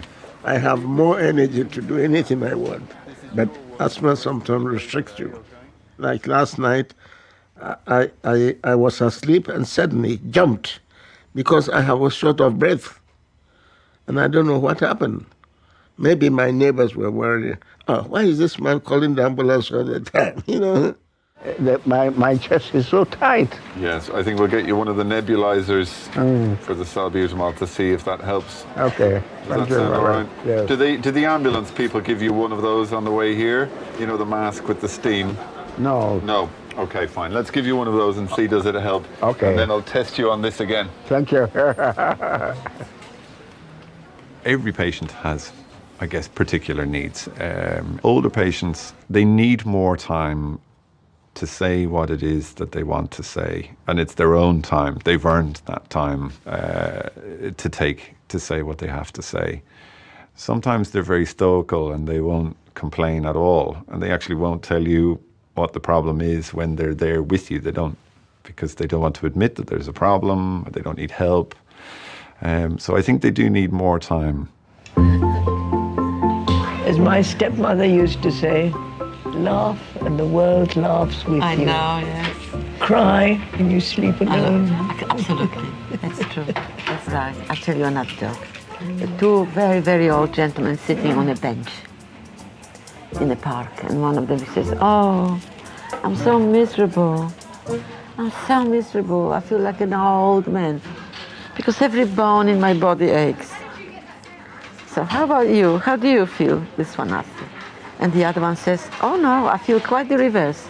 I feel like a child. Just look, I have no hair, I haven't got any teeth in my head, and I've just wet my pants."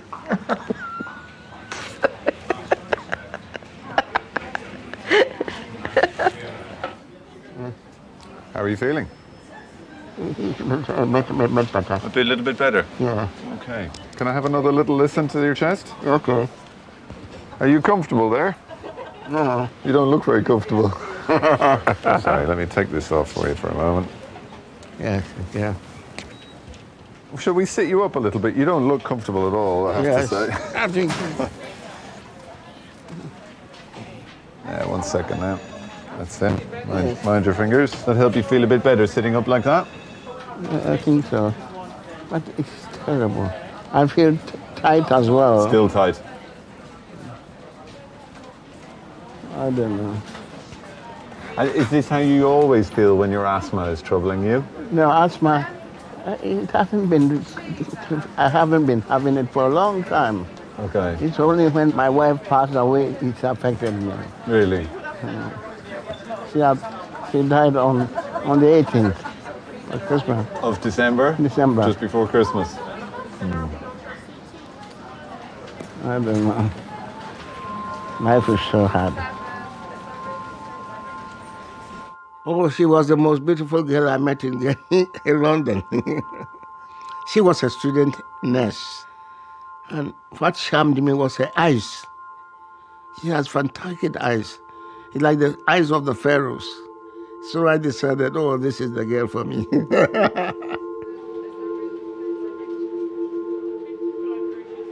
And is anyone helping you? I'm living alone at the moment. Have you many friends or No. church or anything? No, I haven't friends. Okay. I don't have friends. I don't have any support. My wife was the only support. If something happens to me, there won't be anybody there. I don't know. At the moment, I'm lost. I'm lost. Unfortunately, we see an awful lot of patients who are completely alone, living a very, very isolated life.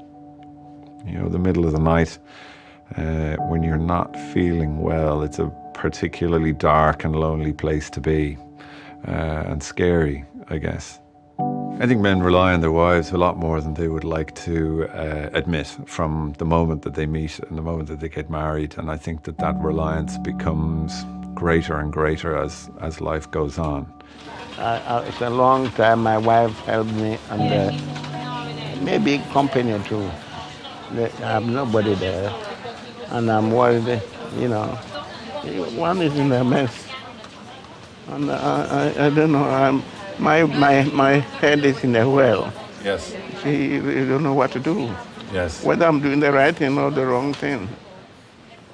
See. Life is so hard. See, I think you are doing the right thing, but I think you're in a very, very difficult spot at the moment. Yeah. I think it's... Well, we tend to be in places like that sometime in life. Yeah. But I think I've never experienced it before. Sure. I'm having too many things. Too many things, and your best support, your crutch is gone. Yeah. Your wife. Yeah. What I might do is I think I might get one of my colleagues to come and have a chat with you. Okay. He works in social services, okay? But what they can do is see if there's something that they can do to, I don't know, to help you get through this period that you're in at the moment. Let me get you a tissue. Yeah. To get you through this very, very dark period that you're in at the moment. Yes. And maybe sort of get you in contact with some people locally. Maybe we can see if we can help a little with that or something. Okay. Okay? Okay, yeah, thank you. So bear with me. Okay, thank you very much. Let me see if we can help with the other things. Thank you very much.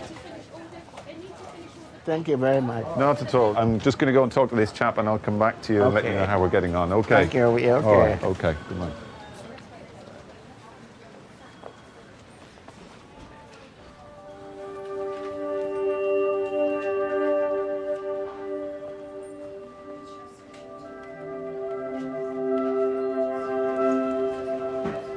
Your dad is here. Oh, mate. Oh, mate. Oh, got a headache and a half, eh? Oh, no. Oh. Only just come over. I know, I don't remember anything. Oh. Oh, dear. I've got stomach. Yeah, that's all right. But I'm tired. That's a 4, aren't they? You know? Are they single women here? Get your face off a nice girlfriend. Oh, no, just relax. I'll tell you what happened. Yeah, he said something. You're setting out, and one of the stands come over. Well, I just remember waking up. thinking I was dying, you know what I mean? I know it's like, because your body goes into shock as well. When I had that car crash, exactly the same. Well, I know what it's like. I've been in bloody hospital loads. Got hit by that car, didn't I, when I was 8? Stop making a habit of it, will you? You got any money on you and all that? They reckon just tonight, staying tonight, have good sleep and everything. They could have sedated you a little bit as well, I think. It brings you together, doesn't it? You know, you just kind of, you realise, it puts things into perspective. You realise who you know, you realise some people are not so lucky to have their family around. Well, my dad thinks he's just dropping off a toothbrush and a deodorant. He's going to make sure I'm all right and just go home. But, you know, he doesn't realise that I'm sitting there and I'm grateful to have my dad there, or anyone, family-wise, or even friends, you know. There's a lot of people in this world that haven't got anything, anyone.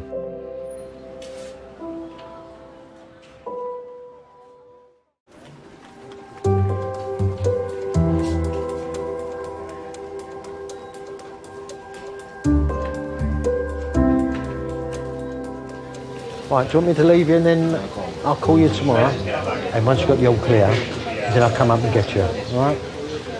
All right then, I'll see you later. I just want to say goodbye to the nurse. Thanks very much. It's all right for me to go now then? Yeah. I'll call tomorrow to see how he is. Yeah, 10 o'clock. Yeah, because I know you need to free up the beds and all that, don't you? So, Yeah, well, yeah, but I'll be here tomorrow. Do you feel better, Tom? Do you feel better? Yeah. Be careful what he says, because he feels crap. It's like all of us men, you know. All right, Tom, I'll see you tomorrow. I'll tell Mum everything, so don't worry. You know. And I'll finish that Indian off you left. All right, Tom, see you tomorrow. All right, thanks very much for everything. Thank you.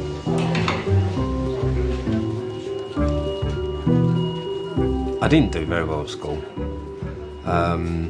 For someone like me, you leave school, what you're going to do? You're going to be a plumber, a bricklayer, chippy, or my uncle's got his own scaffold firm, so it just kind of went from there. I just kind of slipped into it, really. It's hardly glamorous. There's a lot of wear and tear on your body, you know. I have to wear a knee support these days, and I'm only 10, 11 years into my job. I've got another 30 years to go yet, at least. So I reckon I'll be in hospital again for a new knee at some point.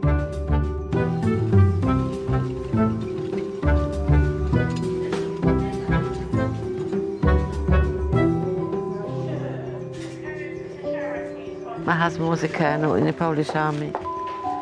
That's him. On our wedding day. Oh. That was 63, 90, 7.5 stone I was. 7.5 stone. You're not much more now. Oh, I am. My waist was a man's neck. 1920. He was a beautiful man, beautiful. It never entered my head that I might be a widow one day. Never. And now and then sadness comes over. Yeah. He died in King's College Hospital, cardiac arrest. Oh, I miss him. Have you children? No. God never gave me any children. I had a miscarriage one. It is very sad. I would have loved to have a son. I think that the baby I miscarried was a son. I've only got 2, but mine came through the bay window. You know what that means? No. Cesarean. Oh, bay. I never heard that before. What? I've never heard that before. Bay window. Right. Well, how are you? It's Des. How are you? I was wondering, I have a gentleman who I'm wondering if there's any assistance that you might be able to offer us. He's a 79-year-old chap. He lives alone. His wife recently died the week before Christmas. He's very much isolated. You know, he's got no sort of day centre. He's got no social support or social network. I think he's a little bit depressed because he's grieving, I think, naturally. But I'm wondering, is there anything that we might be able to offer him in terms of sort of his name is Edgar Bruce Tago.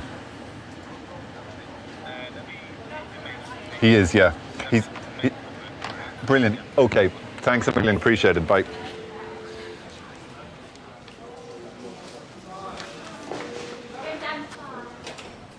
Hello. Lucy, a Red Cross volunteer, has come to visit Edgar. Because we've got some volunteers down in Bromley, which nearby the place where you live, and I thought I've got a very nice lady. She's called Mary, and if you would like to, she can come to see you maybe on Thursday, because she's available on Mary. Thursday. Yeah, and she's really lovely. She used to be nurse as well. Oh, I see. She likes to see people, and basically... Maybe she even knows my wife. Oh, is it? Because she's worked for 28 years there. Wow. She was a midwife there. Edgar, as I said, I would... Oh. I always feel sad. But life must go on. We live together, we help each other. And now she's gone. You see? That's how I feel. It's a lot to take in. Yes. There is a phenomenon called broken heart syndrome. And I think that once your partner and your anchor is gone, then why are we here? I find it difficult to know that there is an aspect of my patient's care that I can't sort out, because that's why I'm here, is to sort out these issues. But sure, I'd love to wave my magic wand and make absolutely everything fantastic, but life's not like that. And I don't want to live with anybody else. No. No. I don't want to live anybody who is looking after me. I don't want to live. No. No, if my husband goes and I have to be alone. You want to be alone? No, my daughter, I don't want to live with my daughter. No. It's not fair to her. Right. Well, she might, yeah. Yeah. Because some people, yeah, it just because depends. she lives in Chelsea, she's got room. Yeah. But I still don't want to live with her. Well, it's just how you want it, yeah. Yeah. It's just whatever makes you happy, that counts. I hope I go first. Oh, no, please don't say that. Nobody knows who goes What? first. Nobody knows who goes first. Nobody. No, please God, I go first. So how is he going to cope without you? We can go live with my daughter. That'll be okay. That'll be fine. You look after yourself. Thank you. Yeah, and hopefully we'll get things a little bit brighter. Tomorrow is always another day. Yeah, that's right. Yeah. Thank you very But much. if you need, You're very nice. if you need, well, most of them are. These two are particularly. Yeah. Now your chariot awaits. Okay. Have a seat. Look after yourself.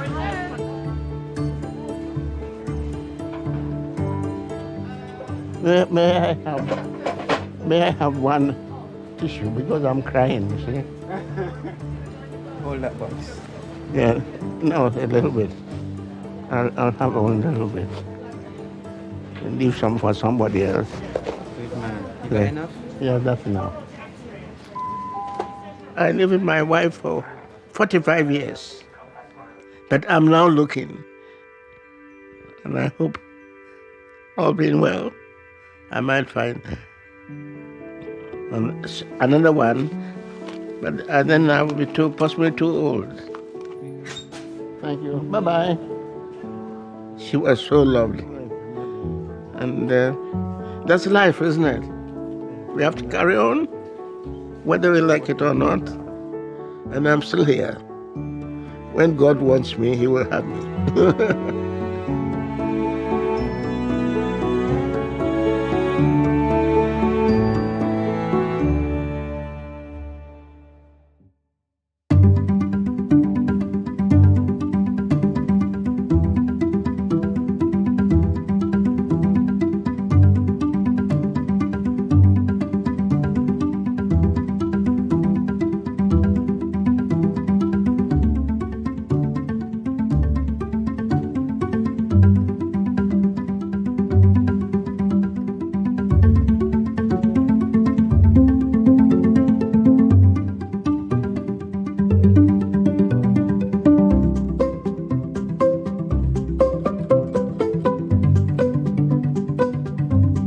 I've never had freedom like this in my life.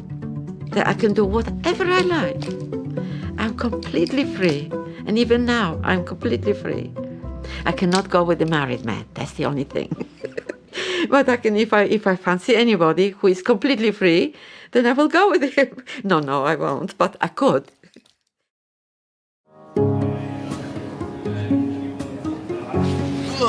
Head up, man. Eyes open. Let's not fall asleep. It was a broken heart that led him to get a physical injury. I can't say I've seen that a lot. Well, I love her. I've got a 20-odd-year-old chap. He's got Behçet's disease and it's quite complicated.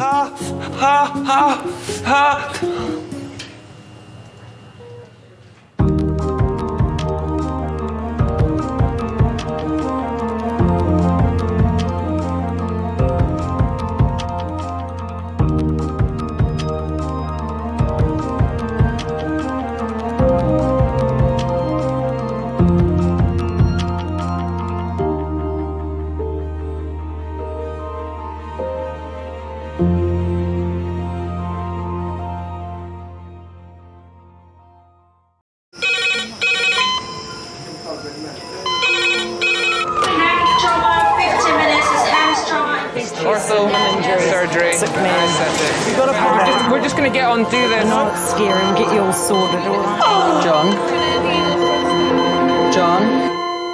John? Do you remember where you are?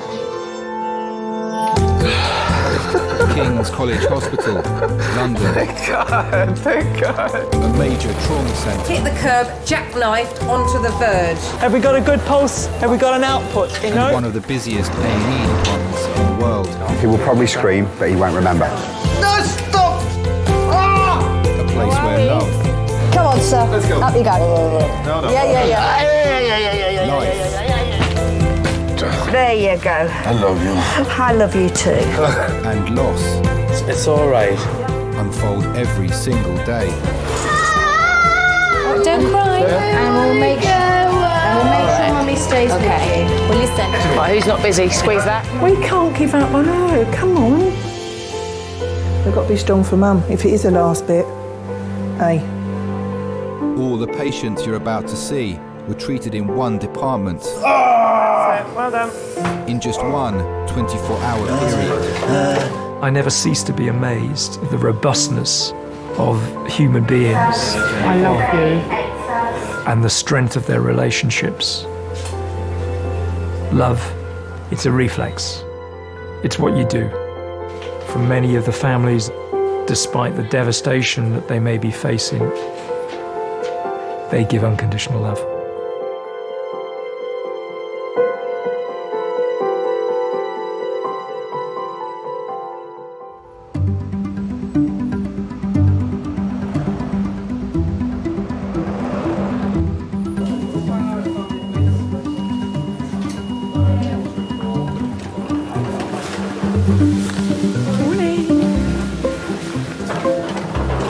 I've got trauma, I've got stroke.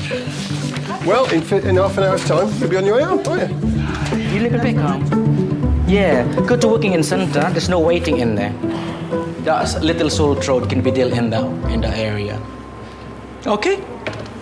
You're welcome, bye-bye. We give all this information to the patient, so you need to be assertive, you need to be firm. It happens in any career. That you've gone from being the new kid on the block, you know, not knowing how things work, to the ones that people look to. I think that's two things, experience and common sense, isn't it? Do you agree with that small little thing? Yeah, I kind of do actually. Yeah. Experience is like massively important. Yeah, experience is a good teacher. Senior nurse Scott has been at King's for 13 years. Today he's in charge of all 10 beds in resus. Hello, Charmaine. Hello, nice to meet you. I'm Scott. This is just your first shift in here, first day? I noticed the scared look. You just sort of have to look and take everything in though, don't you? Yeah, that's fine. Don't be afraid to get stuck in. There was another student at another time on a night shift. So I'm like, have you ever done CPR before? She's like, no. I said, right, are you going to do some CPR now? Okay. She jumps on and she's pumping down on his chest and his blood shooting out these holes. And I'm like, we stop it after 3 minutes, and I turn around and I'm like, oh, was that all right? And I could see her kind of filling up, and then it occurred to me, and I just went, have you seen a dead body before? And she went, no. You forget that people have a first time.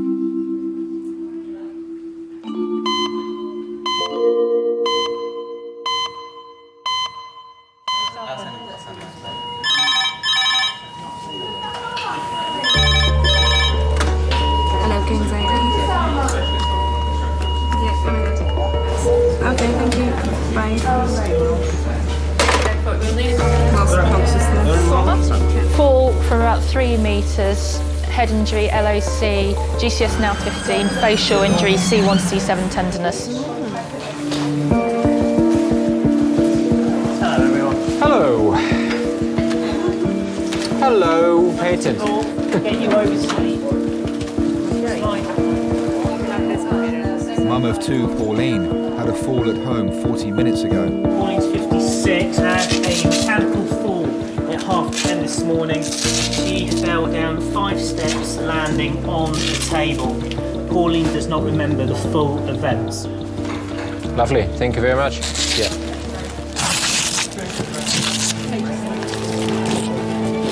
Okay. For you. Okay, we've got 5 minutes for primary survey. The first 3 minutes are gone. I haven't heard anything. Let's go. Hello, King's College Hospital. Wow, okay. Hems, red phone, 20 minutes. Hems, red phone, 20 minutes. The air ambulance is bringing in a 62-year-old man. He fell off a roof, head first. Right, Mary Jane, just so you know, I'm sorry. That's okay, that's okay. I'm going to get someone to take 7 CDU. 5's going to go around to major cubicle 8. 3's going to go to minus cubicle 2. And then that gives us a bit of space. When you've got a full resus where you're completely rammed, but something else is coming in and you need to fit that in and you've got 5 minutes to do it, you've really got to fire off a lot of big decisions in a very short period of time. Can we urgently have a porter to resus to move some patients, please? Thank you. Excuse me, if I'm going to go to the toilet, where, can I walk right now? No. There's 3 of you here that it's waiting. They're all going to fight for one bed. Okay, we'll have to split this trauma call off a little bit. How many orthopedic surgeons I've got? 2. Can I leave you with this one there? So what we definitely need is C-spine, CT head. Happy? I'll leave you to it for now. We'll do the other one. Right, surgery. It's here, it's here. Orthopedics. It's here. Anaesthetics. I'll stand in for him. It's here. Yes. Do what I tell you, you'll be absolutely fine. Fine. Put some gloves on and an apron. You're helping. So that'll be Hems from the park. So Clem, just to give you an update, 60-year-old male has severe head, chest and abdominal injuries, is cardiovascularly unstable and intubated and ventilated. This is this patient, yeah. We're going now, are we? We are just going to take you next door. There's somebody quite sick coming in, so we have to make a space. Oh, it's okay, yeah. If you want to get hands on, do. If you just want to stand back and watch, I'm not forcing you to do anything you don't want to do. I want to get in there, but I don't want to get in people's way. You won't get in people's way because you'll be told to get out of the way. As soon as he rolls in through the door, he's attached to blood. So we could be looking at chest drains, we might even open his chest, or we could be looking at just, there's nothing we can do here. He might already be dead by the time he gets here.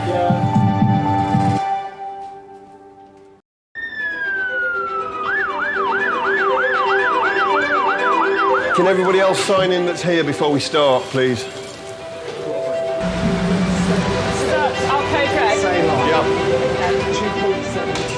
A 62-year-old man with life-threatening injuries has been flown in from Sussex. He fell to the ground while working on a roof. It's a very time-critical situation. A fall from height, the 2 big things you're looking at is a head injury and a chest injury. Straight up in here, guys. We'd heard that he'd fallen into his head, so in the back of your mind you're thinking it could go either way here.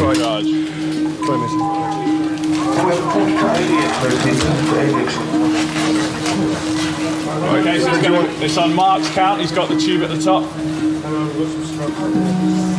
Okay, we'll go on ready, brace lift. Ready, brace lift.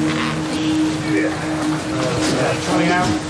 Okay, we're all ears, thank you. Hi guys, this is David. He's approximately 60 years of age. David has had an unwitnessed fall 30 feet off a roof, landing on concrete. Injuries top to toe. He has a traumatic brain injury with a right parietal hematoma. He has chest injuries with suspicion of bilateral rib fractures and concerns of intra-abdominal bleeding. Okay, thank you very much. Okay, first of all, I want the blood connected and cardiothoracic surgeon, 2 chest drains in the thoracostomy. Primary survey, we've got 5 minutes. Come on then. Ventilation, Jenny. Blood is being connected, yeah? Peggy. That's me. Okay. Okay. Chest drain, please. And just some 10 silk, please. Since arriving, David has been given 3 pints of blood. Good. Primary survey plan. Blood being taken, blood is coming up, chest drains in, and we should be ready to go for scan very shortly. Barbara, do we have any details for him, name-wise? What? Yeah, come on, we've got David Beck. Okay. Okay. Are we almost ready to go to scan? From an airway point of view, yes, we got drugs. Okay, let's go. He went to work as normal. He used to fit aerials and satellites up on the roofs. He gave me a kiss goodbye, and I always give him a kiss and say goodbye and, you know, have a good day and all that, and I didn't this particular day. I was always saying to him, it's about time you give up, but no, he wouldn't. He loved it.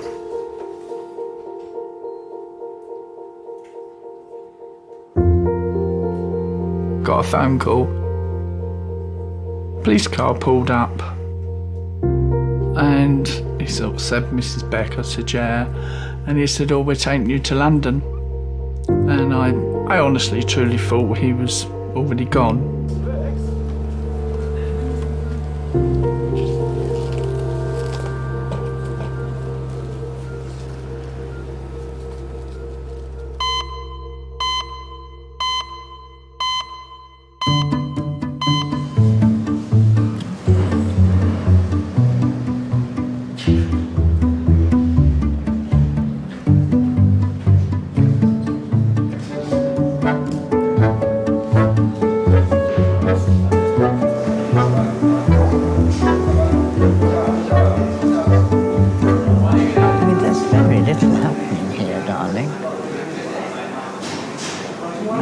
Very little happening. I mean, they're not busy, are they? No. That'll be a young doctor arriving.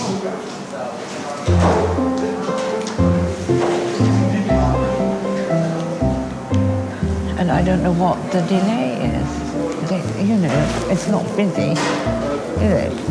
Well, we don't know what's going on behind the scenes there. Don't the people have to be here first? True. To go on behind the scenes? Certainly this can't be sorted out in the next couple of days or so. I'm going to be very handicapped. Yeah, there'd be 2 of us. I might have to put off my off. Well, it just seems sad.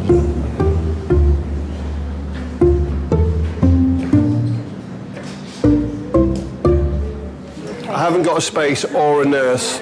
You just wait there for 2 minutes. I'm getting both. Oh, lovely. Tess, number 6.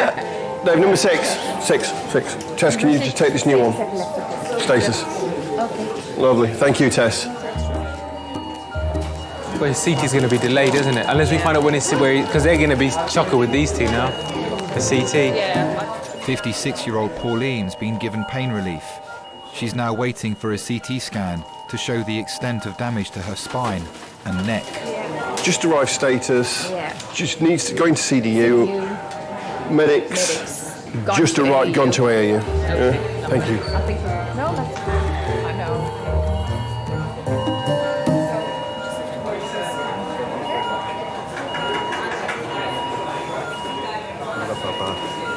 Hello. How's your neck? I don't know. Because they're giving me Morphine. morphine. Yeah. Don't cry, baby. I'm such a numbskull. Please don't cry. Oh, you worry me, Papa. I know.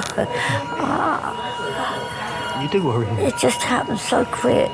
The accidents do happen quick, though. But all I did was go up the stairs and I missed my footing and hit the table. Don't cry, please. Please. I'm fine. Don't cry. Can't help it. Don't. I was just so frightened because I was on my own. Well, she's a bit accident prone. Tripped in a manhole cover and broke her foot. She ran across the road, tripped and fell onto the pavement and fractured her wrist and broke her elbow. And then this time fell up the stairs, hit her face off the table and smashed all her teeth out. It's emotionally draining.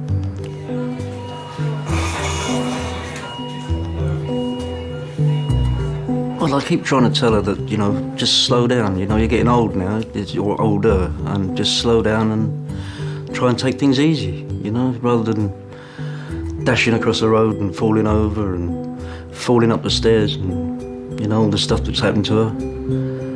Yeah, it's been a bit scary. I hold her hand more often now when we go out.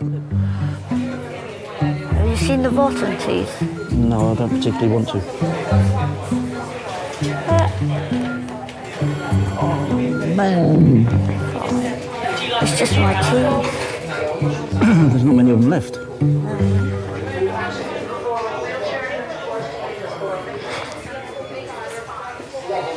When is it ever going to end, Bob? Soon, I hope. Can you get me some decent underclothes, please? They've cut all my underclothes. They cut all my shirt. It's 38D. Oh, just get you some stuff. Yeah, please. 38D. 38D. Yeah. All right, I'll go and see her. I'll be back. I think you make your marriage. I don't believe in love at first sight. I don't think you grow to love someone. Yeah, he has got nasty contusions predominantly on the right side with a large temporal fracture on the right side, bilateral orbital fracture and also a temporal fracture on the left side. David's head took the full impact of the fall. The CT scan will reveal the level of injury to his brain. We've got two boys. They're now 37 and 36. We always used to like going to Cornwall, Devon. We had our own caravan, so we went touring. And the boys thought that was, the bee's knees. So important is now to see if he's got other injuries or bleeding from somewhere. If not, and if it is an isolated head injury, then it's very important to maintain his blood pressure relatively high to make sure he's getting enough cerebral perfusion pressure up there, because this brain will, over the next days, swell up. So this is now our task. I don't think you could actually say after 42 years that I'm in love with him, but I love him. It's for better, for worse, really. That was in your vows. It's strange, isn't it? I think it's like partnership in the end.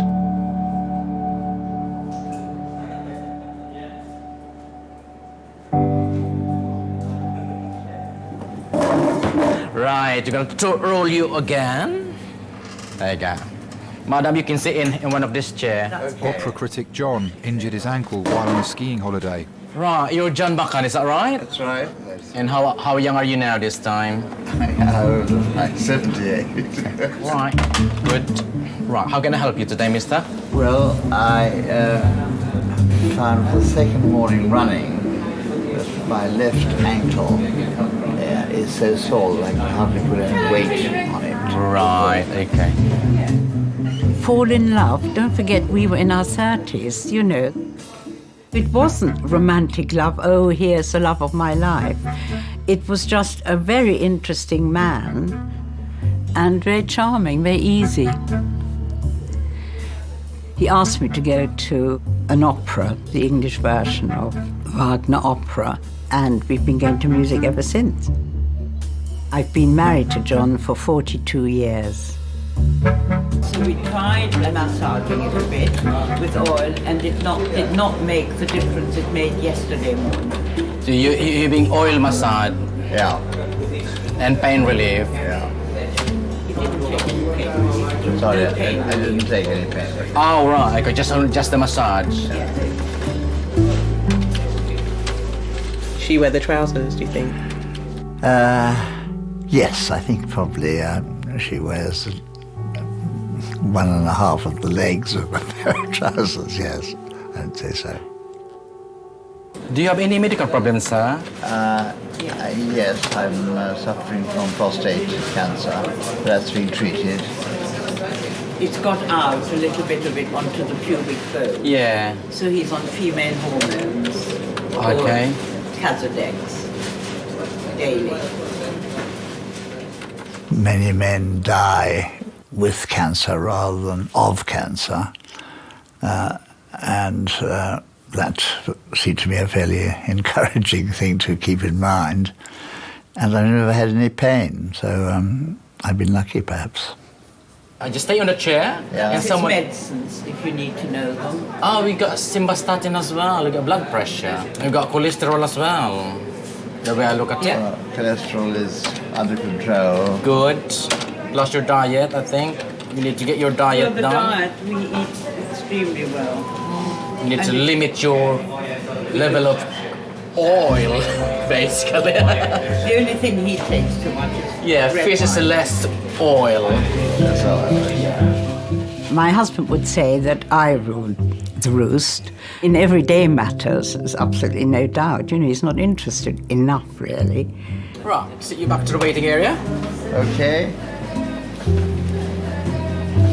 But with my husband, it's not a matter of let you do, really, is it? You know, you kind of accommodate one another, don't you?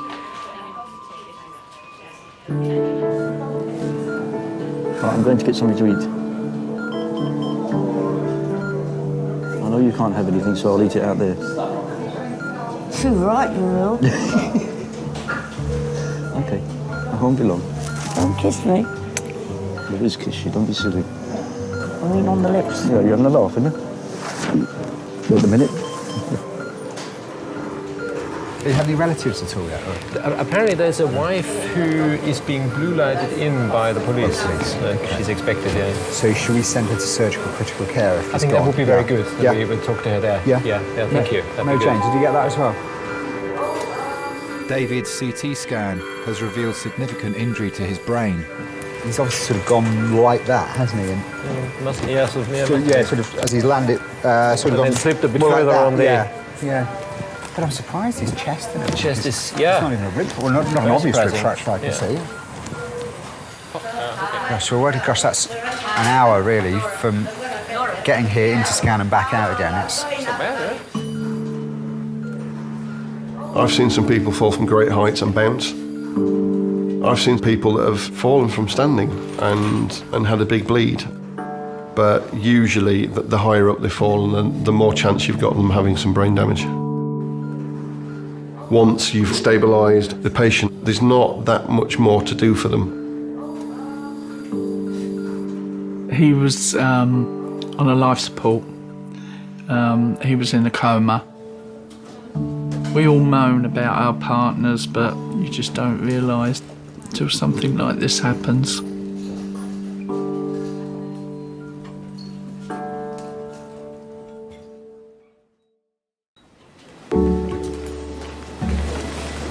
Believe how quiet it is. I can't believe how quiet it is. Yeah. The floor's a bit cold. Oh dear. So I can't get my shoes. I've got shoes there, I can't get on. all swollen. I put my coat on the floor. Getting chilly now.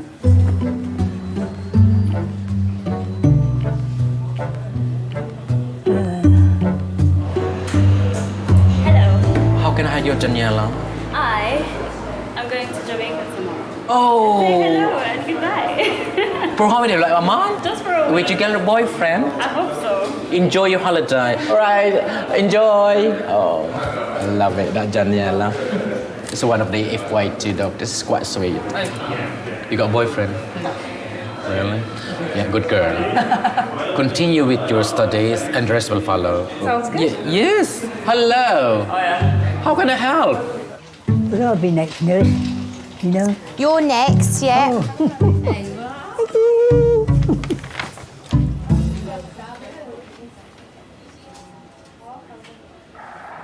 A very, very fit man. Just finished with the army in 1952, April 52. And it was, I went down to get a job, you know, at the Labour Exchange, and they turned around and said, "We ain't got no jobs for you." I thought, that's tasty. I said, I've been out there for 2 years, right, doing your bit and pieces, whatever it was you had to do. I said, when I come back, there's no work for me. I said, tell you what, don't bother. I said, I'll go and get my own work. And I took to window cleaning like a duck to water. I was really fast. You don't stand going like this, clean the window.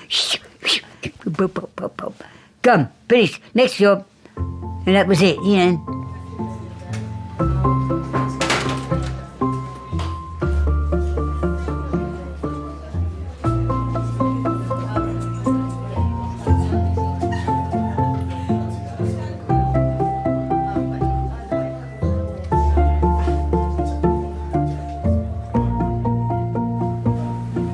Don't lick, darling. Don't lick what? Don't lick your lips. They'll get drier and drier if you do that. Oh, You know what? Maybe you should have a lipsil in your pocket, but you'll just lose it, won't you? Yeah. Stick some on now, though. There. Put some on.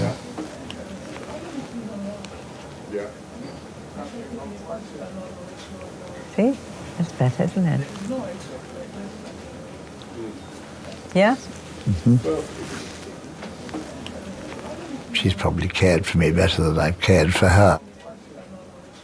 She looked after me pretty well. I'm sure it's partly due to her that I'm still around today. Darling? Yes. Your feet are not your best part, darling. No, I know. Not much of me is my best part. Well, your smile is lovely if you only had your teeth, you know. He sort of doesn't really focus on his cancer. There is a danger, and that's, you know, always there. If you're awake at night, it will worry you, or if you're having a reflective moment, it will worry you. But in our kind of normal, busy lives, no, we don't let it. And John is a sort of optimistic man. That he would.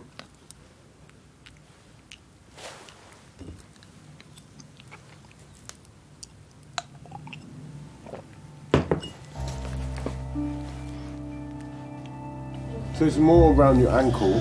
It's yes, around here. Classical textbook sprain. Yes, I bet that's So it sounds very, very much on what happened to you.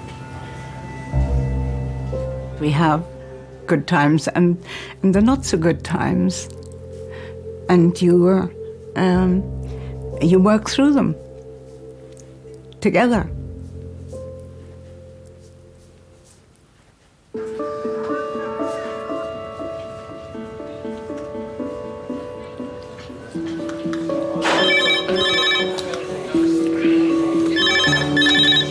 King's A&E. We're getting a little bit full now. Go ahead. Charmaine, do you want to start putting these on? Red here, yeah? Yeah. Then black underneath, isn't it? It's 10. Lovely. Bye. And another one. Okay, go on.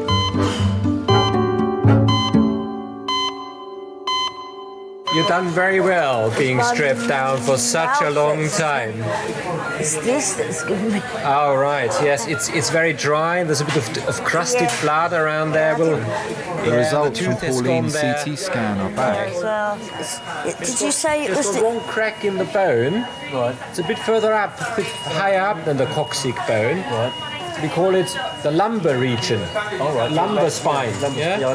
Yeah. And there's no specific treatment for that apart from taking painkillers, really. Yeah. Right. Yeah. Should we have another look at the back then? Would that be right? They found another fracture. Yeah. So I've got a bit of a bad track record. I've just got to take things a bit easier. It's not fair on John, you know, because he tends to worry about everything I do. I'm just a bit stiff. All right. I class myself as being very lucky. And I often think I put him through too much. And I don't think it's fair. He's an angel. I wouldn't be without him.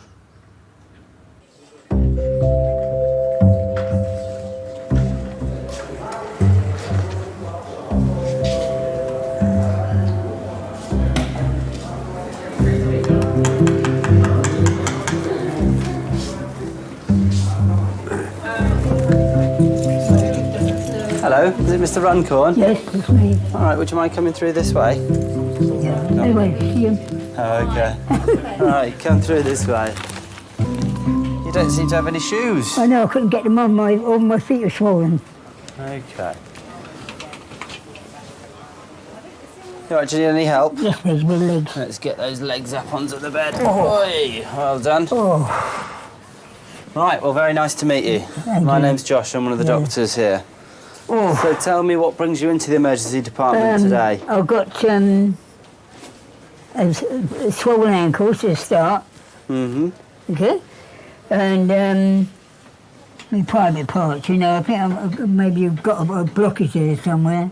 Okay. Also, I've got, I can't go to the toilet. What's it called?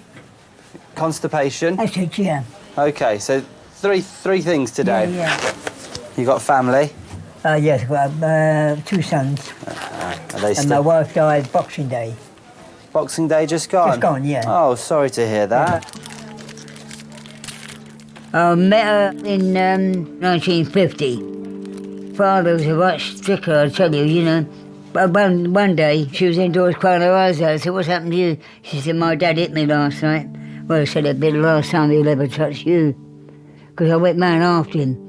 I said, if you ever lay a hand on her again, I said, it's going to be your lot, my friend, right?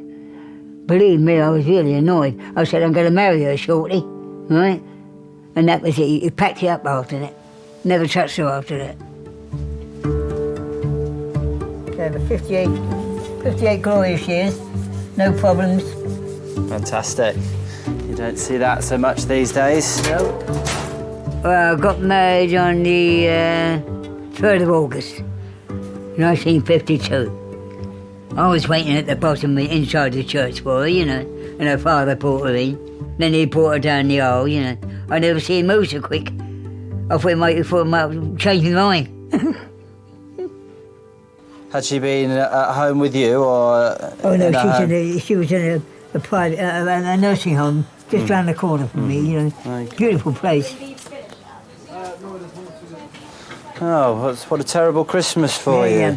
But it's released for her. She had dementia, Parkinson's. Oh. Right, we're just going to pop this line in. Peggy was ill. She was about 70. In the beginning, I used to, when she really got bad, I used to dress her, everything, you know. Give her a stick wash. And she got to that stage where she hardly recognised you, you know. So I said, right, enough's enough. I said, don't give her no more oxygen. I said, she's been through enough. I said, just let it take its course. And me and Robert was there. We both held her hands, you know. And that was it. She went away peacefully and had no pain.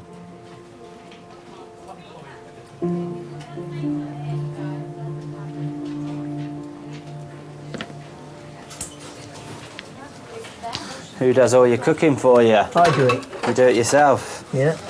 How's your chefing skills? It's all right. Right, we'll just get that X-ray done next. Okay. They'll come and get you though, so you just relax here for a bit. Okay. You're warm enough like that? I'm fine. Good.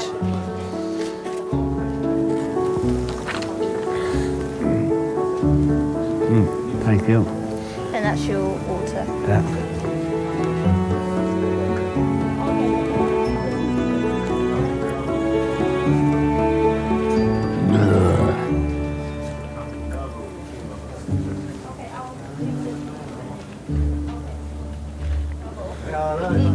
Hello there. All right.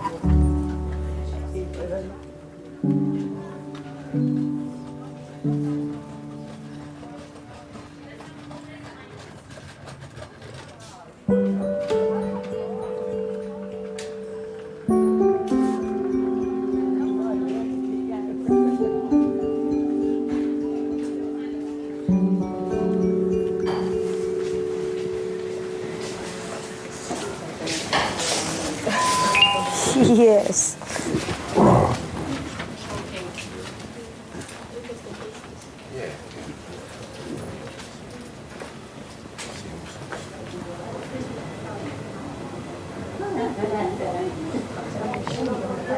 Do you just want to go over there and look after him?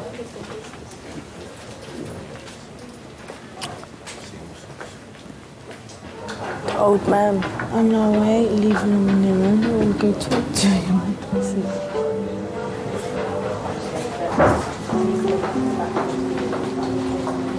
How did our granddad used to feel, man? He might feel the same.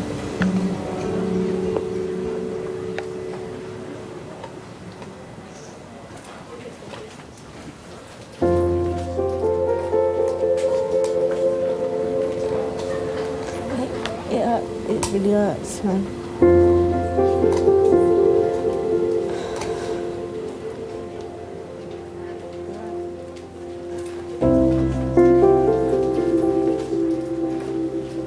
We was with Grandad most of the time, like, because he lived up literally the top of the road from us. I used to come home and I used to dance with my granddad round the sitting room to all Frank Sinatra and Perry Como and all things like that. He had a stroke.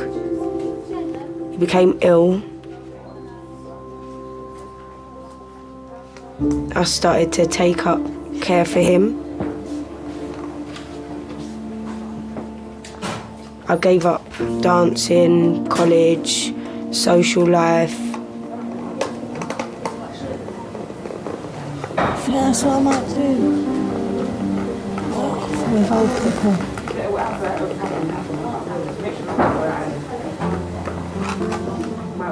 Don't think you'd have the patience. I don't know. It's not something that's easy, trust me. You see so many people go, it starts fucking with your head.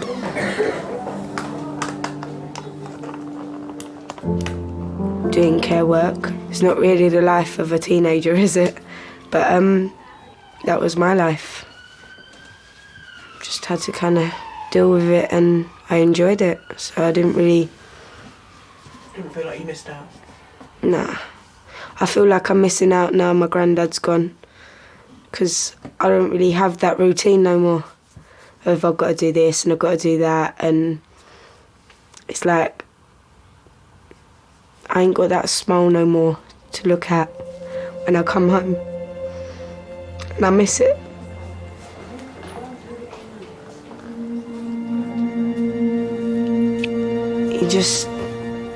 He deserved everything we did for him, and I just thought it was my place to take up because of everything he done for me. He was very lucky to have you. I was lucky to have him.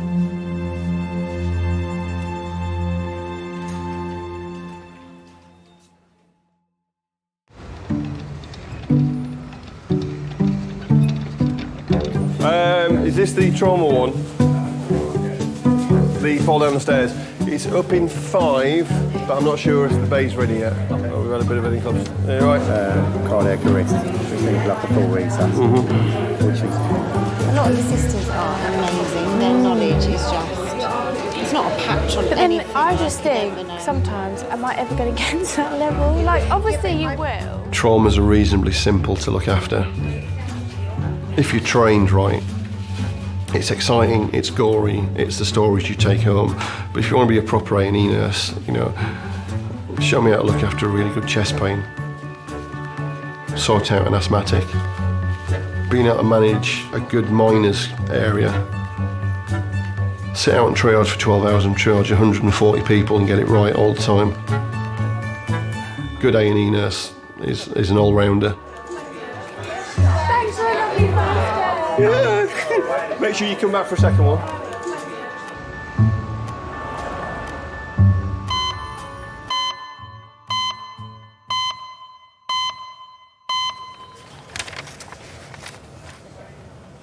Alfred's X-ray shows no significant problems. He'll stay in overnight for observation. Alfred, have you got any family that live near you? No, only my son. So you don't need any help at home with anything? Oh no, I'm fine. I do everything from... You're absolutely fine at home, Yeah. and then if you need any help, you can just ring your sons, can you? Okay. And they'll... Oh, yeah. Yeah? Yeah. You sure? Yeah. Okay.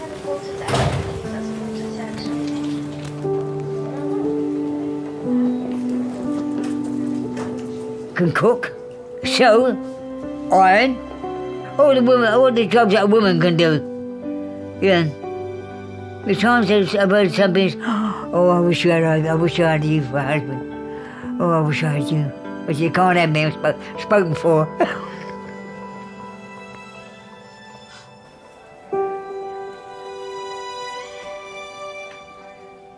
I have a wonderful life. Yeah. I know the carers are very, very good, right? But I like to have it my way. You understand what I mean? It's got to be my way, right? If we just wait on the chair there, I'll see if a porter can come. Okay. And then we'll take... Yeah. You're walking quicker than me, though.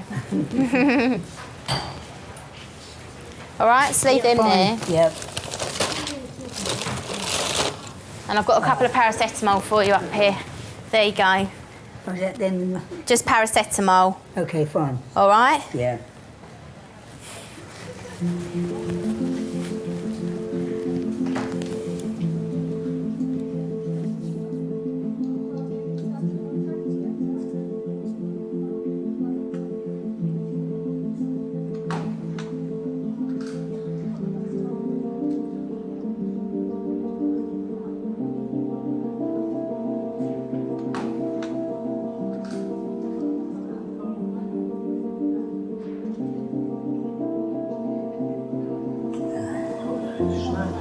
Sorry? Oh, Didn't say nothing, darling.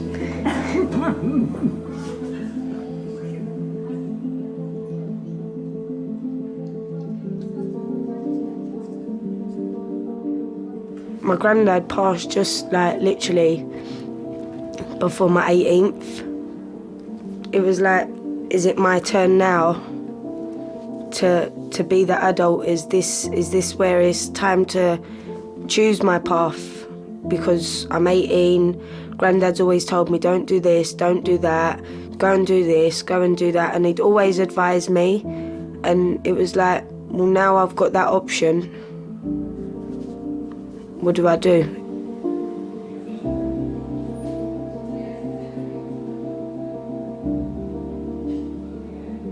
I learned quite a lot from my granddad. I think I got a very old soul. We're off. Okay.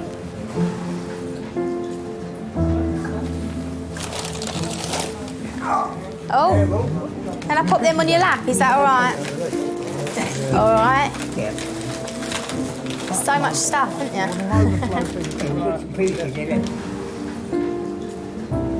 Mobile chemists.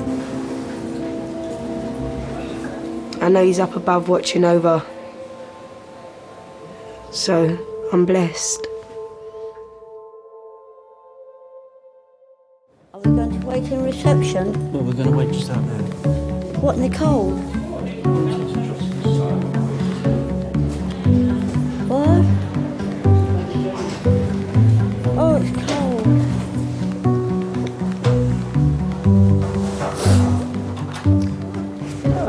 So, just like the party, I'll be the last one here. For fuck's sake.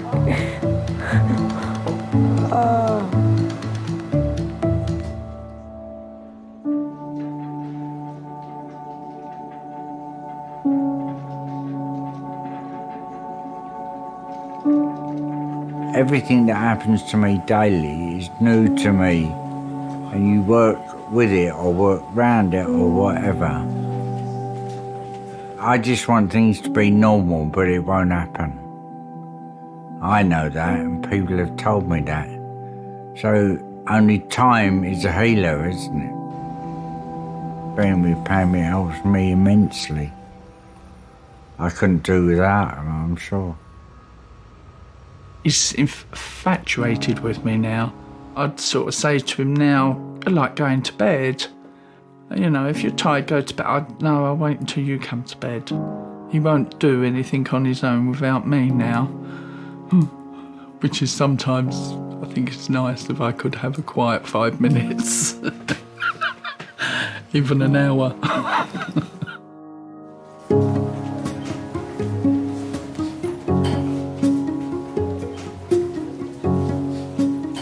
At Camberwell, I do private jobs as well, as regards cleaning.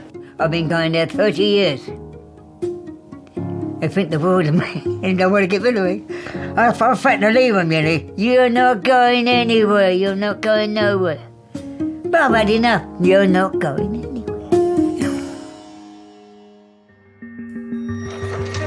Hi everybody, Wayne. He's been stabbed twice in the left thigh. As a parent, all you want is for your children to be happy and healthy. May not even be back tonight. You have one tumour and then you're told it's gone, and then it comes back. With your track record, we have to assume the worst and hope for the best.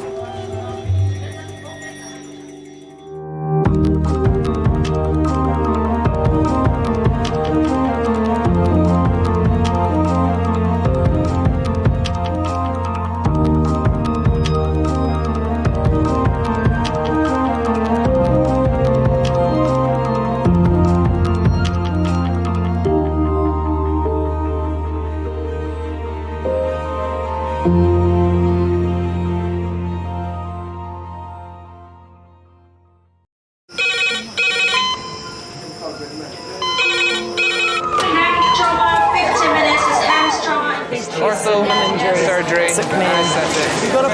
We're just going to get on, do this. Not scare and get you all sorted, all right? John? Do you remember where you are? King's College Hospital, London. Thank God. A major trauma centre. Hit the curb, jackknifed onto the verge. Have we got a good pulse? Have we got an output? You know? And one of the busiest A&E departments in the world. He will probably scream, but he won't remember. No, stop! Ah! A place where love. Come on, sir. Let's go. Up you go. No. Yeah. Life. There you go. I love you. I love you too. And loss. It's all right. Unfold every single day. Don't cry. And we'll make sure Mummy stays with you. Well, listen. Right, who's not busy? Squeeze that. We can't give up on her, come on. We've got to be strong for Mum, if it is the last bit. Hey. All the patients you're about to see were treated in one department. Well done. In just one 24-hour period. I never cease to be amazed at the robustness of human beings. I love you. and the strength of their relationships. Love, it's a reflex. It's what you do. For many of the families, despite the devastation that they may be facing, they give unconditional love.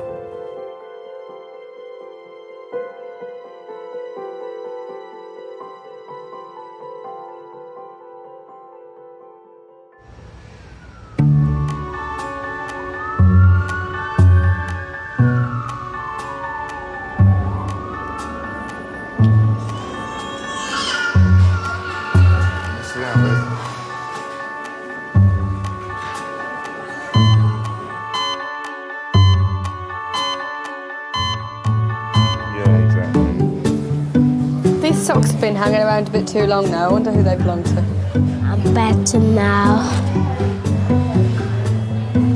Mummy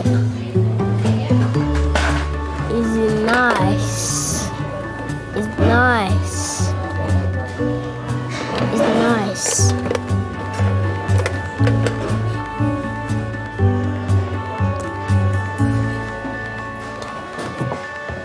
I'll be right back, okay?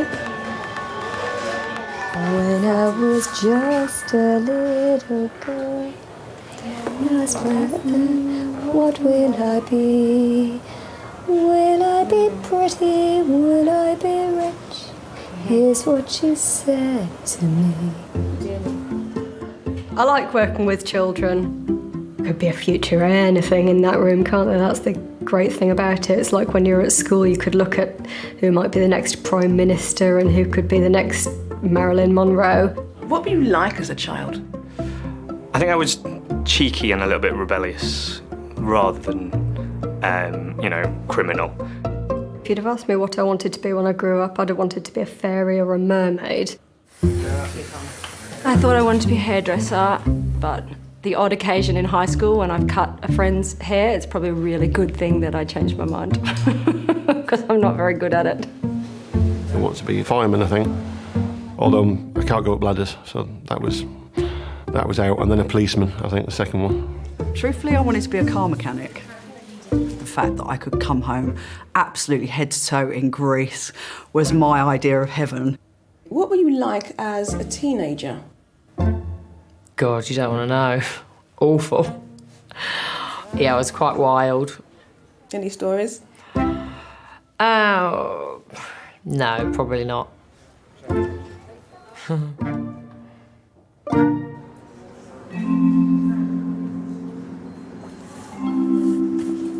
I was quite boring. I wasn't particularly wild. I didn't particularly rebel.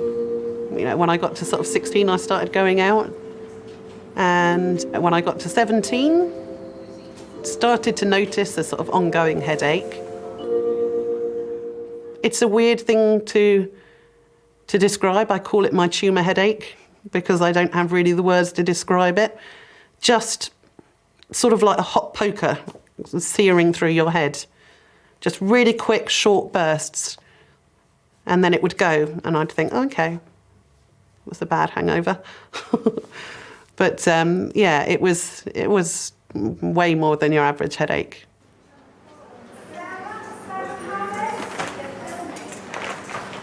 Sarah is 35. Sorry, I'll stick it all in here. Sorry. She's had a headache for the last 4 days. Okay. Oh, let me get that. Sorry, not my day. Let's get you sorted out, yeah? Okay, thank you. Thank you. Sarah. Hi. Hello, my name's Ollie. I'm one of the A&E doctors. Tell me about the headache. I'm sure it's nothing. I've had a virus, so maybe it's that. But I've had 3 brain tumours in the past. I was 17 when I had the first one. And then 3 years later, the second one, well, it was the first one that recurred. Why didn't you come in on Friday when the headache started? I'm very much, I guess it's just the person that I am. I worry just in case it is something really bad, and stupidly I don't. With my second tumour, I knew for a good week that it was back. But I went as far as Heathrow Airport to go to Australia before. Was it a little bit la la la la la? Yeah, I've always been told it won't come back, and then it has 3 times and various complications. That's fine. And it's just this, yeah. You are a VIP when it comes to head and brain related concerns. My job is to assume the worst for everyone, all right? Doesn't necessarily mean anything to be worried about, but you're here, and you, with your track record, we have to assume the worst and hope for the best. All right? Okay. When you're 17, you're almost untouchable. You don't feel that much can affect you. Can I just put that on? But you're all less aware of the reality of things. It's just we have a saying in our family, if it's unlikely to happen, it will happen to me. So, which is why my parents put on a brave face. I could see how distraught they were. You know, you as a parent, all you hope is that your children are healthy and happy. And when something goes wrong where they're not healthy, all you want to do is put yourself in their shoes and take it away from them and be the one going through it. And I guess as parents, they felt very helpless. And I could see that.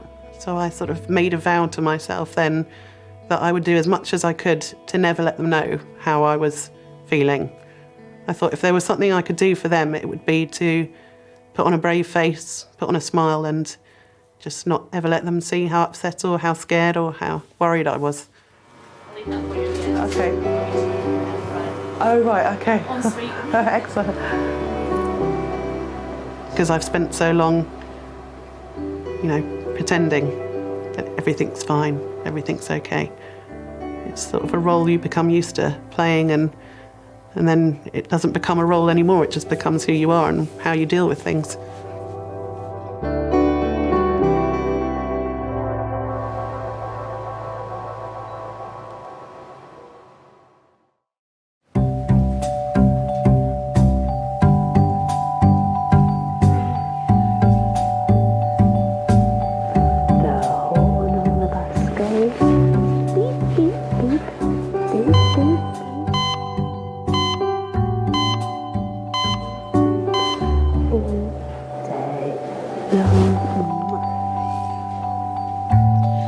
Children?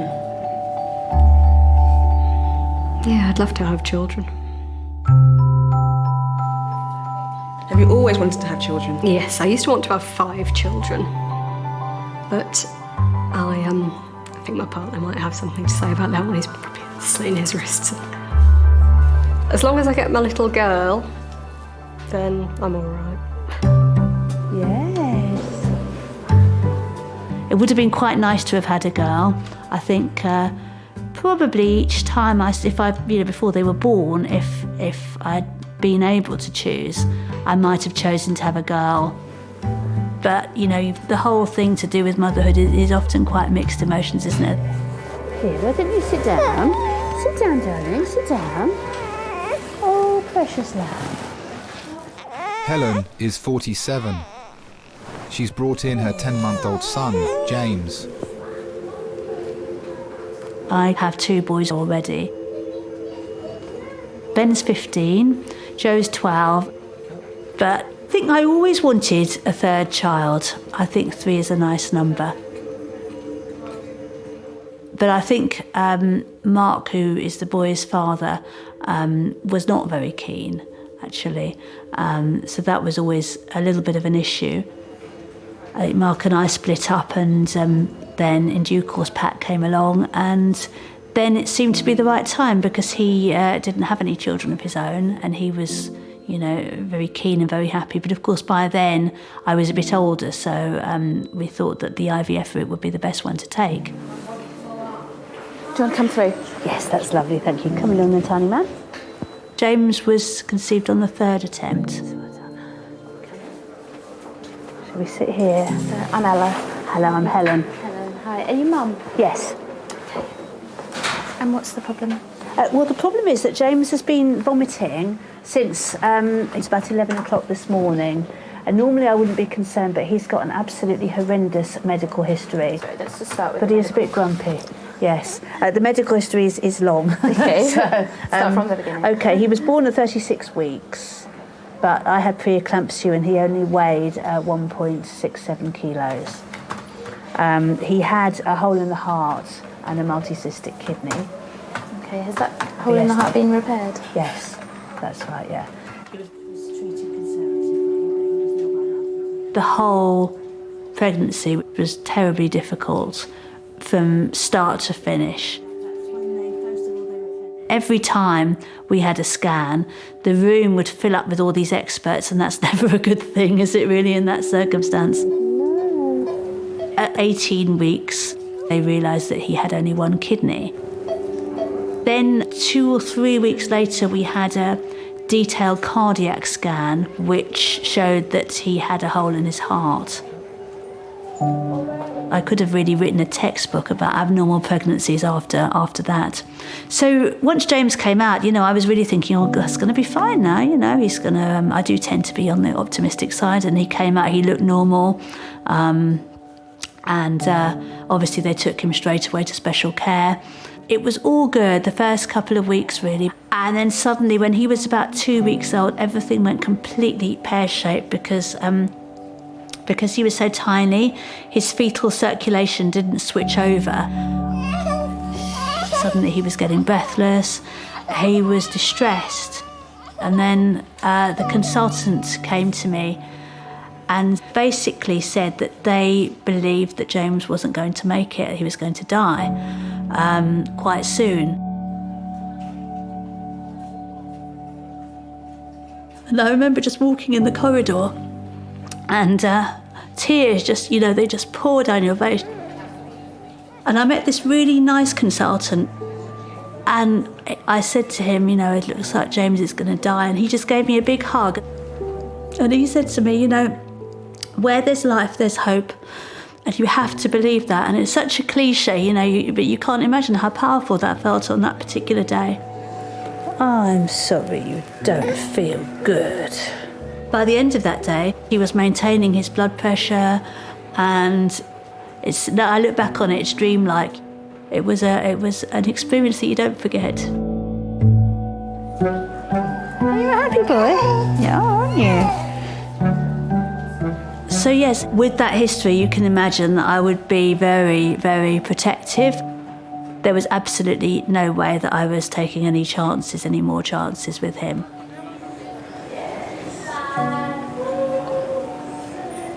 There you go. Poor little mannequin, you do look tired, don't you?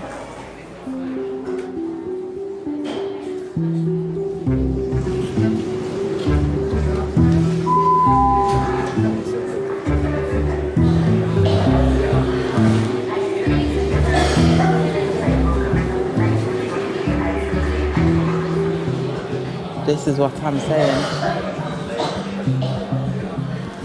The longer we stay in here, the more sick people are coming in here, bro. Okay, what you needed to try and do is go to a hospital in Africa. You hate hospitals for the rest. You even set foot in the door. People were dying. I'm telling you, Yeah, because you come from a different environment, innit? You come from here. When you come from here, it's different. When you're used to treatment here, where if you were born there, hospital is a hospital, bro. I'm telling you. But then sometimes it's better to go in the hospital, because we had the local, and he was literally a quack doctor. He was kicked out of his medical school. Wow. And he took out someone's tooth, with a chisel. Hold on, what chisel are you talking about? You know them little, them... chisel? No, you know them...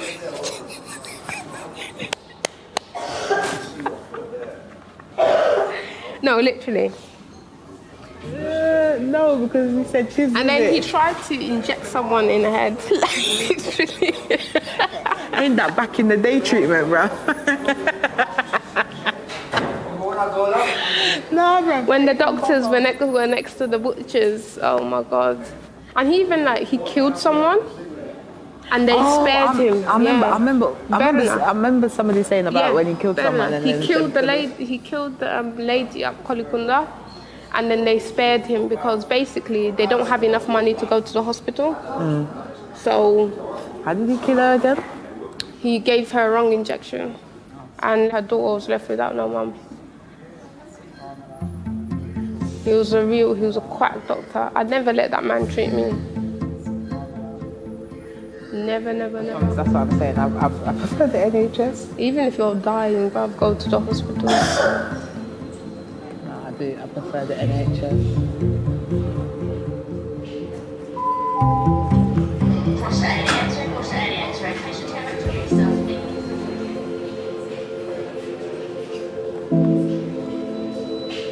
I don't want to bother people if it's not an emergency. I'm aware of how busy everyone always is in A&E, and I'll feel a bit silly if it's something very stupid or it's something not to worry about, and I feel like I've wasted people's time. But my parents are more insistent than me, so it's usually after being strong-armed by them that I will go in. Sarah's had a headache for the past 4 days. Since she was 17, she's had 3 brain tumours. Something that I question more and more, I don't know whether it's the older I get or possibly the more side effects that occur, is I start to question my identity a lot. Am I the person that I was supposed to be or am meant to be? How much of me is the tumour and how much is the side effects of the tumour versus how much is inherently me? I don't know. Mo Mowlam had famously a brain tumour, and she was known as being very wild in politics and would do outrageous things, flashing her bra, and when she was told about her tumour and how it could affect behaviour and personality, it was the first time that she broke down, and she said, "But all this time I've thought that was me, and you're telling me it's just a product of the tumour." And that really, I suppose, struck a note in me. How much of who I am is defined by the illness, and how much of me is still me. Keep your head nice and still. Look at my finger. Follow my finger with your eyes. Tell me if you get any blurring or double vision. Tell me about Sarah. What was she like when she was a little girl? She was a joker. She was the one, when we'd go away, suddenly started entertaining people by doing little dances and taking people off from the TV. She was, wasn't she? She was. Yes. Yes. But very quiet. She was yes, very, it's strange. Yeah, there's 2 opposites in her as well. Yes, shy as well. Can you feel me touching on both sides? Yeah. Both sides. Sarah, in some ways, is quite introvert and very deep. When she was younger, before she could speak, it would be hard to know exactly what she was thinking, and now it's sometimes hard to sort of get her to tell you really what's on her mind or what she's thinking. All my tumour headaches have been frontal. This one was at the back. All of at the back. All at the back, head. yeah, and real throb, where I was holding my head. And on a scale of 1 to 10, when it came on like that, how bad was it? 7, 8. 7, 8. Yeah. And what sort of tumour is it? It was a benign pituitary tumour. Pituitary. Okay, all right, fine. I remember saying to a doctor, do what you want. Cut my head open, shave my hair off, put staples in my head. It doesn't bother me. My only thing is I want to be a mum. I desperately want to be a mum at some point, when the time is right. So I didn't want that jeopardised. Pituitary gland is the one that releases all the hormones, so yeah, it does affect your fertility. The damage done to it meant that it wasn't possible to naturally conceive. It's even worse because I've got a baby now, and I just think I can't, And the baby's with? My dad. Okay. He's never changed a nappy in his life. How old's the baby? He's 10 months. Yeah, he's going to learn. He's going to learn very quickly. Okay, all right. This is not going to be an in and out of A&E in 4 hours type job. So your dad is going to have to get used to changing nappies relatively rapidly. When you say it's not going to be an in and out job, Don't know how. Be home tonight? I don't know. My dad can't cope for a night. Okay. Okay, I'll have to make some phone calls. Yeah. All right. Okay. These things never happen at convenient times. It's just my baby. It's your baby, yeah, absolutely. Okay, I'm fine, don't get teary. No. Right, okay.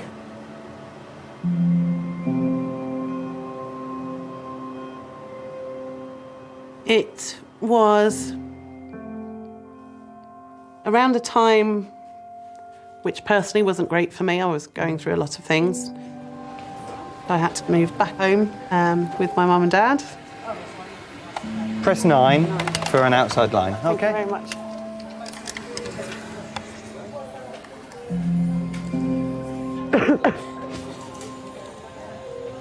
Hi, Dad. How is he? What time did he sleep till? Okay, all right. I'm not going to be in and out. It's not a quick job. May not even be back tonight. Well, again, until they do something, they don't know.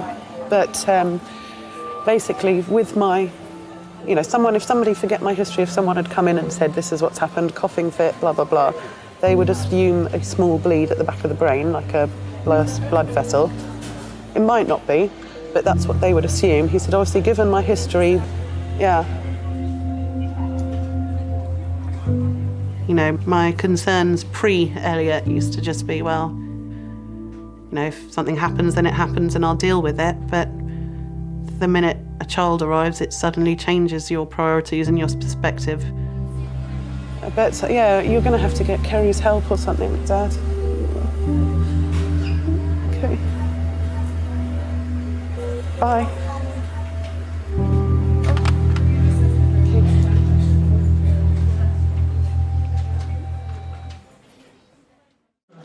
Cheers.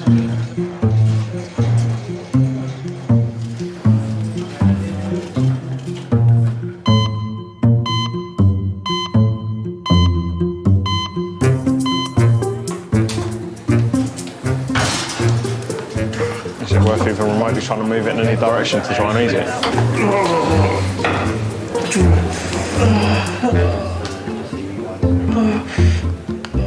Do you think men ever really grow up?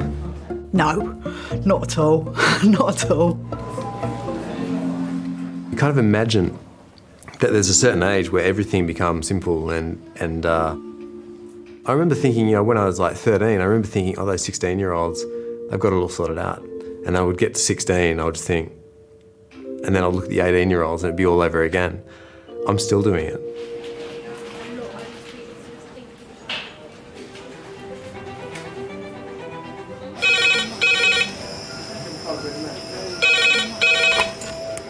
King's A&E. Yeah. Outside a South London pub, a young man has been stabbed twice. Some children are quite independent, so they can wander off and go off. He was very clingy as a child. 4, lovely. Okay, thanks. Bye. Usually people who did meet him thought, oh, he's such a lovely boy, he's so polite and he's so this, which was very nice for me. But then, when they turn into teenagers, they sort of change. Red phone, 4 minutes. Red phone, 4 minutes. Is everybody signed in that needs to sign in? He changed so dramatically through those years. So we became more like strangers.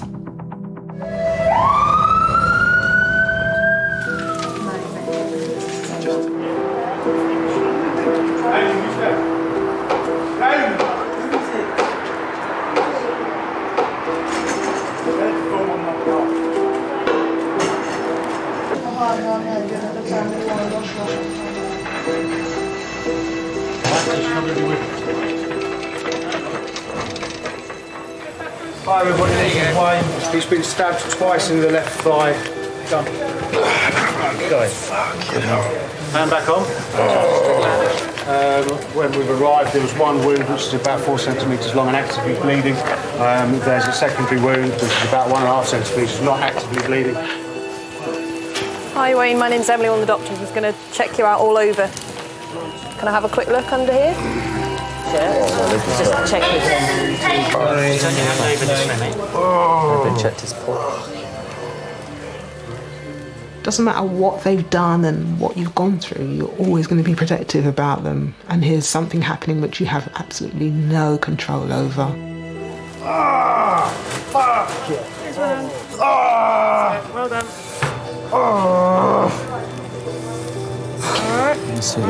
Well done, Deep mate. breaths, come on. Just relax your hand for me, boss. Cheers. Another sharp scratch. I never thought I would ever be stabbed. I remember saying, I never get stabbed. I never get stabbed. And it was like, wow, I have been stabbed. Like. Do you remember the first time you were arrested? Yeah, I remember. What do you mean? As in, how do you want me to elaborate in that? What happened? I remember I took something. I remember running down the road, running through the park, and then I hid, and I got caught hiding in the bin. And then I was in the cell, and I think I remember, I swear I cried, because I was like, oh no, what have I done? And then they said, you have to phone your mum, and I was like, do I have to phone my mum? Can I phone someone else? I don't want my mum to find out. And I'm thinking, did I phone my mum or did I phone my uncle? I'm not too sure. I think I might have phoned my uncle, and my uncle phoned my mum. But my mum found out anyway. And then that was it. It was like, oh, the shame, you know. I felt shamed, but it wasn't like, I don't know. What the problem was when I went back out with my friends, I got glorified for it, you know. It's like, wow, yeah, what happened, you know? You got nicked. Oh, they let you go. And it's like, wow. And it became kind of cool. And obviously you're young and you're naive and you think, wow, okay, cool. You know, you were showing off like, yeah, you know. And then it became a habit.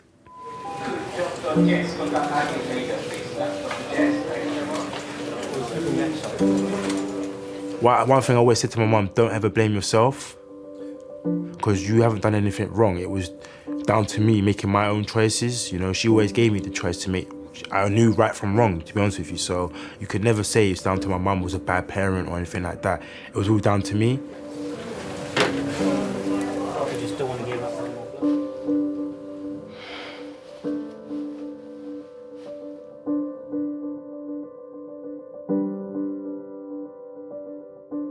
I thought, that's it. I've got to do something now or never.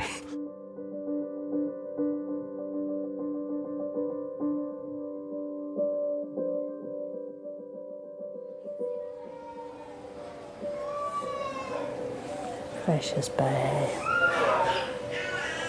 10-month-old James has been vomiting since 11 a.m. His mum Helen has brought him in to Pediatric A&E. Hello. Oh, look at that smile. Very good. James spent the first 13 weeks of his life in hospital. When James was born, he was so tiny, and I just burst into tears when I saw him. I just felt this horrible sort of guilt that I've done this to you. It's all my fault, basically, that you haven't grown properly. That doesn't help. Hang on a minute. Oh, sorry. Hold my hand, darling. With that history, you can imagine that I would be very, very protective. And I think just a couple of months prior to that, he'd had another stomach bug, what I thought was a stomach bug, and I'd kept him on the sofa and looked after him and observed him. And in fact, it turned out to be a hernia, and in fact, he'd had to have further surgery. So I was even more neurotic than usual. Let's hope it is a tummy bug. Are you going to have a vestibular yet? Let's hope it is, sweetie. Yes. Lovely. Okay, Thank you very much. Well, we'll see you in a bit then. Yep. I guess we should phone Dada, shouldn't we, and tell him. As a parent, all you want is for your children to be happy and healthy. I'm just going to move you ever so slightly. Okay. Just keep very still there for me, Sarah. Sarah's scan will show whether her brain tumour has returned. All right, let's begin.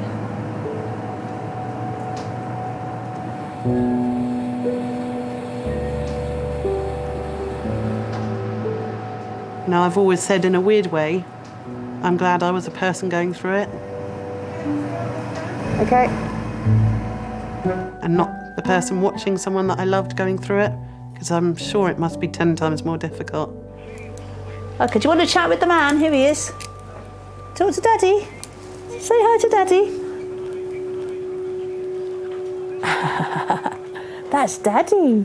I think that was the first time we'd ever been to hospital and it hadn't been something serious.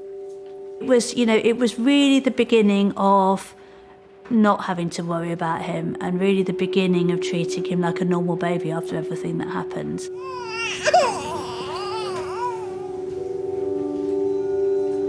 I know my mum, suffers a lot from her nerves, I suppose, because as a mother, it hasn't just happened once. You have one tumour and then you're told it's gone, and then it comes back a second time and then you're told it's gone, and then it comes back a third time and you're told it's gone. Well, you're always expecting the worst. And I think that's what my mum does now. Even when things are going great, there's always part of her that is expecting something bad. And I think that's the damage that it's left behind.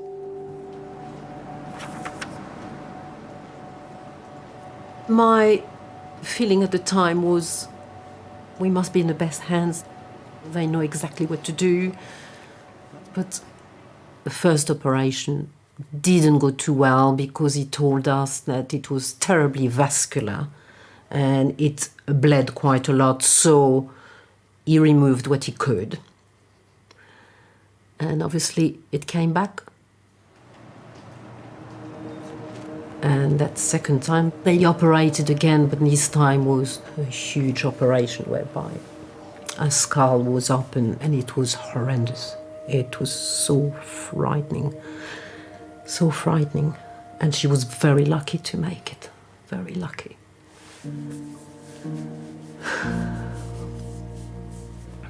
And it came back again. It was as if we were going through a nightmare that would never stop. That poor girl. Do you think there'll ever be a time when you won't worry about Sarah's health? No. Not for me.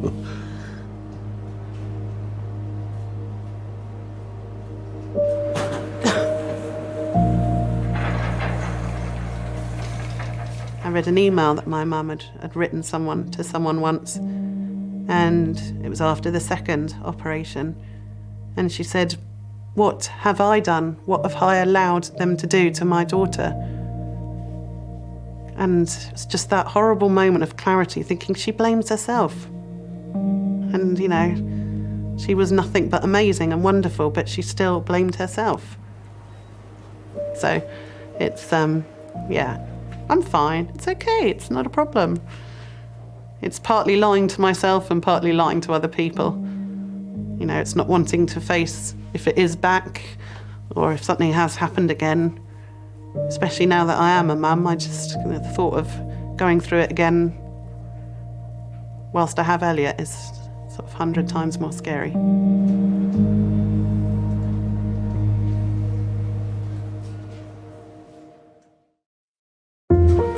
Had tetanus in the last 5 years. So what was you doing tonight? I was watching the Arsenal game. They win. Watching the Arsenal game. We came back 3-0, but we never won. Oh.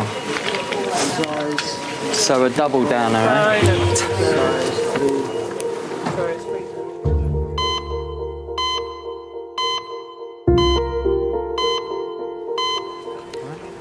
Any questions? Why is it impossible between my partner stay with me for the night? No. They don't allow it. She's not going to be in a good mind right now. Is there anyone she can be with? Wayne, a 28-year-old glazer, has been brought in after being stabbed twice in his leg.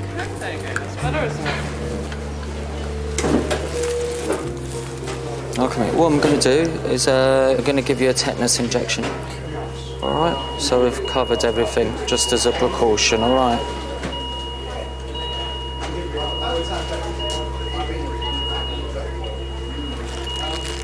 My girlfriend phoned me and she was like, "Oh, where are you?" And I said to her, "I'm in the pub with my friends." She parked up around the corner from the pub. She came in, I think me and my friends had one more drink or so, and then we left to go to the car where she was parked. It was like down the side of a street. We got into the car. I remember the doors closed, the doors opened back up. And there was a group of guys all around the car. They waved the gun at my girlfriend. They grabbed my girlfriend's bag. I tried to remember holding it, and then one of them hit me in my face. And I got punched on my leg twice. What I thought was a punch anyway. And then it happened very quick, and then they just ran off. And I remember trying to get out of the car and trying to chase them, and I couldn't run. And I put my hand on my leg like it was like a dead leg. And then as I looked at my hand, there was just blood all over my hand. And then that's when I realized I got stabbed. I felt sad, knowing that, I felt sad for them as well, because it made me think, you achieved one thing, a mobile phone, and there was at least 5 of you, like, what's that, £10 each? Like, I would never have done something like that in my bad times, but at the same time, it's that how far we've come. It was kind of sad to know that, people going around stabbing people on random sprees, like, maybe it's the initiation of a gang or something like that, I don't know, but I did feel sorry for them, and I felt saddened, if you understand, knowing that I could have been heading that path.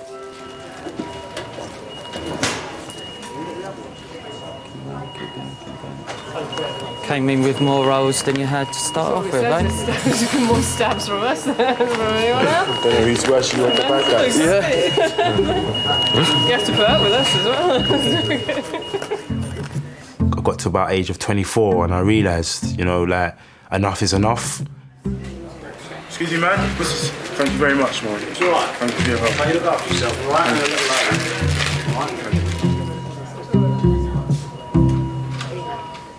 Yeah, I was sitting in the police cell. I remember even looking up at the ceiling and seeing a Crime Stoppers number and thinking I've read that number too many times, and this is not it no more. I'm sick and tired of this. And the police officer saying, "Hello, Mr. Marisha, how are you doing today?" Didn't want any of that no more, to be honest with you. I thought, try to start a new, fresh start. So many people do this revolving door thing, keep getting in trouble, out of trouble, in trouble. And I think he somehow managed to catch himself and say that, I don't need to be doing this anymore. Although it took time, he found himself, I think. Sure you're right.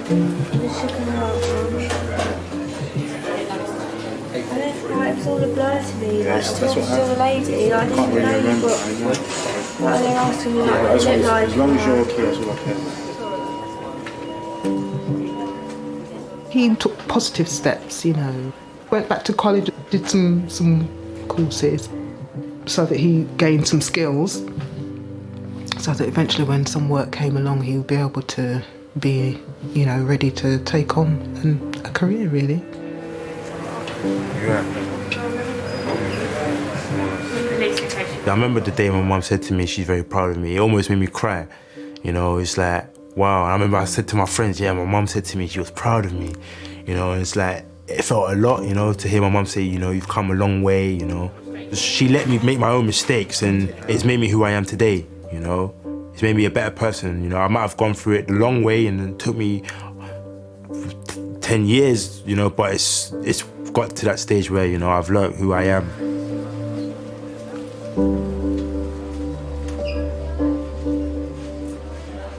Motherhood is good for learning about the sort of person that you are and what you can give as well, as a human being as well as a mother.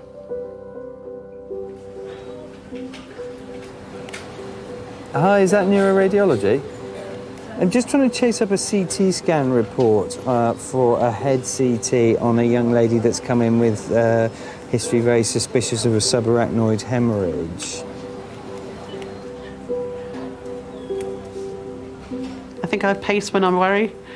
I was probably wondering what my dad was doing at home with my son and how he was going to change a nappy. I showed him very hurriedly before I left, but it was still crossing my mind. I mean, as a mum, you do, don't you? And you just worry anyway. And I'm always with Elliot, so to not be with him was very strange, and I just didn't like it. Okay. Thanks a lot. Cheers. Bye. Good news and bad news. Okay. The good news is the scan doesn't show anything apart from the old what's happened in the past. The bad news is that means that we need to speak to the medical team about thinking about doing a lumbar puncture. They're supposed to be painful, I know that. As in, if there is just nothing wrong, is it still worth doing a lumbar puncture to prove that there's nothing wrong? The scan doesn't pick up all bleeds. Right. Okay. All right. But as I say, a negative scan is good news, yeah? Yes. It's just going down the boxes, ticking them off, all right? Okay. First box is ticked, right. The next box, unfortunately, is a fairly big box, which is lumbar puncture, but we need to decide whether or not we do need to go down that route. All right? All right. Cheers.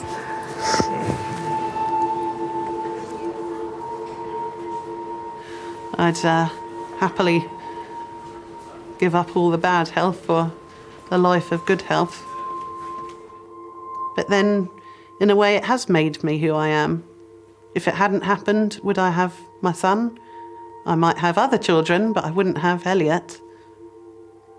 So, in a way, I wouldn't change things. It's in the hands of the doctors and in the hands of God. If you believe in God, all we can do is hope that we'll be lucky and that she gets the best doctors and the best medical care, and they can sort out the things that are wrong with her and keep her alive. That's, what else can we say, really? We can just be here to pick up the pieces if I just sense she'll be all right. She will be all right. Yep. I believe that little Elliot has brought her a lot of strength. Tell me about Elliot. What's he like? He's just everything. He's everything to me. I can't imagine not having him. I can't imagine what my life was without him. I remember coming back from the hospital with him, and it still doesn't feel like it's real. I still kept thinking at any moment I was going to have him snatched away or wake up from the most amazing dream and be told that it wasn't real. You know, it's just so much more precious when you've had to fight for it. So yeah, having come so far to have got him and then for something to happen would be awful. And I know if something happened, it wouldn't be through fighting, because I would fight the whole way. Just want to do the best job I can, be a good mum, do right by him.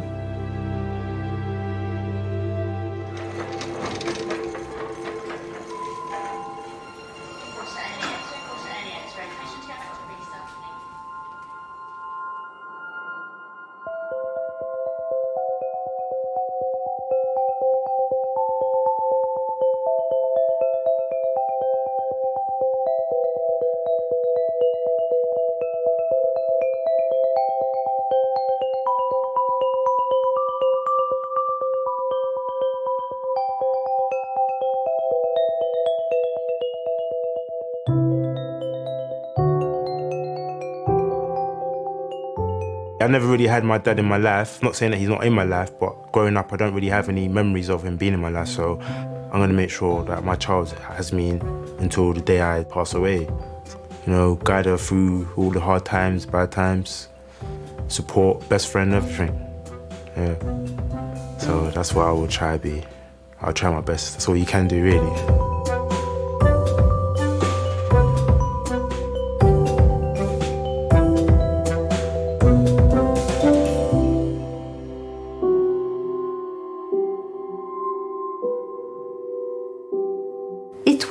Absolutely fine.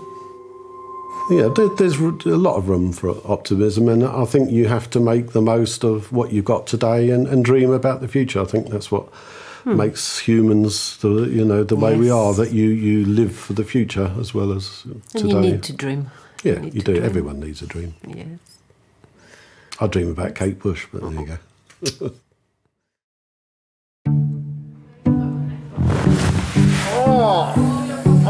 We get a lot of falls, people climbing trees, being stupid, people being drunk, falling out of windows. I've only ever been in that sort of state like once, maybe twice.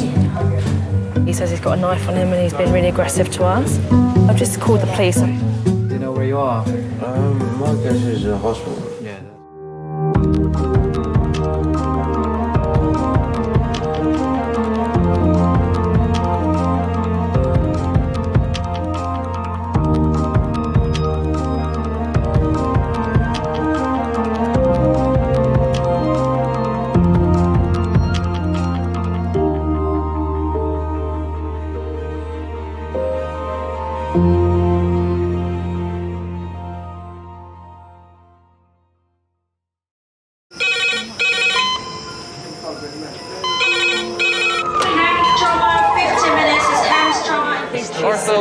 Surgery. We're just going to get on, do this. Not scare and get you all sorted, all right? John? Do you remember where you are?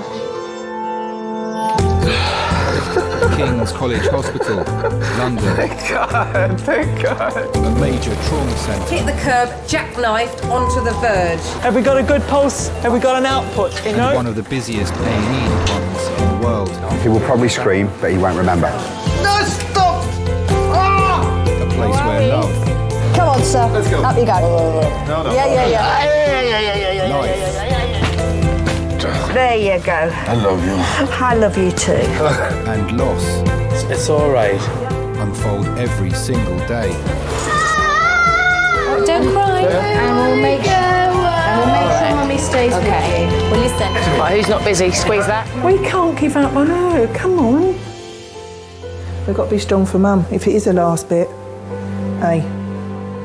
All the patients you're about to see were treated in one department. Well done. In just one 24-hour period. I never cease to be amazed at the robustness of human beings. I love you. And the strength of their relationships. Love, it's a reflex. It's what you do. For many of the families, despite the devastation that they may be facing, they give unconditional love.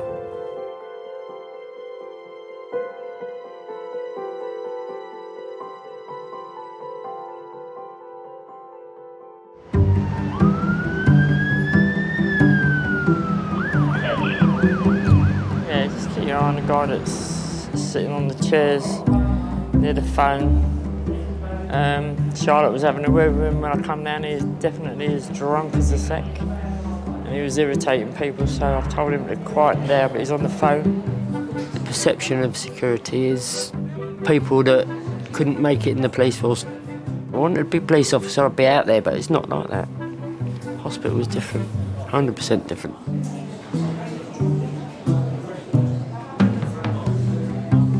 King's has 20 full-time security staff. I need to see a doctor now! What's wrong with us? Every month in A&E, they deal with over 50 incidents, ranging from verbal abuse to assault. Some people you can help, some you can't. And the ones you can't, in the end, they go either on their own or we escort them out. One way or another, peace has got to be made. Go ahead. He's drinking alcohol out of a bottle now. Off-ski, Manny, come on. You have to go, because you're not allowed to drink alcohol on the premises, my friend. No. Yeah. No, it's time to go.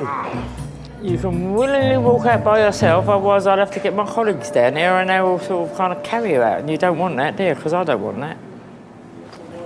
Come on. Where you are, sir? Come on, that's it. You can go up. That's it. There you go. That's it. There you go. No problem. Easy. Let's go. Easy, tiger. Easy, tiger. Let's go. Easy, tiger. You did it all by yourself. Well done. Easy, tiger. Easy, tiger, then. Come on, then. Oh, don't push me too fucking far. I'm not pushing I'm you. not pushing myself. Yeah, you are.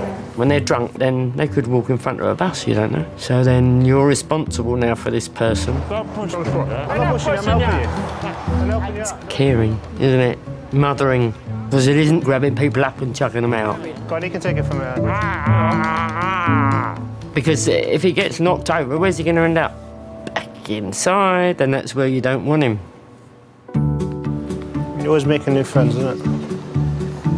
They're always drunk now, aren't they?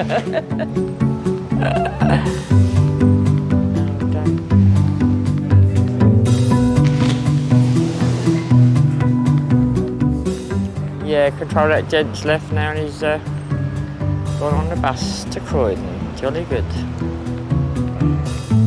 I won't go into an A&E, I think I'm dying.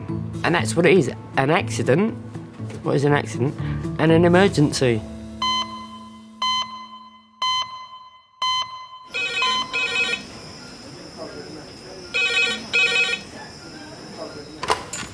Hello, King's Only resus.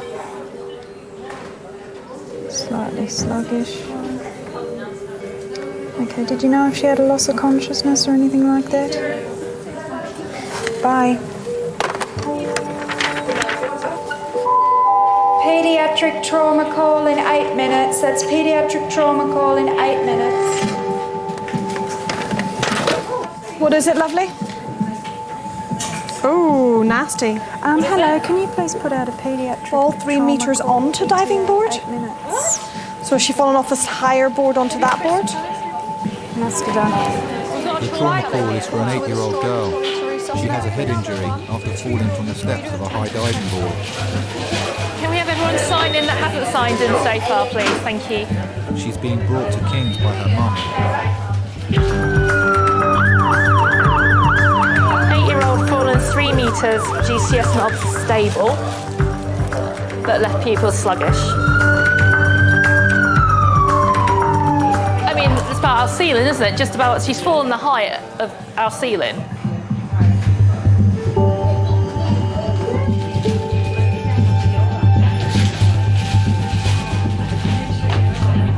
Yes.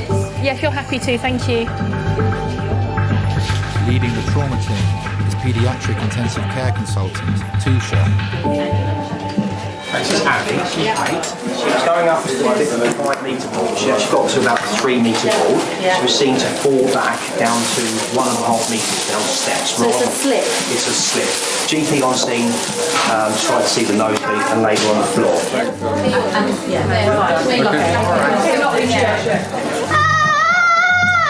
Okay. Do you want to go around? Why don't you go around to the top end? Alright, baby, you're so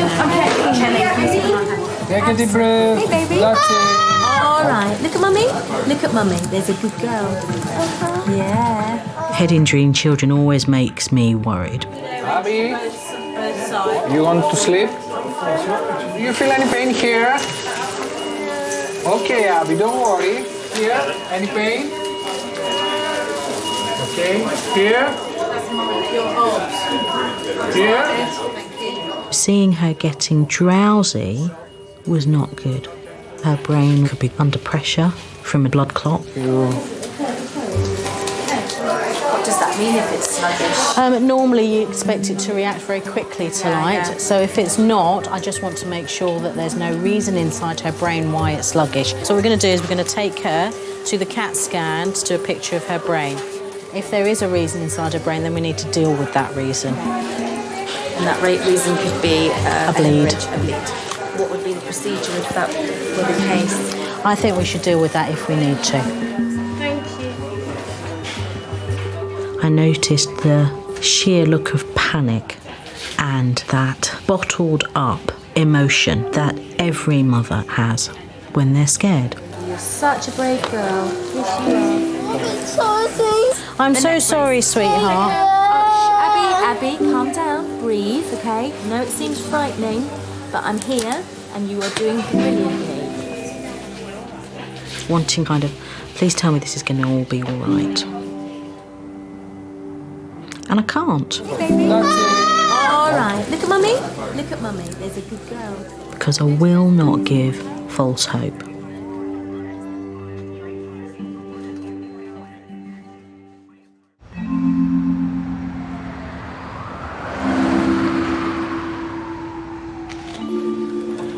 And you're amazing, just how are you?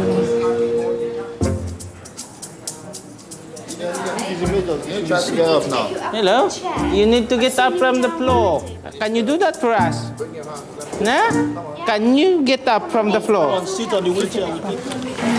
No. ऐसा खुले उठाए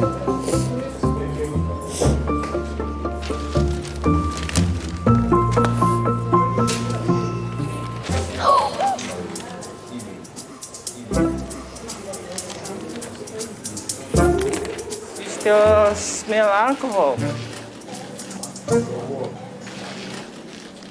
That makes the thing worse.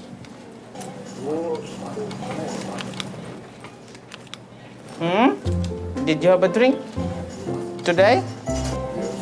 Okay, so why you are here then?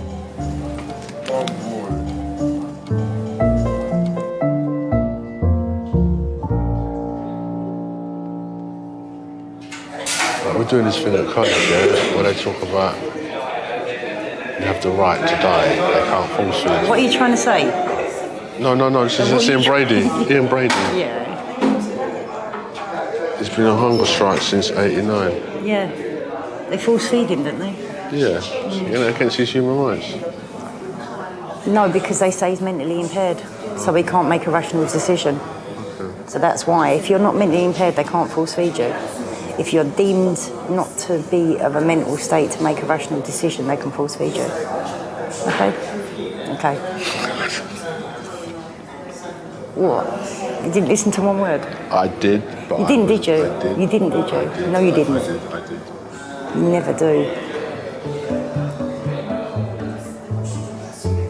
Is that how comes we've been together so long? You just don't listen to me. It works for It me. is. It works for you, yeah? It works for me. Loser. A bit too much of Just suddenly overcome. the sauce, yeah. He saw you, I think. Was it? And he got all unnecessary. Right. Come on, sir. Let's go. Up you go. No. Yeah. I'm not having any of that. If you're not going Don't to touch pull me. against me. Okay. Come on. Okay. Okay. Right, we can do this. Like Come on. 3. Slowly. Slowly. Yes. Good. Ready? Cool. We are getting a lot of alkies lately.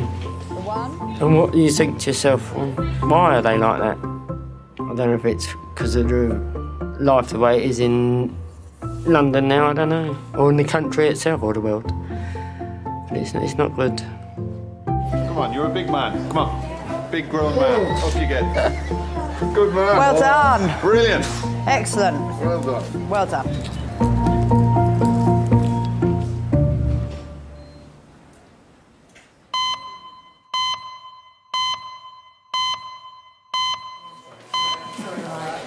Daddy's up in Edinburgh, isn't he? They're always up in Edinburgh. Aren't they? They're always somewhere else. Just trying to get back down to see you, honey. Following her fall from the steps of a high diving board, Abby is being taken for a CT scan to find out if there is a bleed on her brain. Okay, ready? 1, 2, 3, move. There we go. Okay, you all right? Abby, hey, we just need to tape you down so that your head doesn't move Just going to too put a little bit of much. tape over your head. You can still move it, but I don't want you to move. Just to remind you not to move, all right? We used to go swimming, and in the centre you can see all the kids diving. And she said, I want to do that. She would just jump off, do these straight jumps, pike jumps. She's just had no fear. And that is quite a childlike thing anyway, isn't it, to not have fear of things. So she would just go for it. It was frightening because when you've got so many doctors around her, you've got one at her eyeballs, 2 are trying to get needles in her arms, and it was just frightening. I'm just waiting on the CT scan. And of course, that's your initial thought is that it's a bleed.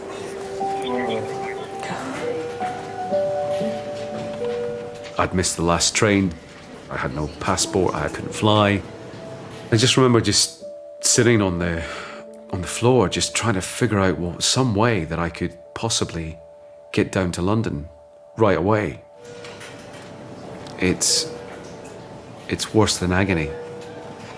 I just wanted to be there.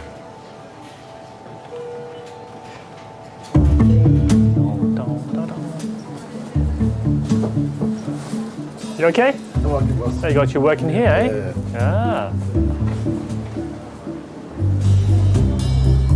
Edit. It's on your staff area only. This is on your staff area only. Sorry. Thanks.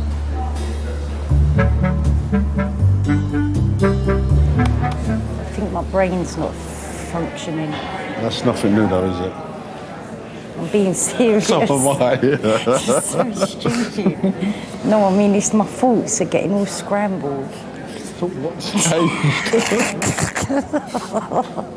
You are so... Why do I bring you anywhere with me?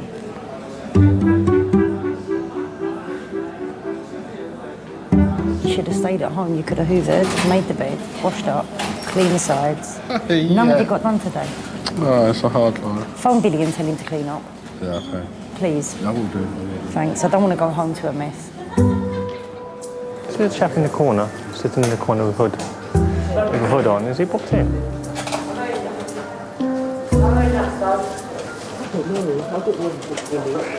Let me get his name, yeah? Hi, have you booked yourself in?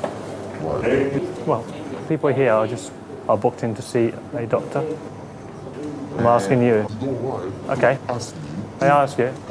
If you've been booked in, yes. These orders are booked in, but you're not. The staff don't recognise that you're booked in. Okay, the staff have asked. Okay. Yeah. Okay. Then I'm going to ask you to leave them. Why? Because you're not answering my question.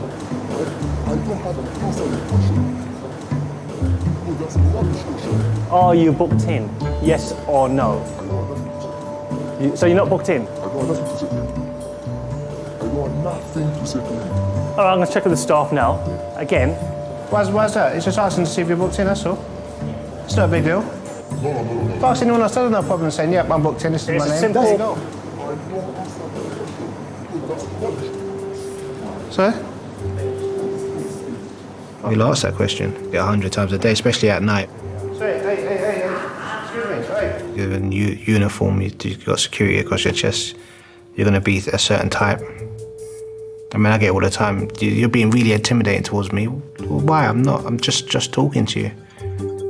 If you don't tell me who you are, you can't just walk in there. This is a children's area. Yes, we try to get the questions out of him, but he's not answering. This one here? Is he with anybody? Yeah. He is. So why don't you just say, if you're with relative, why don't you just say, attitude's all wrong? Don't tell me, please don't talk to me like that. Your attitude's all wrong. Yeah, attitude's... Please don't... Hey. Don't do it. Don't do it. Don't do it. The language, okay? Don't do it. Don't do it. No for swearing. Some people could be upset because they've got family members really ill.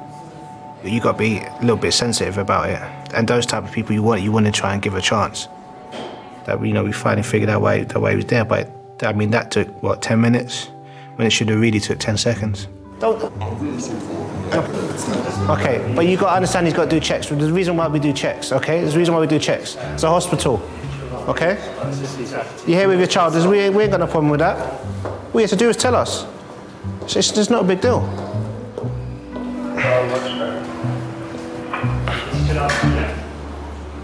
Sometimes I go home and I think about what I've seen that night. Or I speak to my wife about it. I do feel fear for the younger ones. Because I know how horrible, the world we live in can be. My mum says I'm overprotective, but my daughter, she gets a little bump on, on her head or something. I feel like I want to wrap them up in cotton wool.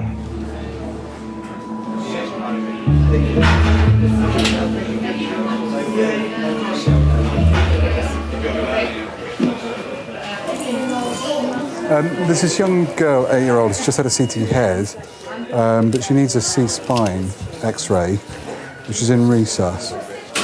The CT scan has shown no bleeding in Abby's brain, but there's still the possibility that her spine has been damaged. I can't do that, darling, because you've got to take one leg. I know. Yes, you can. Yes, you can. Only a little bit. Can I read you something? Yeah, read you one of those.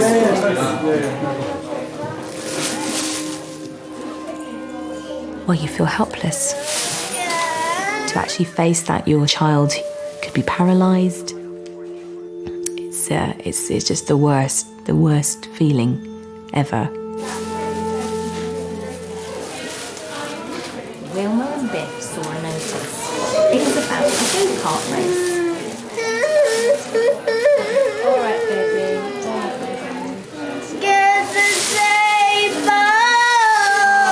Abby, soon, my darling. Just know you come up soon, okay? I can't pick it up, baby, not yet. Alright, you were such a good girl. We're going to go on a little journey again. We're going to try and get those x-rays and those pictures of your bones, and then, hopefully, All right, baby. we'll be able to take all this tape and that horrible collar off. And can I go home? I think, sweetheart, because you had a nasty bang on your head and you're a bit sleepy. Oh, don't cry. Let's see. Let's get this Listen, X-ray we'll first, see, okay? Yeah. And we'll make sure Mummy stays with you. As someone who was so bubbly and crazy, it was sad to see her little broken body and her broken spirit. But I still have to say to her, you know, you're going to be fine, you're doing really well, just to get through it, yeah. Alright, teacher. We're going to do a few pictures of your neck today, okay? Alright, hold nice and still there. Oh, you're doing really well. Okay, you've just got to stay nice and still for us, alright? Take this collar off, it's double stranded. Can I bring a mum in and put an apron on? Abby. Yeah. Abby, you just need to get the pictures done. Should we get Mum in? Should we get Mum in? She's coming. She needs a neck. I'll be back later. Heart, you're doing so well. Darling, I'm here. Really still for us.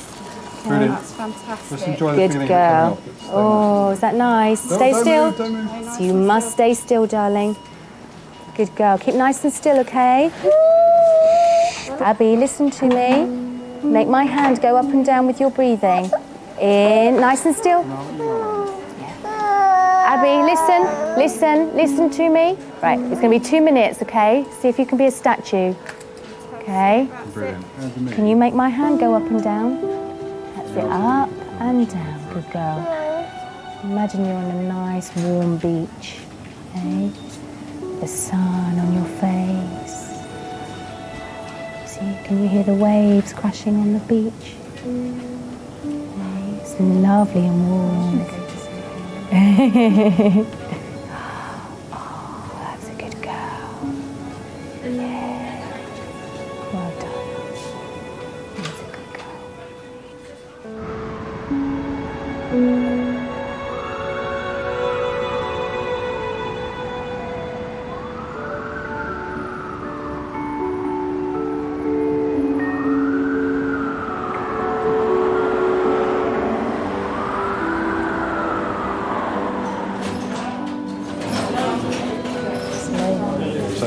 It's me. Lunny. Looney, I don't know. It's okay. 46-year-old Michelle has come in with back pain. She's here with Hubert, her partner of 30 years. So tell me, did you had an epidural yesterday? Yeah. What was that for? I've got nerve damage and a slip disc. Oh, so but you had a it's- spinal injection? Yeah. So since the time it was given, As it it- felt shaky? Really shaky, and then as they pulled it out, then I just thought I was in shock because it really hurt. Gemma was breech. Ashley, Ashley was the worst one, and Billy was born in 6 minutes, and I had him in accident emergency at King's College, and Ryan was 20 minutes, and then Amir, I think, was about 30 minutes, start to finish, got spontaneous labour. But it's right down the bottom they gave it, right there. When I had Amira, through the pregnancy, the weight of the baby was completely on my spine. So it caused some nerve damage, slip disc. So what they decided to do was give me a spinal injection of steroids to try and calm the nerves down. And I had a really bad reaction to it. Okay, because this was done by the anaesthetics department, I would actually like to, I would like to speak to them, and I'll let you know what they say. So let me just speak to them, yeah? Okay, thanks.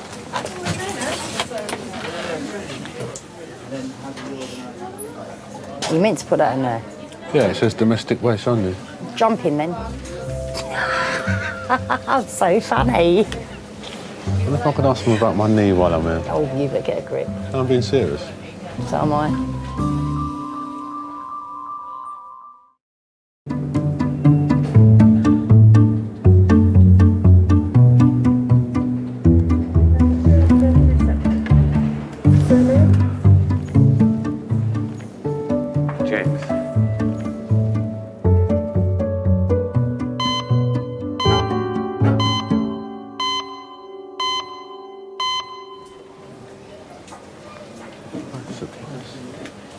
What? It says surgeon, Smith, speciality, pain. Well, listen, you don't understand. Specialises in pain. That's like one of them Dr. Death type dudes. Oh, mate, you don't understand how much that hurt to get a needle like that up into your spine. And he tells me, hey, just a little prick, just a little stinging sensation. And you, but I wanted to cuss. My face just feels like it's bright red. Is it red? I'm not going to answer that. Is my face red yet? Yeah, it is as it was, yeah.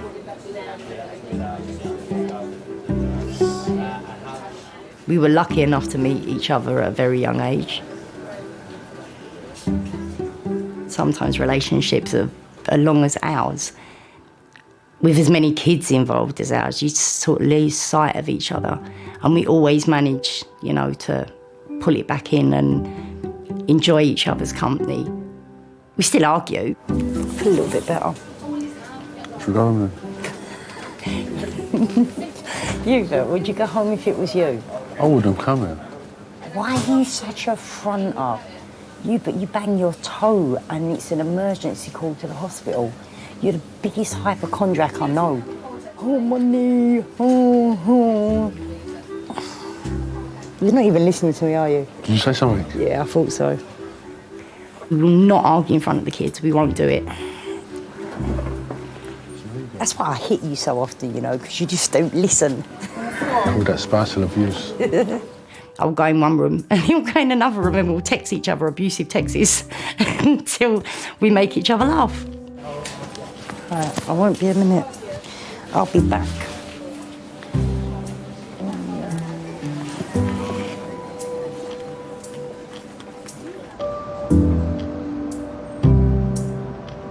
So this one little thing I've got wrong with me and, you know, the aches and pains, and yeah, it impacts on my life. But then I just think, wow, like, how lucky am I? How lucky am I that I've got 6 amazing kids? I need them as much as they need me. You know, they're sort of like, they're my breath, you know. They're my life, they really are. Uncle Stuart's here. 24 times. And say hi. Hey. So she's got the imprint of the steps. Oh. Okay, that's fine. She was so flipping lucky she didn't kill herself. I know, could have been. I'm surprised that, you know, didn't smash her skull if she fell from that height on concrete steps. Or maybe she fell halfway down.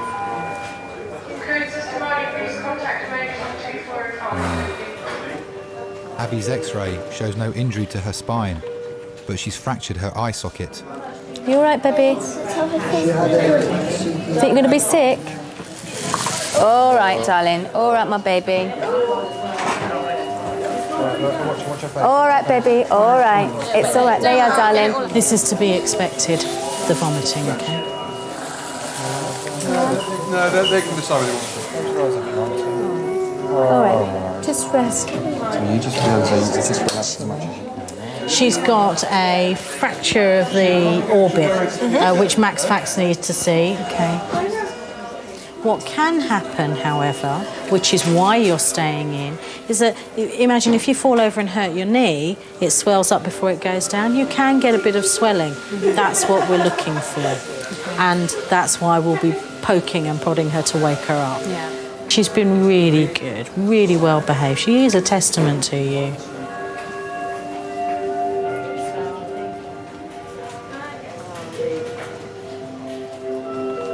Hi. She's fractured her eye socket. Yeah. She nearly broke my heart though, because at poolside she said to me, "I love you, Mummy." But she's done so well. She's been a little trooper. The doctor said she's a testament to us. I just wanted to comfort Abby, I wanted to comfort Nikki. suddenly you just realise that your family, there's the little family that you've created, and it's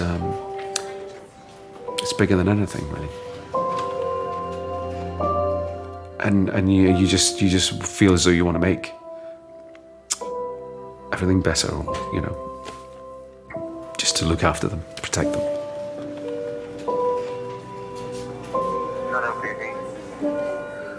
I hear you being very, very brave.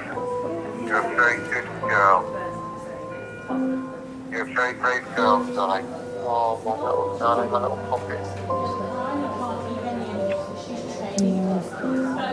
I hope you're okay. Well done for being a really good girl and a really strong girl. Yeah.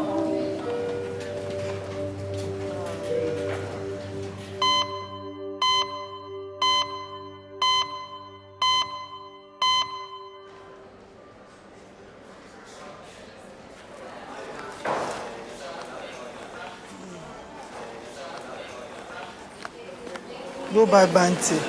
Buy me chocolate. Buy me chocolate from there. You go see him. You know Bounty, the one where they get coconut in the middle. You will see it. You will see the number. You know how to operate it. I know what I've got. I've had it before. I've got bronchitis. Well, you'll have to stay in because his X-ray don't open till 9 o'clock in the morning, so you could stay in. They can hear it on a what's it, on a stethoscope. Stethoscope? I can't talk properly. I've lost my teeth. I was going to say, they're still using things. You bought the wrong thing. That's Snicker, isn't it? That's the wrong thing. Bounty is the blue one. Only the Bounty I can see is in front of you. You go buy Snicker. Oh, here we go. Yeah. No, it's not me. Got my tablets. My manager loves Snickers. My children love this either. When they were young, Robert loved Snicker. Michael liked Masba. Masba is true. Mama? Hi, my name is Adi. 74-year-old Joyce has been brought in by her daughter Anne and her grandson Chris. Can I say something? Yeah. I'm not trying to tell you your job. I haven't smoked for 3 days because I can't smoke. Okay. And I think it's bronchitis. I don't know. What, you a doctor now? I've not had many illnesses, but when I do get an illness, I know it's bad, and I know what it feels like. And therefore, I can tell the doctor what it is. She diagnoses everything now. Yeah, that's all right. I mean, you know your body, and if it's happened to you before, and if it looks like that, it may not be, okay, but you know, it's a good observation. If you've had the experience before, you think it's similar to what you had then, that's fair, you know. Okay, so the plan now will be, we'll do some blood tests. I will organise a chest X-ray for you. All right? Okay, I'll speak to you later. All right. All right, thank you. And I want to go to the toilet. You take me down to the toilet, please. Where is it? Down here? Go to the toilet. Yeah. Have you given us a sample? No. I get you a tiny pipe, yeah? This should be fun. Oh, I'm not helping with that. Didn't ask you to. Yeah, let me get it out and set it up. You'll be in there forever.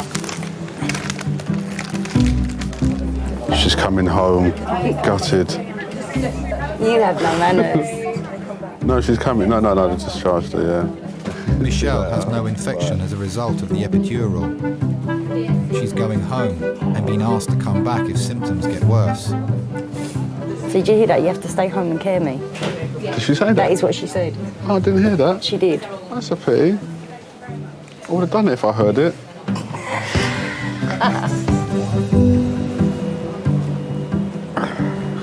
The good thing is, though, they're going really quick, aren't they? Getting things done. Well, you know, it's because of her age. Yeah. It's your fault. It has to be. Sending me the wrong way. It has to be. I keep telling you, dumbass. Thank you, Michelle.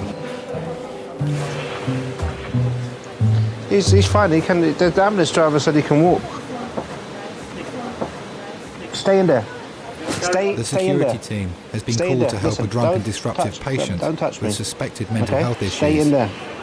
They need to keep him in the treatment bay until Stay the in there, psychiatric liaison nurse arrives. Will you stop grabbing hold of me, okay? Hello, security control here. How are you? What has Marty said to do with this patient? Say again? What has Marty said to do with this patient? Well, she's going to see how it goes. It's always a difficult situation to deal with. It's not the same as if somebody was being aggressive and they had no mental health issues. You could just chuck them out if they're not that ill. But if somebody's got mental health issues, they need help, and it's your job as part of the A&E team to help them.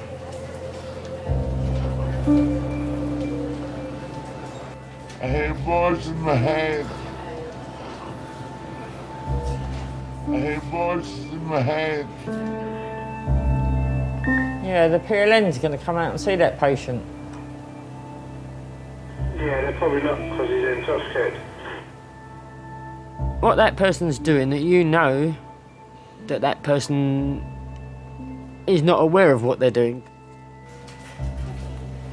You just know they're in a different place. Oh, yeah. Hello. I've got to hold him like this. Good morning, sir. How are you? Someone wants to talk to you now. Come on. There's some things I've seen that's stuck with me for years. I mean, you're meant to be security, you're big and you're tough and, you got to deal with this every day, but, we're only human as well. We got families.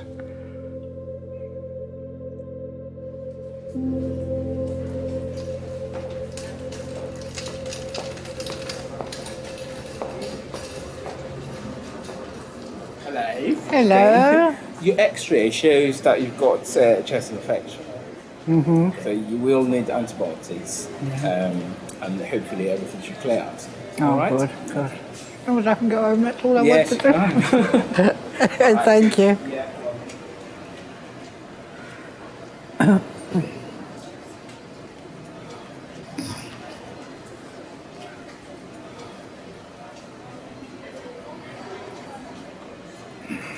Got me result of my X-rays. Oh, yeah? It's a chest infection. So that's not so bad. So I've just got to wait for my blood results now. Well, at least that's good news, isn't it? Yeah. I bet you're both wishing you stayed at home now. No. You must be Because tired. I wouldn't have been able to sleep anyway. Now I know that it's a chest infection and they can treat it. You need to stop thinking about everyone else and think about yourself a bit more often. People should start thinking about you more often. Yeah. You just need to motivate yourself a little bit more. That's what it is. No, because you're not motivating your bones, Mum. Your bones are seizing up because you sit in that chair watching that bloody Dickinson, man. Antiques Roadshow and all that crap. Dickinson's real deal. Yeah, the real deal. I like Floggett. Same thing. And CSI and Casualty. Yeah, I like CSI. I watch CSI. And I like Holby City better than Casualty.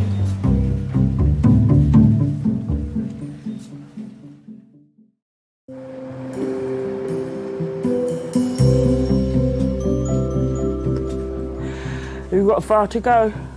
Forest Hill. No, far enough. But she brought the tablets in. I've got them in. It's okay to go now, yeah? I've got my tablets, so I can go now. Yeah, you can go. Okay, thank you very ladder much. goes straight here. Okay, thank you very much. I want to sleep well tonight. Anyway, thank the pair of you. Don't be silly. Well done, darling.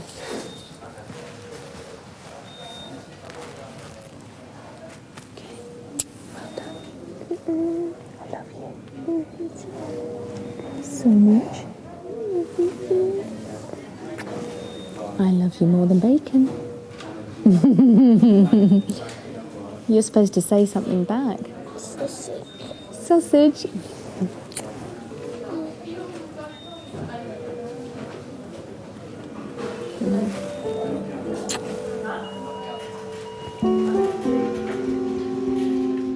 That was quite a special time that night because you're just open and vulnerable and fragile. For me, having that connection that night as a mother to a daughter, I think will always remain with me.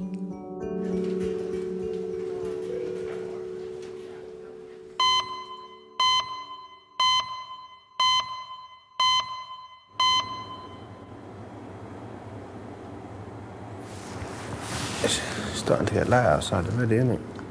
Oh, it was really nice. Last night before we came to work, I was sitting at my laptop, my window was wide open, the sun was just going down slowly. It was a really lovely evening.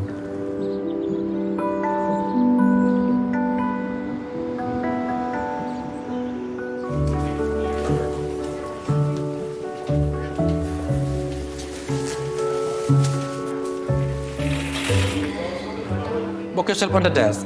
Hello, I know. On your desk? Yeah, there. I've sliced my finger pretty bad. Accident? Yeah. Or intentionally? No, accident.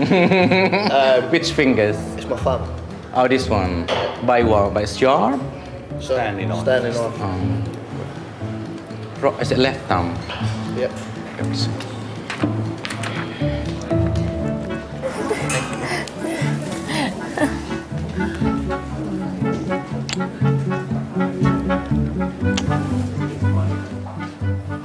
Hello, Michael. I haven't seen you for a while.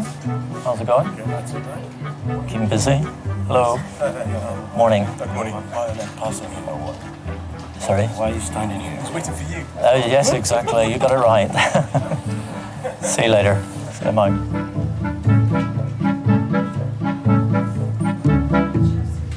100 years from now, there will be about 500 million dead people on Facebook. That's not even funny. It's the truth, though. It's not funny. Well, we're 20 now. I'll probably say we've got like maximum about 50 to 60 years left. So we've actually been through about a third of our life already. Have we? Yeah. If you think about it, look, we're 20. Then we're going to be 40 in 20 years' time, right? I'm dying like when I'm 150 something, though. Oh, okay. Do you know what I mean? Yeah, I don't know about you. I know when I'm dying 150 something.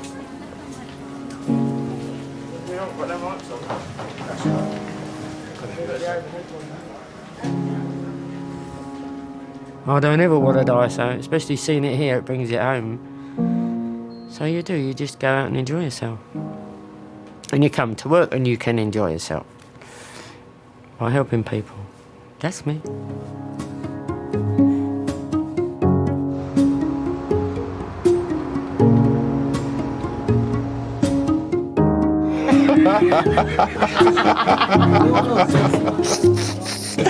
I am getting better, ain't I?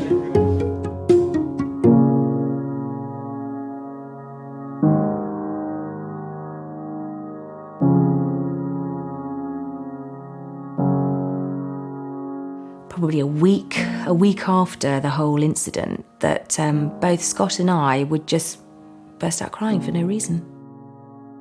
But I think what it was just all that pent-up emotion. Because after the accident, there was a period when we didn't have our little girl. We had some girl who was quite morbid. I think she had just had a shock, a really, really bad shock.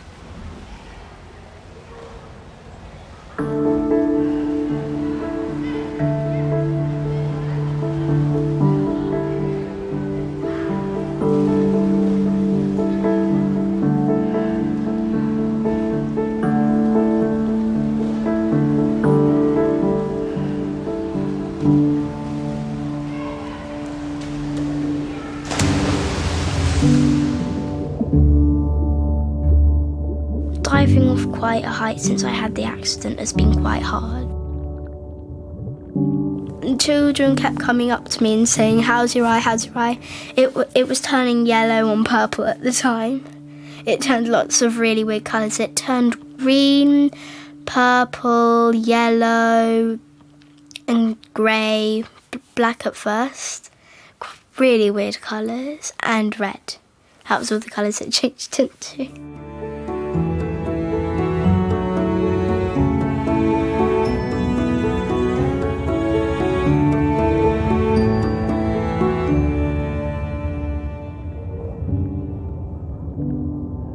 I would like to go high, but I thought just leave it for a few weeks and then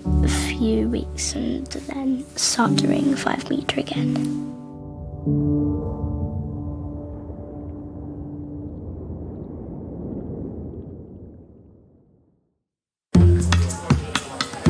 This is Nicholas. He had one punch to the face. This side is fractured, that side's dislocated. I think it's better we take the nail off.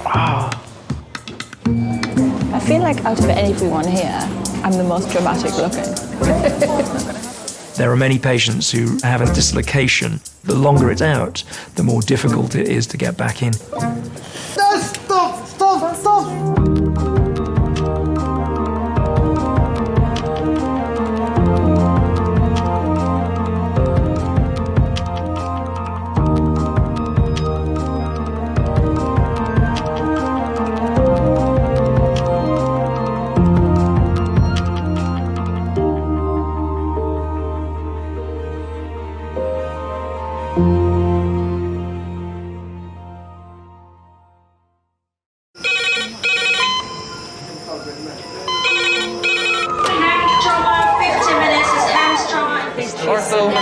Surgery. You've got to we're just going to get on, do this. Not scare and get you all sorted, all right?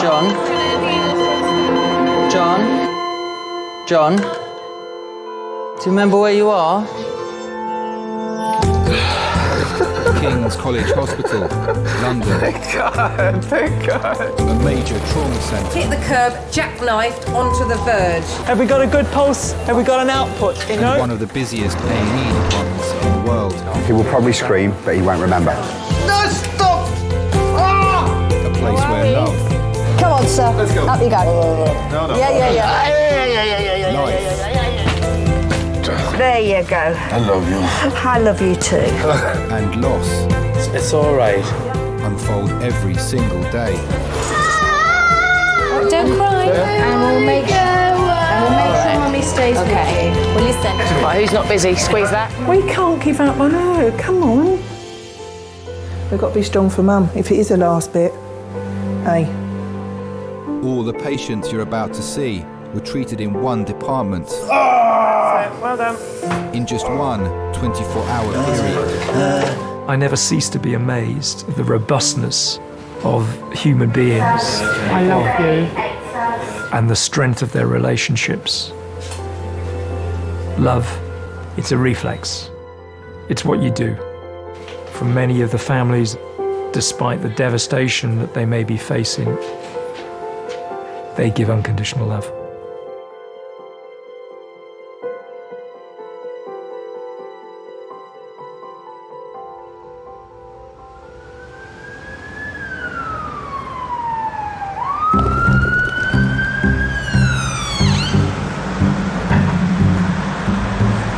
Or anything? Are you waiting to be seen? Yeah. Do you want me to help carry something?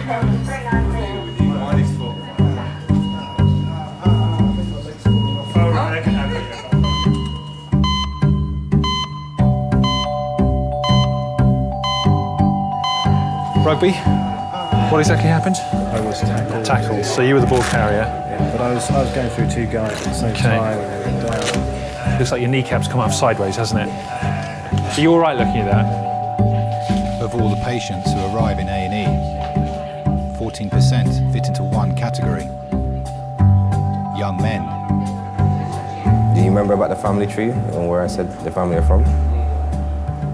Well, Dad's parents and Mum's parents, so that's 4 grandparents, and they're all from different places. And I tell you already, but you just forget. You just hear it and you just think, yeah, you've gone out your head already as soon as I tell you, innit? You gotta remember it, it's important. You don't think it's important? This is Nicholas Baldons. He's 26 years old. He had one punch to the face, and we don't believe he was knocked out, but ever since then his mouth has been locked open. Apparently this side is fractured, that side's dislocated, there's bone inside his mouth. I've had to suction him about 5 or 6 times because his mouth just keeps filling up with blood on the way. He hasn't been able to speak, obviously, at all. Okay. 26-year-old Nicholas has been punched in the face in a random attack. Right. Should we call you Nick or Nicholas? Whatever. Just pop your head back. Just make yourself comfortable there. That's it. That's it. I know we're not going to strain this too much. I will take that suction there for you. So when do you think boys become men? 40. And then they regress shortly afterwards. I'm approaching 50. That's next February, and I like to think that I can do the same things now than I could previously. But I mean, you know, if you go out and you have a few drinks with your mate, it becomes harder to recover the next day. You like to think that you can run, you can ride as long and as hard as you did before, but that's not the case. Look at that there. Is that tooth or bone? Looks probably a bit like bone, actually. Yeah, exactly. It is bone. It's rubbing on your tooth, rubbing on your tongue there, Nick, yeah. Try and close yourself together there, Nick, if you can. I don't suppose you can. Okay, and that goes with the fact that you can't close that there. Nick, I know it's really dry there, but can you say ah? Oh. Excellent. Should have been a singer. There we are, okay. So it was just the one blow? And were they standing in front of you? Yeah. Never injured your face at all in the past? A couple of times. Any breaks? Yeah? Jaw?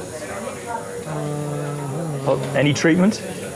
No, no plates or... It's okay. Sorry? It's okay. Right, dislocation. Okay. All right. No any fractures of your cheekbone? With Nicholas's injury, it was unusual to have a fracture as well as a dislocation at the same time. So it's a pattern that most people wouldn't have seen before, and I haven't seen one for many years. Nick, I'm just going to feel very gently, okay, along the low border of your jaw here. And what I'm feeling for is the fact that this is all intact here and here, and that's what runs. But when we get to the angle here, yeah, okay.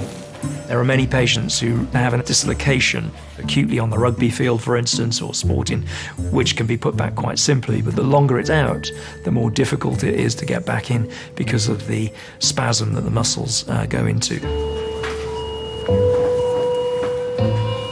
All right. Do you want to know details of what we're going to do, or should we just crack on and do it? Just do it. 33-year-old Simon dislocated his kneecap 3 hours ago. Right, puffing on the gas and air again. Okay, nice deep slow breaths and try and hold it.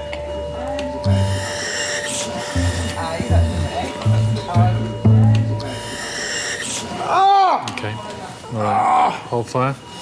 It's well done. Keep breathing. We might need to give him more drugs again. Nick, I haven't seen any radiographs, x-rays at the moment, all right? But given the degree of the fact you can't close your mouth together there, obviously you fractured it on here, and that's where you were hit.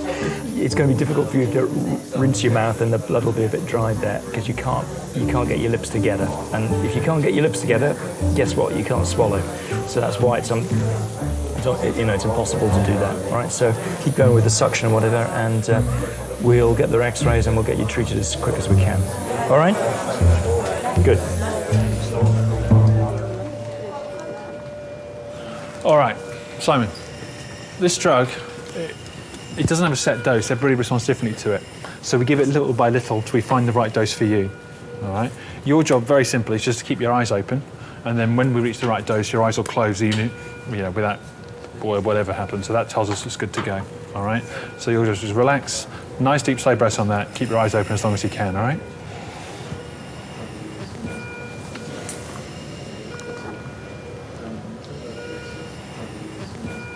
Simon is given fentanyl, a strong painkiller like morphine.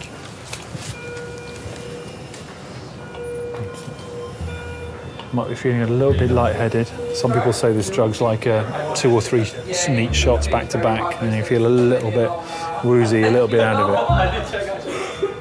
Okay, Simon, open your eyes again, my friend. Simon, can you open your eyes for me? Okay. One more time. Matt, one more. Yeah. I'm sure how much you jumped last time, so let's get him nice and deep.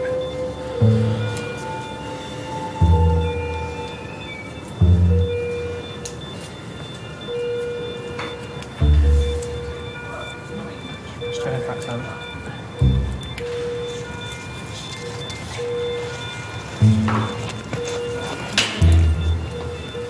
Okay, Simon, can you open your eyes for me? Okay, right, just here we go. He's going to shout a bit again, but there's not what we can do about that. Oh, for fuck's sake! No! No, stop! Oh! We're in. Hey, hold on. Thank you. Thank you. All right.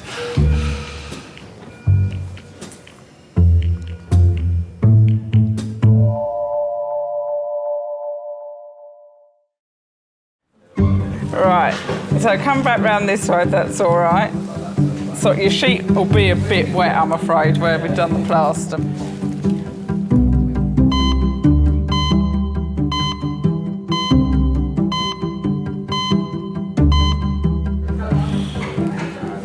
Are you comfortable, or do you want another blanket under there? I'm actually comfortable. You're comfortable, okay. You look like a vampire.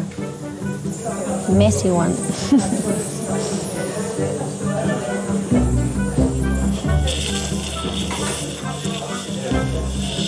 Is it still painful, or is the stuff helping? Yeah, really painful.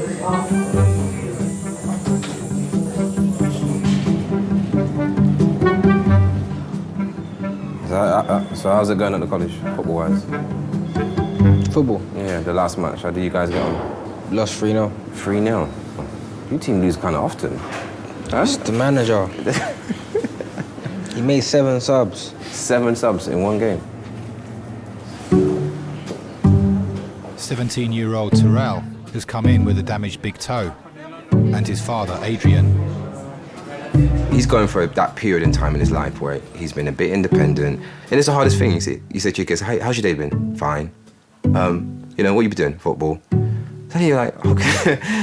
You know, so every parent goes through this. It's not just me. So you just think, you know, how else can you interact with them? And the funny thing is, yeah, when I started this family tree, I didn't even know my grandparents' names.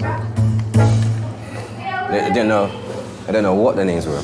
I just called them Mama and Papa. You know what Granddad's name is? Yeah, I know his name. You should do. What about your great-granddad? What about Nan's dad? You know what his name is?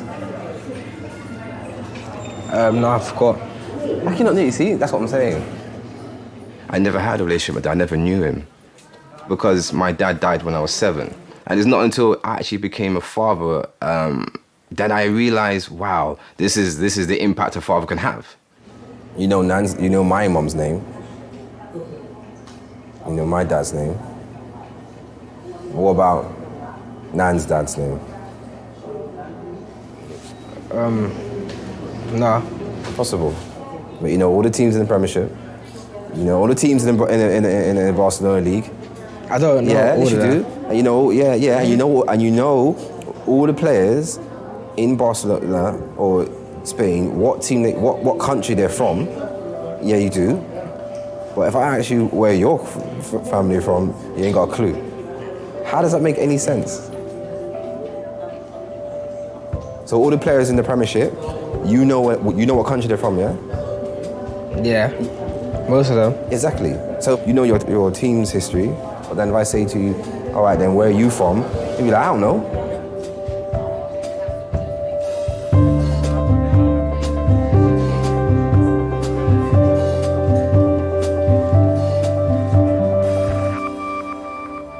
So tell me about your parents. Are they doctors? No. My father is 96. He left school at the age of 13 to work in a brickyard to support the family. My mother left school at 14 and was a shop assistant. So I was the first person in my family who went to university, or in fact, for that matter, did an A-level. Rob is the clinical director of King's major trauma centre. He's also a world-renowned specialist in facial injuries. When we're treating facial trauma, it's very much the person. You can injure your arm, your leg, and obviously undergo life-saving surgery. But if you injure a face, that patient expects that face to look exactly the same afterwards than they did before. It's us. It's what we are. It's what defines us. Oh yeah, oh no, I see your tooth. Nicholas was assaulted in a random attack 6 hours ago. Since then, he's been unable to close his mouth. I'm sorry, Baba. I don't like seeing you like this. He's come in with his long-term girlfriend, Holly.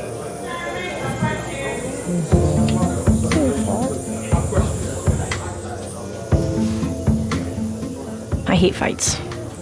I hate fights in general. I hate it when it's someone I love. Don't worry, I'm going to be here with you. Okay, I'm not going anywhere. I don't understand it. That's probably. I just don't understand why you would fight. I don't understand why you would want to like get to the point where it has to result into that anyway.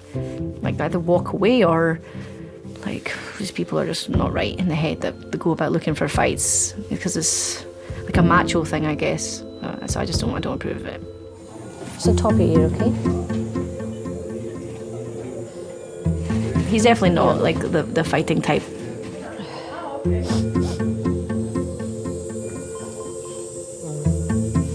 When I first met him, for sure he was a boy. Like, he was kind of like hyperactive. The amount of times he hit his head when I first met him, and I don't mean like knocking the head, like proper like wanged into like a wall or a ceiling or something, like some of these slanted ceilings. It was just like to the point that everybody feels awkward because it must have hurt like hell.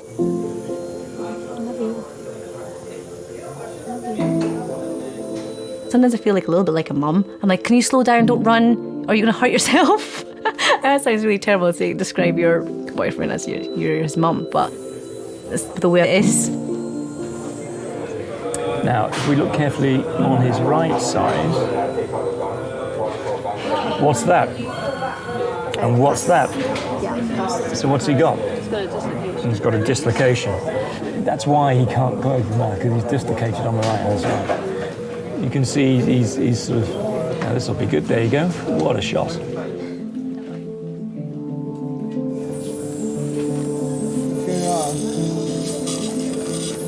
Hi. Sorry. No, it's all right, Nick. Just to say, had a look at your scans now. You've only got one break, which is on the left angle of your jaw. Why it's propped open like this is the joint here is dislocated. So if you look on me, you can see how it moves there. When you've been hit, not only have you got a very nasty fracture on this left angle, but this one here has actually popped it and a joint. That's why you're propped open. We'll get you fixed today. How long? Well, we'll get your fracture done today, all being well, and chances are you'll be going home tomorrow. All right? Now I'm just going to try something very gently, because it might just make you feel a little bit more comfortable in the meanwhile.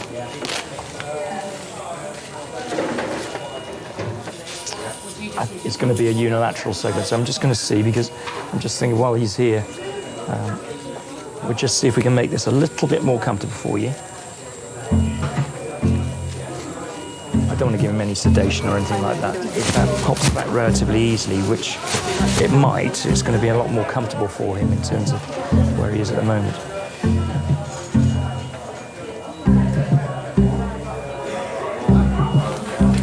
Nick, just pop your head back for us. That's it. Okay, now just bear with me. Just here. There. How about that then? Better? Close your lips together. You can swallow now. Does that feel easier? Oh yeah. yeah, transoral and buccal. What we do need is... I felt relieved from the moment he stepped in the room because it looked like the man in charge, and then he just came to me in a couple seconds. He just put a finger on my teeth and then like locked it. Like, I don't know exactly what it did, but it went cluck cluck and it was all sorted in a couple seconds with like a magic thumb, and it all went back where it should be. Well, from that moment I knew that I was in good hands. Do you remember when you became a man? There is a time in your life which is unspoken. And I think that between... sorry.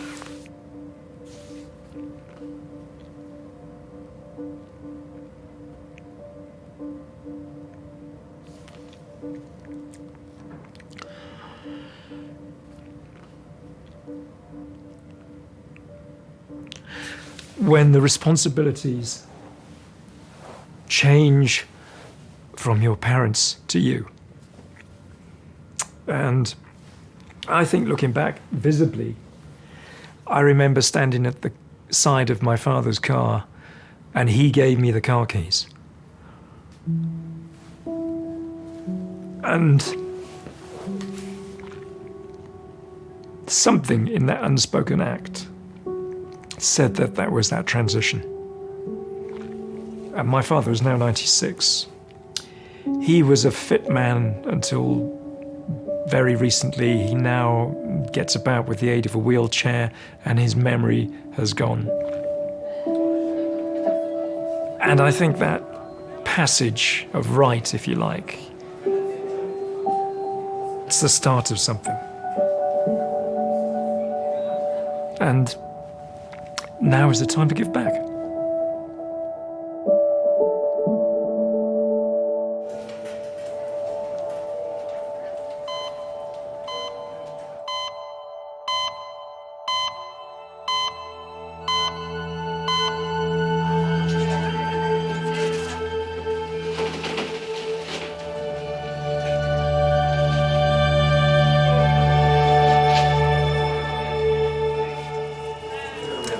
Is she on a beta blocker? Do we know what medication she's on? Any medications on? Nothing. How old is she? 78? 78. So but she's recently diagnosed with a blood clot. Confirmed? You don't know. 78-year-old Amway has been brought to King's by her 26-year-old grandson, Ho. He's training to be an architect. Every day, he cycles 10 miles to visit her in Peckham. Today, he found her collapsed in her flat. It was a shock when I found my grandma. She always has refused to go to your doctor. I think that's one of the things in our culture we preferably do not want to know if we're sick. We rather, knuckle down and live through the pain of it. It was quite a horrific moment because I'd never seen her so fragile before.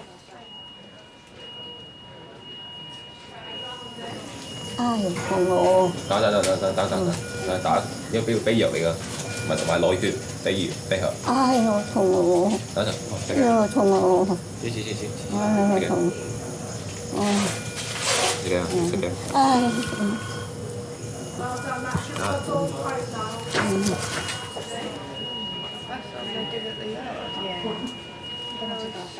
She came over here roughly around about 1970s during the Vietnam War.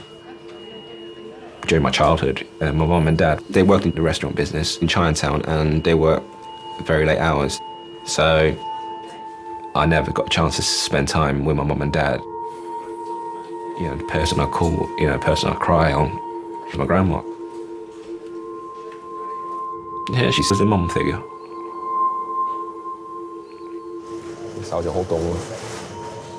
She didn't speak my English, but the words that she did know, fuck off, get out, how much cheaper, and, ideally if she ever gets lost, where is Peckham?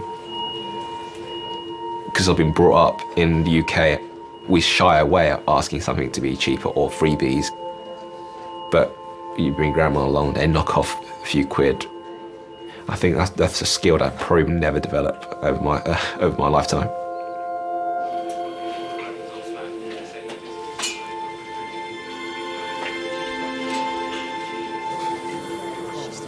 I've got quite cold hands. Does she want another blanket, do you think? No? Comfy. So I've got very warm hands. Sorry, when was the last time you gave the Clexane, the injection? Yesterday. Okay. Yesterday, hello? You don't spend your time normally in hospitals, do you? No. A lot of people think that if they come to hospital, they're only ever going to go out feet first. Especially the older generation, that hospitals mean death, and so people are afraid to come into the hospital setting. But disasters happen. I'll never forget one time when a baby had died in the emergency department. This was when I was working as a radiographer, and the mother was screaming her head off, and she was running up and down resus, running up and down, just hysterical, and her little baby had died. And I came along with my little X-ray machine, and I said to one of the nurses, "Isn't anyone going to, go and talk to the mum?" They said, "No, we just leave her. She doesn't want to be touched." And I thought, that's amazing. She couldn't be touched, she didn't want to be touched, she just needed to scream her head off. She needed to release that grief there and then.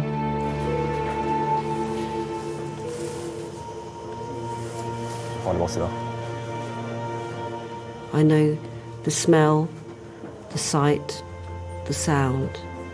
I know it. And it's familiar to me. So when I saw the granny, I could look and see and know that she was not long for this world.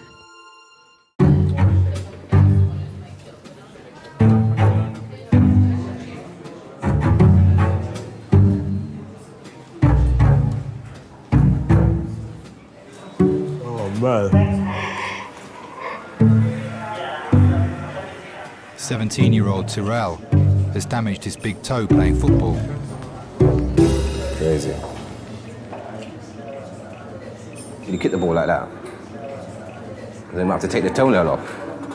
Huh? They could, you know what they're gonna do? They're gonna freeze your toe, your big toe. They're gonna freeze it. They freeze your big toe, or they gotta take it off. Not freeze the whole toe, but I think they do something where they freeze the nail. I'm not sure. But it's gonna hurt. It's gonna hurt.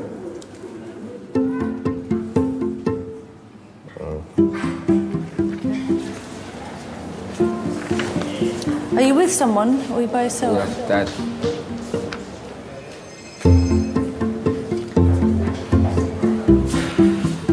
Come round this way.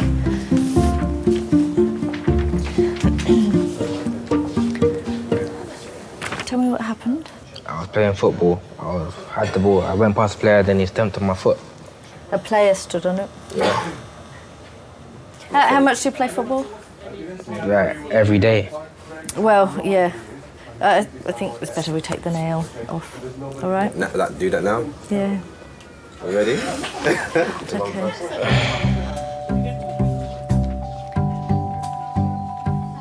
Yeah, he's becoming a man. He's experiencing pain, learn to deal with it. He's squeamish, you know what I mean? He's like that. You okay, boss? I know you can feel me pulling. Yeah. Weird there feeling, shouldn't be any isn't it? pain.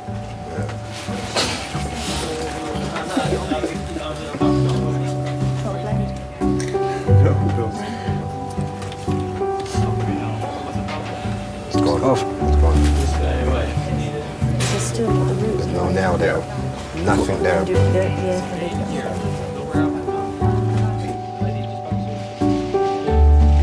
I'll show you.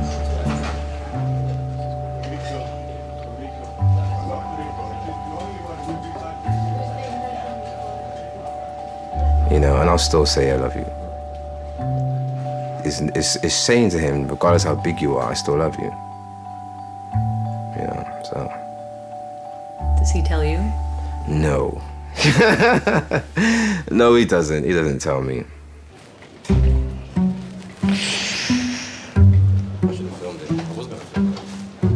Wow.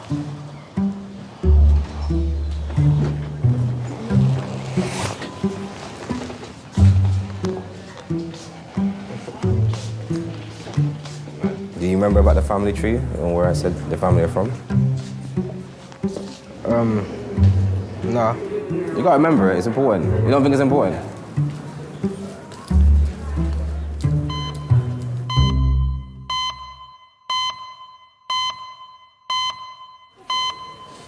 You've got all these wires going everywhere. Where are you going? No, I tried to call my check. You want to go home? So I thought you would do a checkup. Just lie back for me, okay? Just lie back. Bằng tay. Doctors suspect 78-year-old Amway is bleeding internally. They are investigating the cause. I'm just gonna look at her eyes. Sorry. Can you show me your tongue? Show me your tongue. Okay. How to squeeze both my fingers? Just squeeze. Squeeze. Squeeze as hard as you can. Good. And this side as well. Squeeze. How to pull me towards her. Pull me towards her. I'm sorry. I know this is all tiresome. Pull me in. That's it. Okay. That's great. Sorry, I know it's the last thing she wants to do right now. So I mean, a lot of the A&E doctors have seen and the surgeons have seen, and they think there's probably a bleed in the upper GI tract, so somewhere in the stomach or a bit lower down. Now what we're going to do is we're going to give her blood to make her hemoglobin go up essentially, and they've given her omeprazole, so that's the next step. So we'll give her lots of medication to if there is any bleeding, that the clot forms. Okay. Thank you. I'll see you a bit later on, okay? 手仲好凍咯，我個手掌冰凍。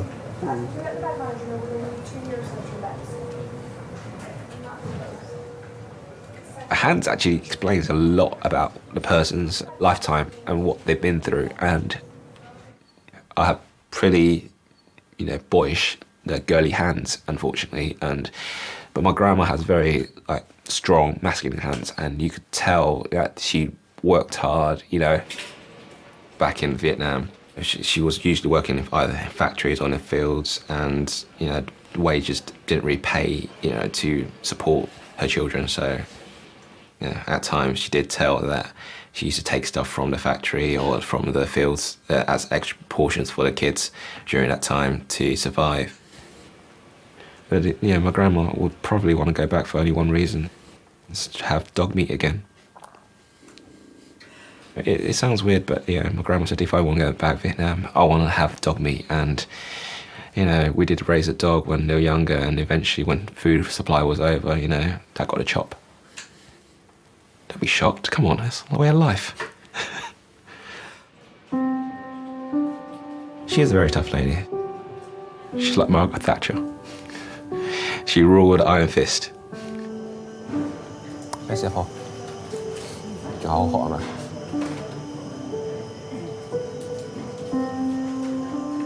When she starts to become old and fragile, and you realise that she's getting quite vulnerable, I think that's the difficult part about it. And you want to provide back. She cooked, she did all the washing, all the dishes, everything, maintenance, cleaning the house. She was pretty much a superwoman. She looked after me always. And so I felt I had the responsibility to go and look after her.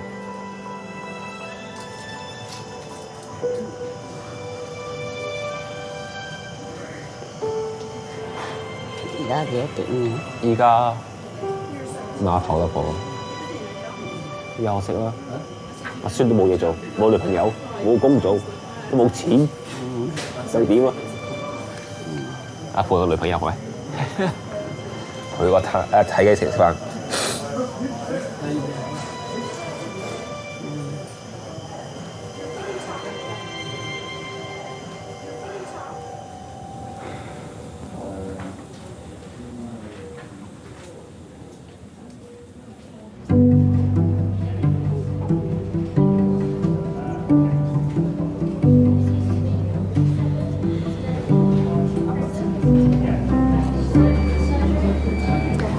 like out of everyone here, I'm the most dramatic looking.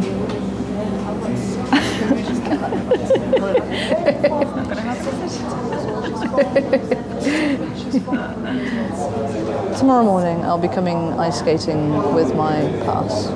I can't come tomorrow. I can't. See how you feel. I'm not saying that I won't feel like it. I'm saying, how can I go there to a beginner's class, like with all the other beginners learning to skate, so excited, and then, oh yeah, I did this on the ice last night. Like you say, just pop your hat on. No one will move. I might wash my coat first as well. Yeah, do that. Well, now they get like.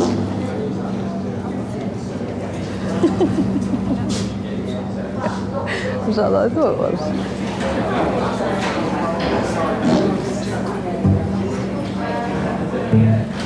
These things are sent to challenge us.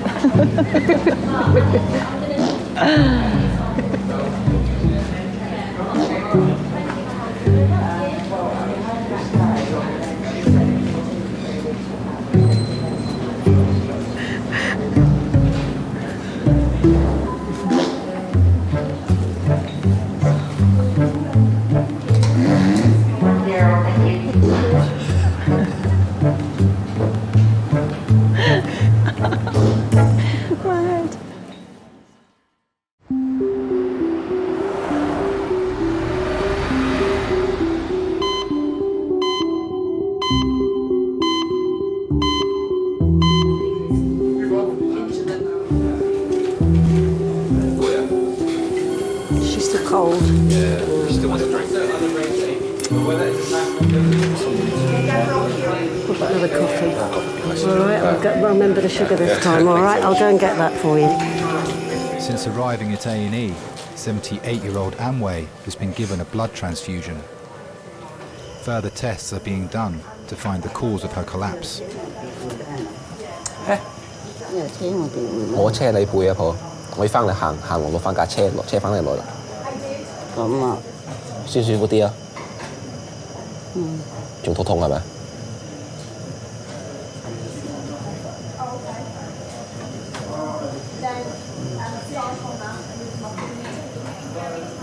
啊，你媽死都係死咗，啊，我知道佢隻翅膀幾耐冇生得。唔使驚啊，婆。啱啊，幾耐啦，婆婆甩醒床水。唔使驚啊，婆，我喺呢度嚇。係啊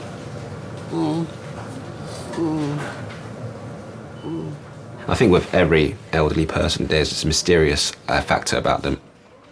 You see this sort of ideal image of your grandma when you're younger, and then when she have a few drinks, it's like, you know, a completely different person. She would mix all her drinks. She had brandy, she had red wine, white wine, a lager, beer, shots, and she would mix them all in one drink and, drink that, fall asleep, wake up and re-drink that again. I think drinking always numbs the pain, and I think by the time my granddad passed away, she was very upset, very alone, and it was quite sudden. No one really got a chance to say goodbye, and it was very upsetting for the family, and especially for my grandma. We did tell her that her drink will probably eventually kill her, and she said it's worth it, so it made her happy.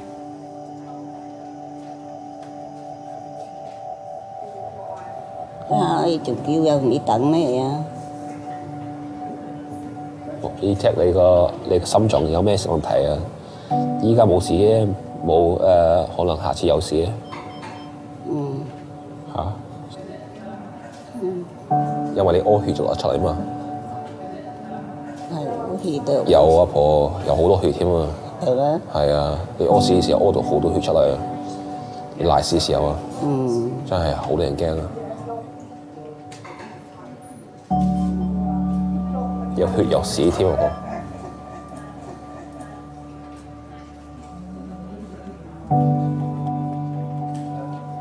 家啲救援員應該睇緊你啦，醫生嚇幫睇嘅。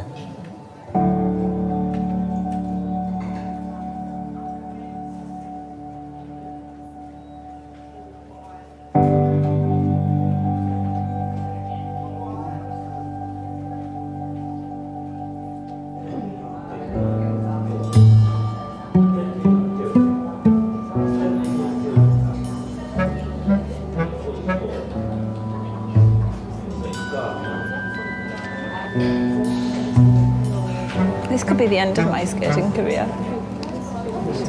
No. You'll be fine. You'll be fine. I'll be fine. I'll be fine. Anyway, tell me what it looked like. Did it look bad? Do you want me to draw a picture? It looks like you kind of like. Do you really want to? Can you see my bone? Well, no, because it was all bloody. But no, I don't think so. Didn't look that bad. Okay, draw it. So. Oh look, it's even a red pen. How appropriate. So that's my face. That just looks like my eyebrow. It's fine. No, but it's like heart. It's kind of like here, and it just looks like you've torn it. Tearing sounds like it's going to look uglier when it fixes. Well, it'll be nice and swollen, so if you fall on it again, it'll cushion it. Yay! It's fallen from ice. Yes. I was only on the ice for 5 minutes. Only on for 5 minutes? Yeah.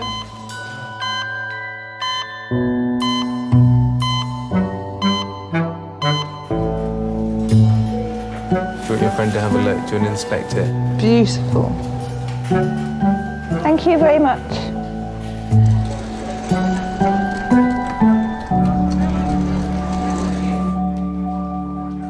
Have you ever been a patient? Yes, I have. I've had a life-threatening condition. I had cancer, breast cancer 12 years ago, and that gave me a really huge scare. Because I'm also a qualified mammographer, so I knew after I felt a lump, and then I went for the x-rays, and then they took a bit longer, and then they had to do another view, and I thought, oh no, these are my colleagues, well, they're being so slow, something's wrong. And then when I went in to see the doctor, and the x-rays were up, I saw the cancer myself, and I went, oh shit. I didn't want to die. Other times in my life I thought, oh, God, sod this, I don't want to live anymore. I think we all do. I think we all have huge dips as well, when tragedy strikes. But when you're in a really, really good place, and that could be taken away from you, that made me understand how precious life was. And that's also what I see in the roles that I've done within the health service, is that sense of life is precious. Life is really precious.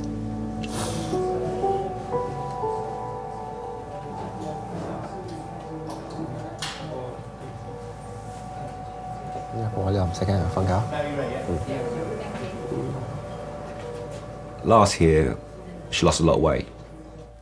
It was that she couldn't, she wouldn't eat. She couldn't. Every time she ate, the food just seemed to come back up again. So we thought, well, maybe it's something wrong with her, but we never knew how severe it would be. So it was shocked when they diagnosed her with cancer.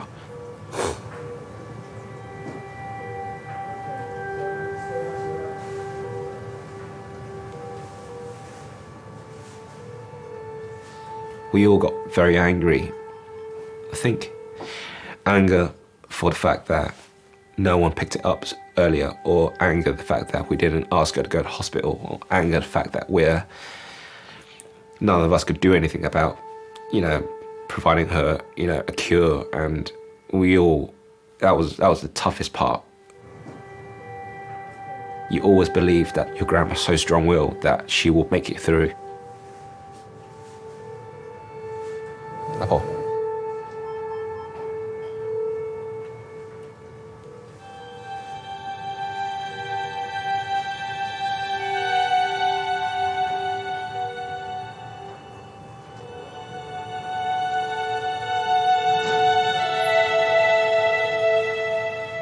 grandma taught me, it's like family will always be first. If I ever have my own children, that's what I'll pass on to them. What drives me is the fact that how strong-willed she was. She put more physical effort towards doing things, and that thought spurs me on to do well and, you know, not moan as much.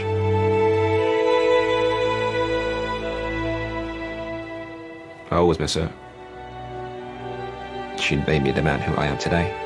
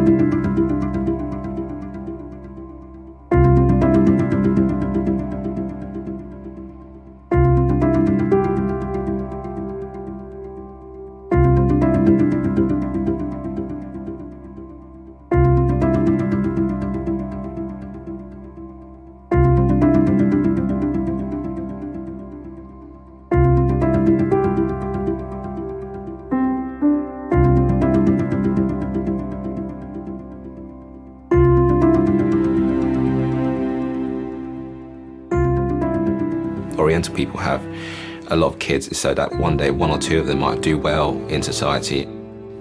When I told her about being an architect, you know, she was very pleased, and I think near the end of her life she said that when I'm going to start building her a house, and I think that was another goal for me, and I think that was one of the things that drove me on to become an architect. I think she would be very happy right now.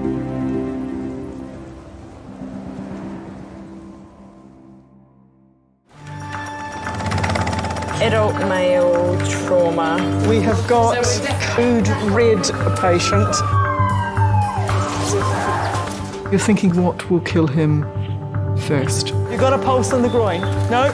Have we got a good pulse anywhere else? For some reason, the blood is not running through.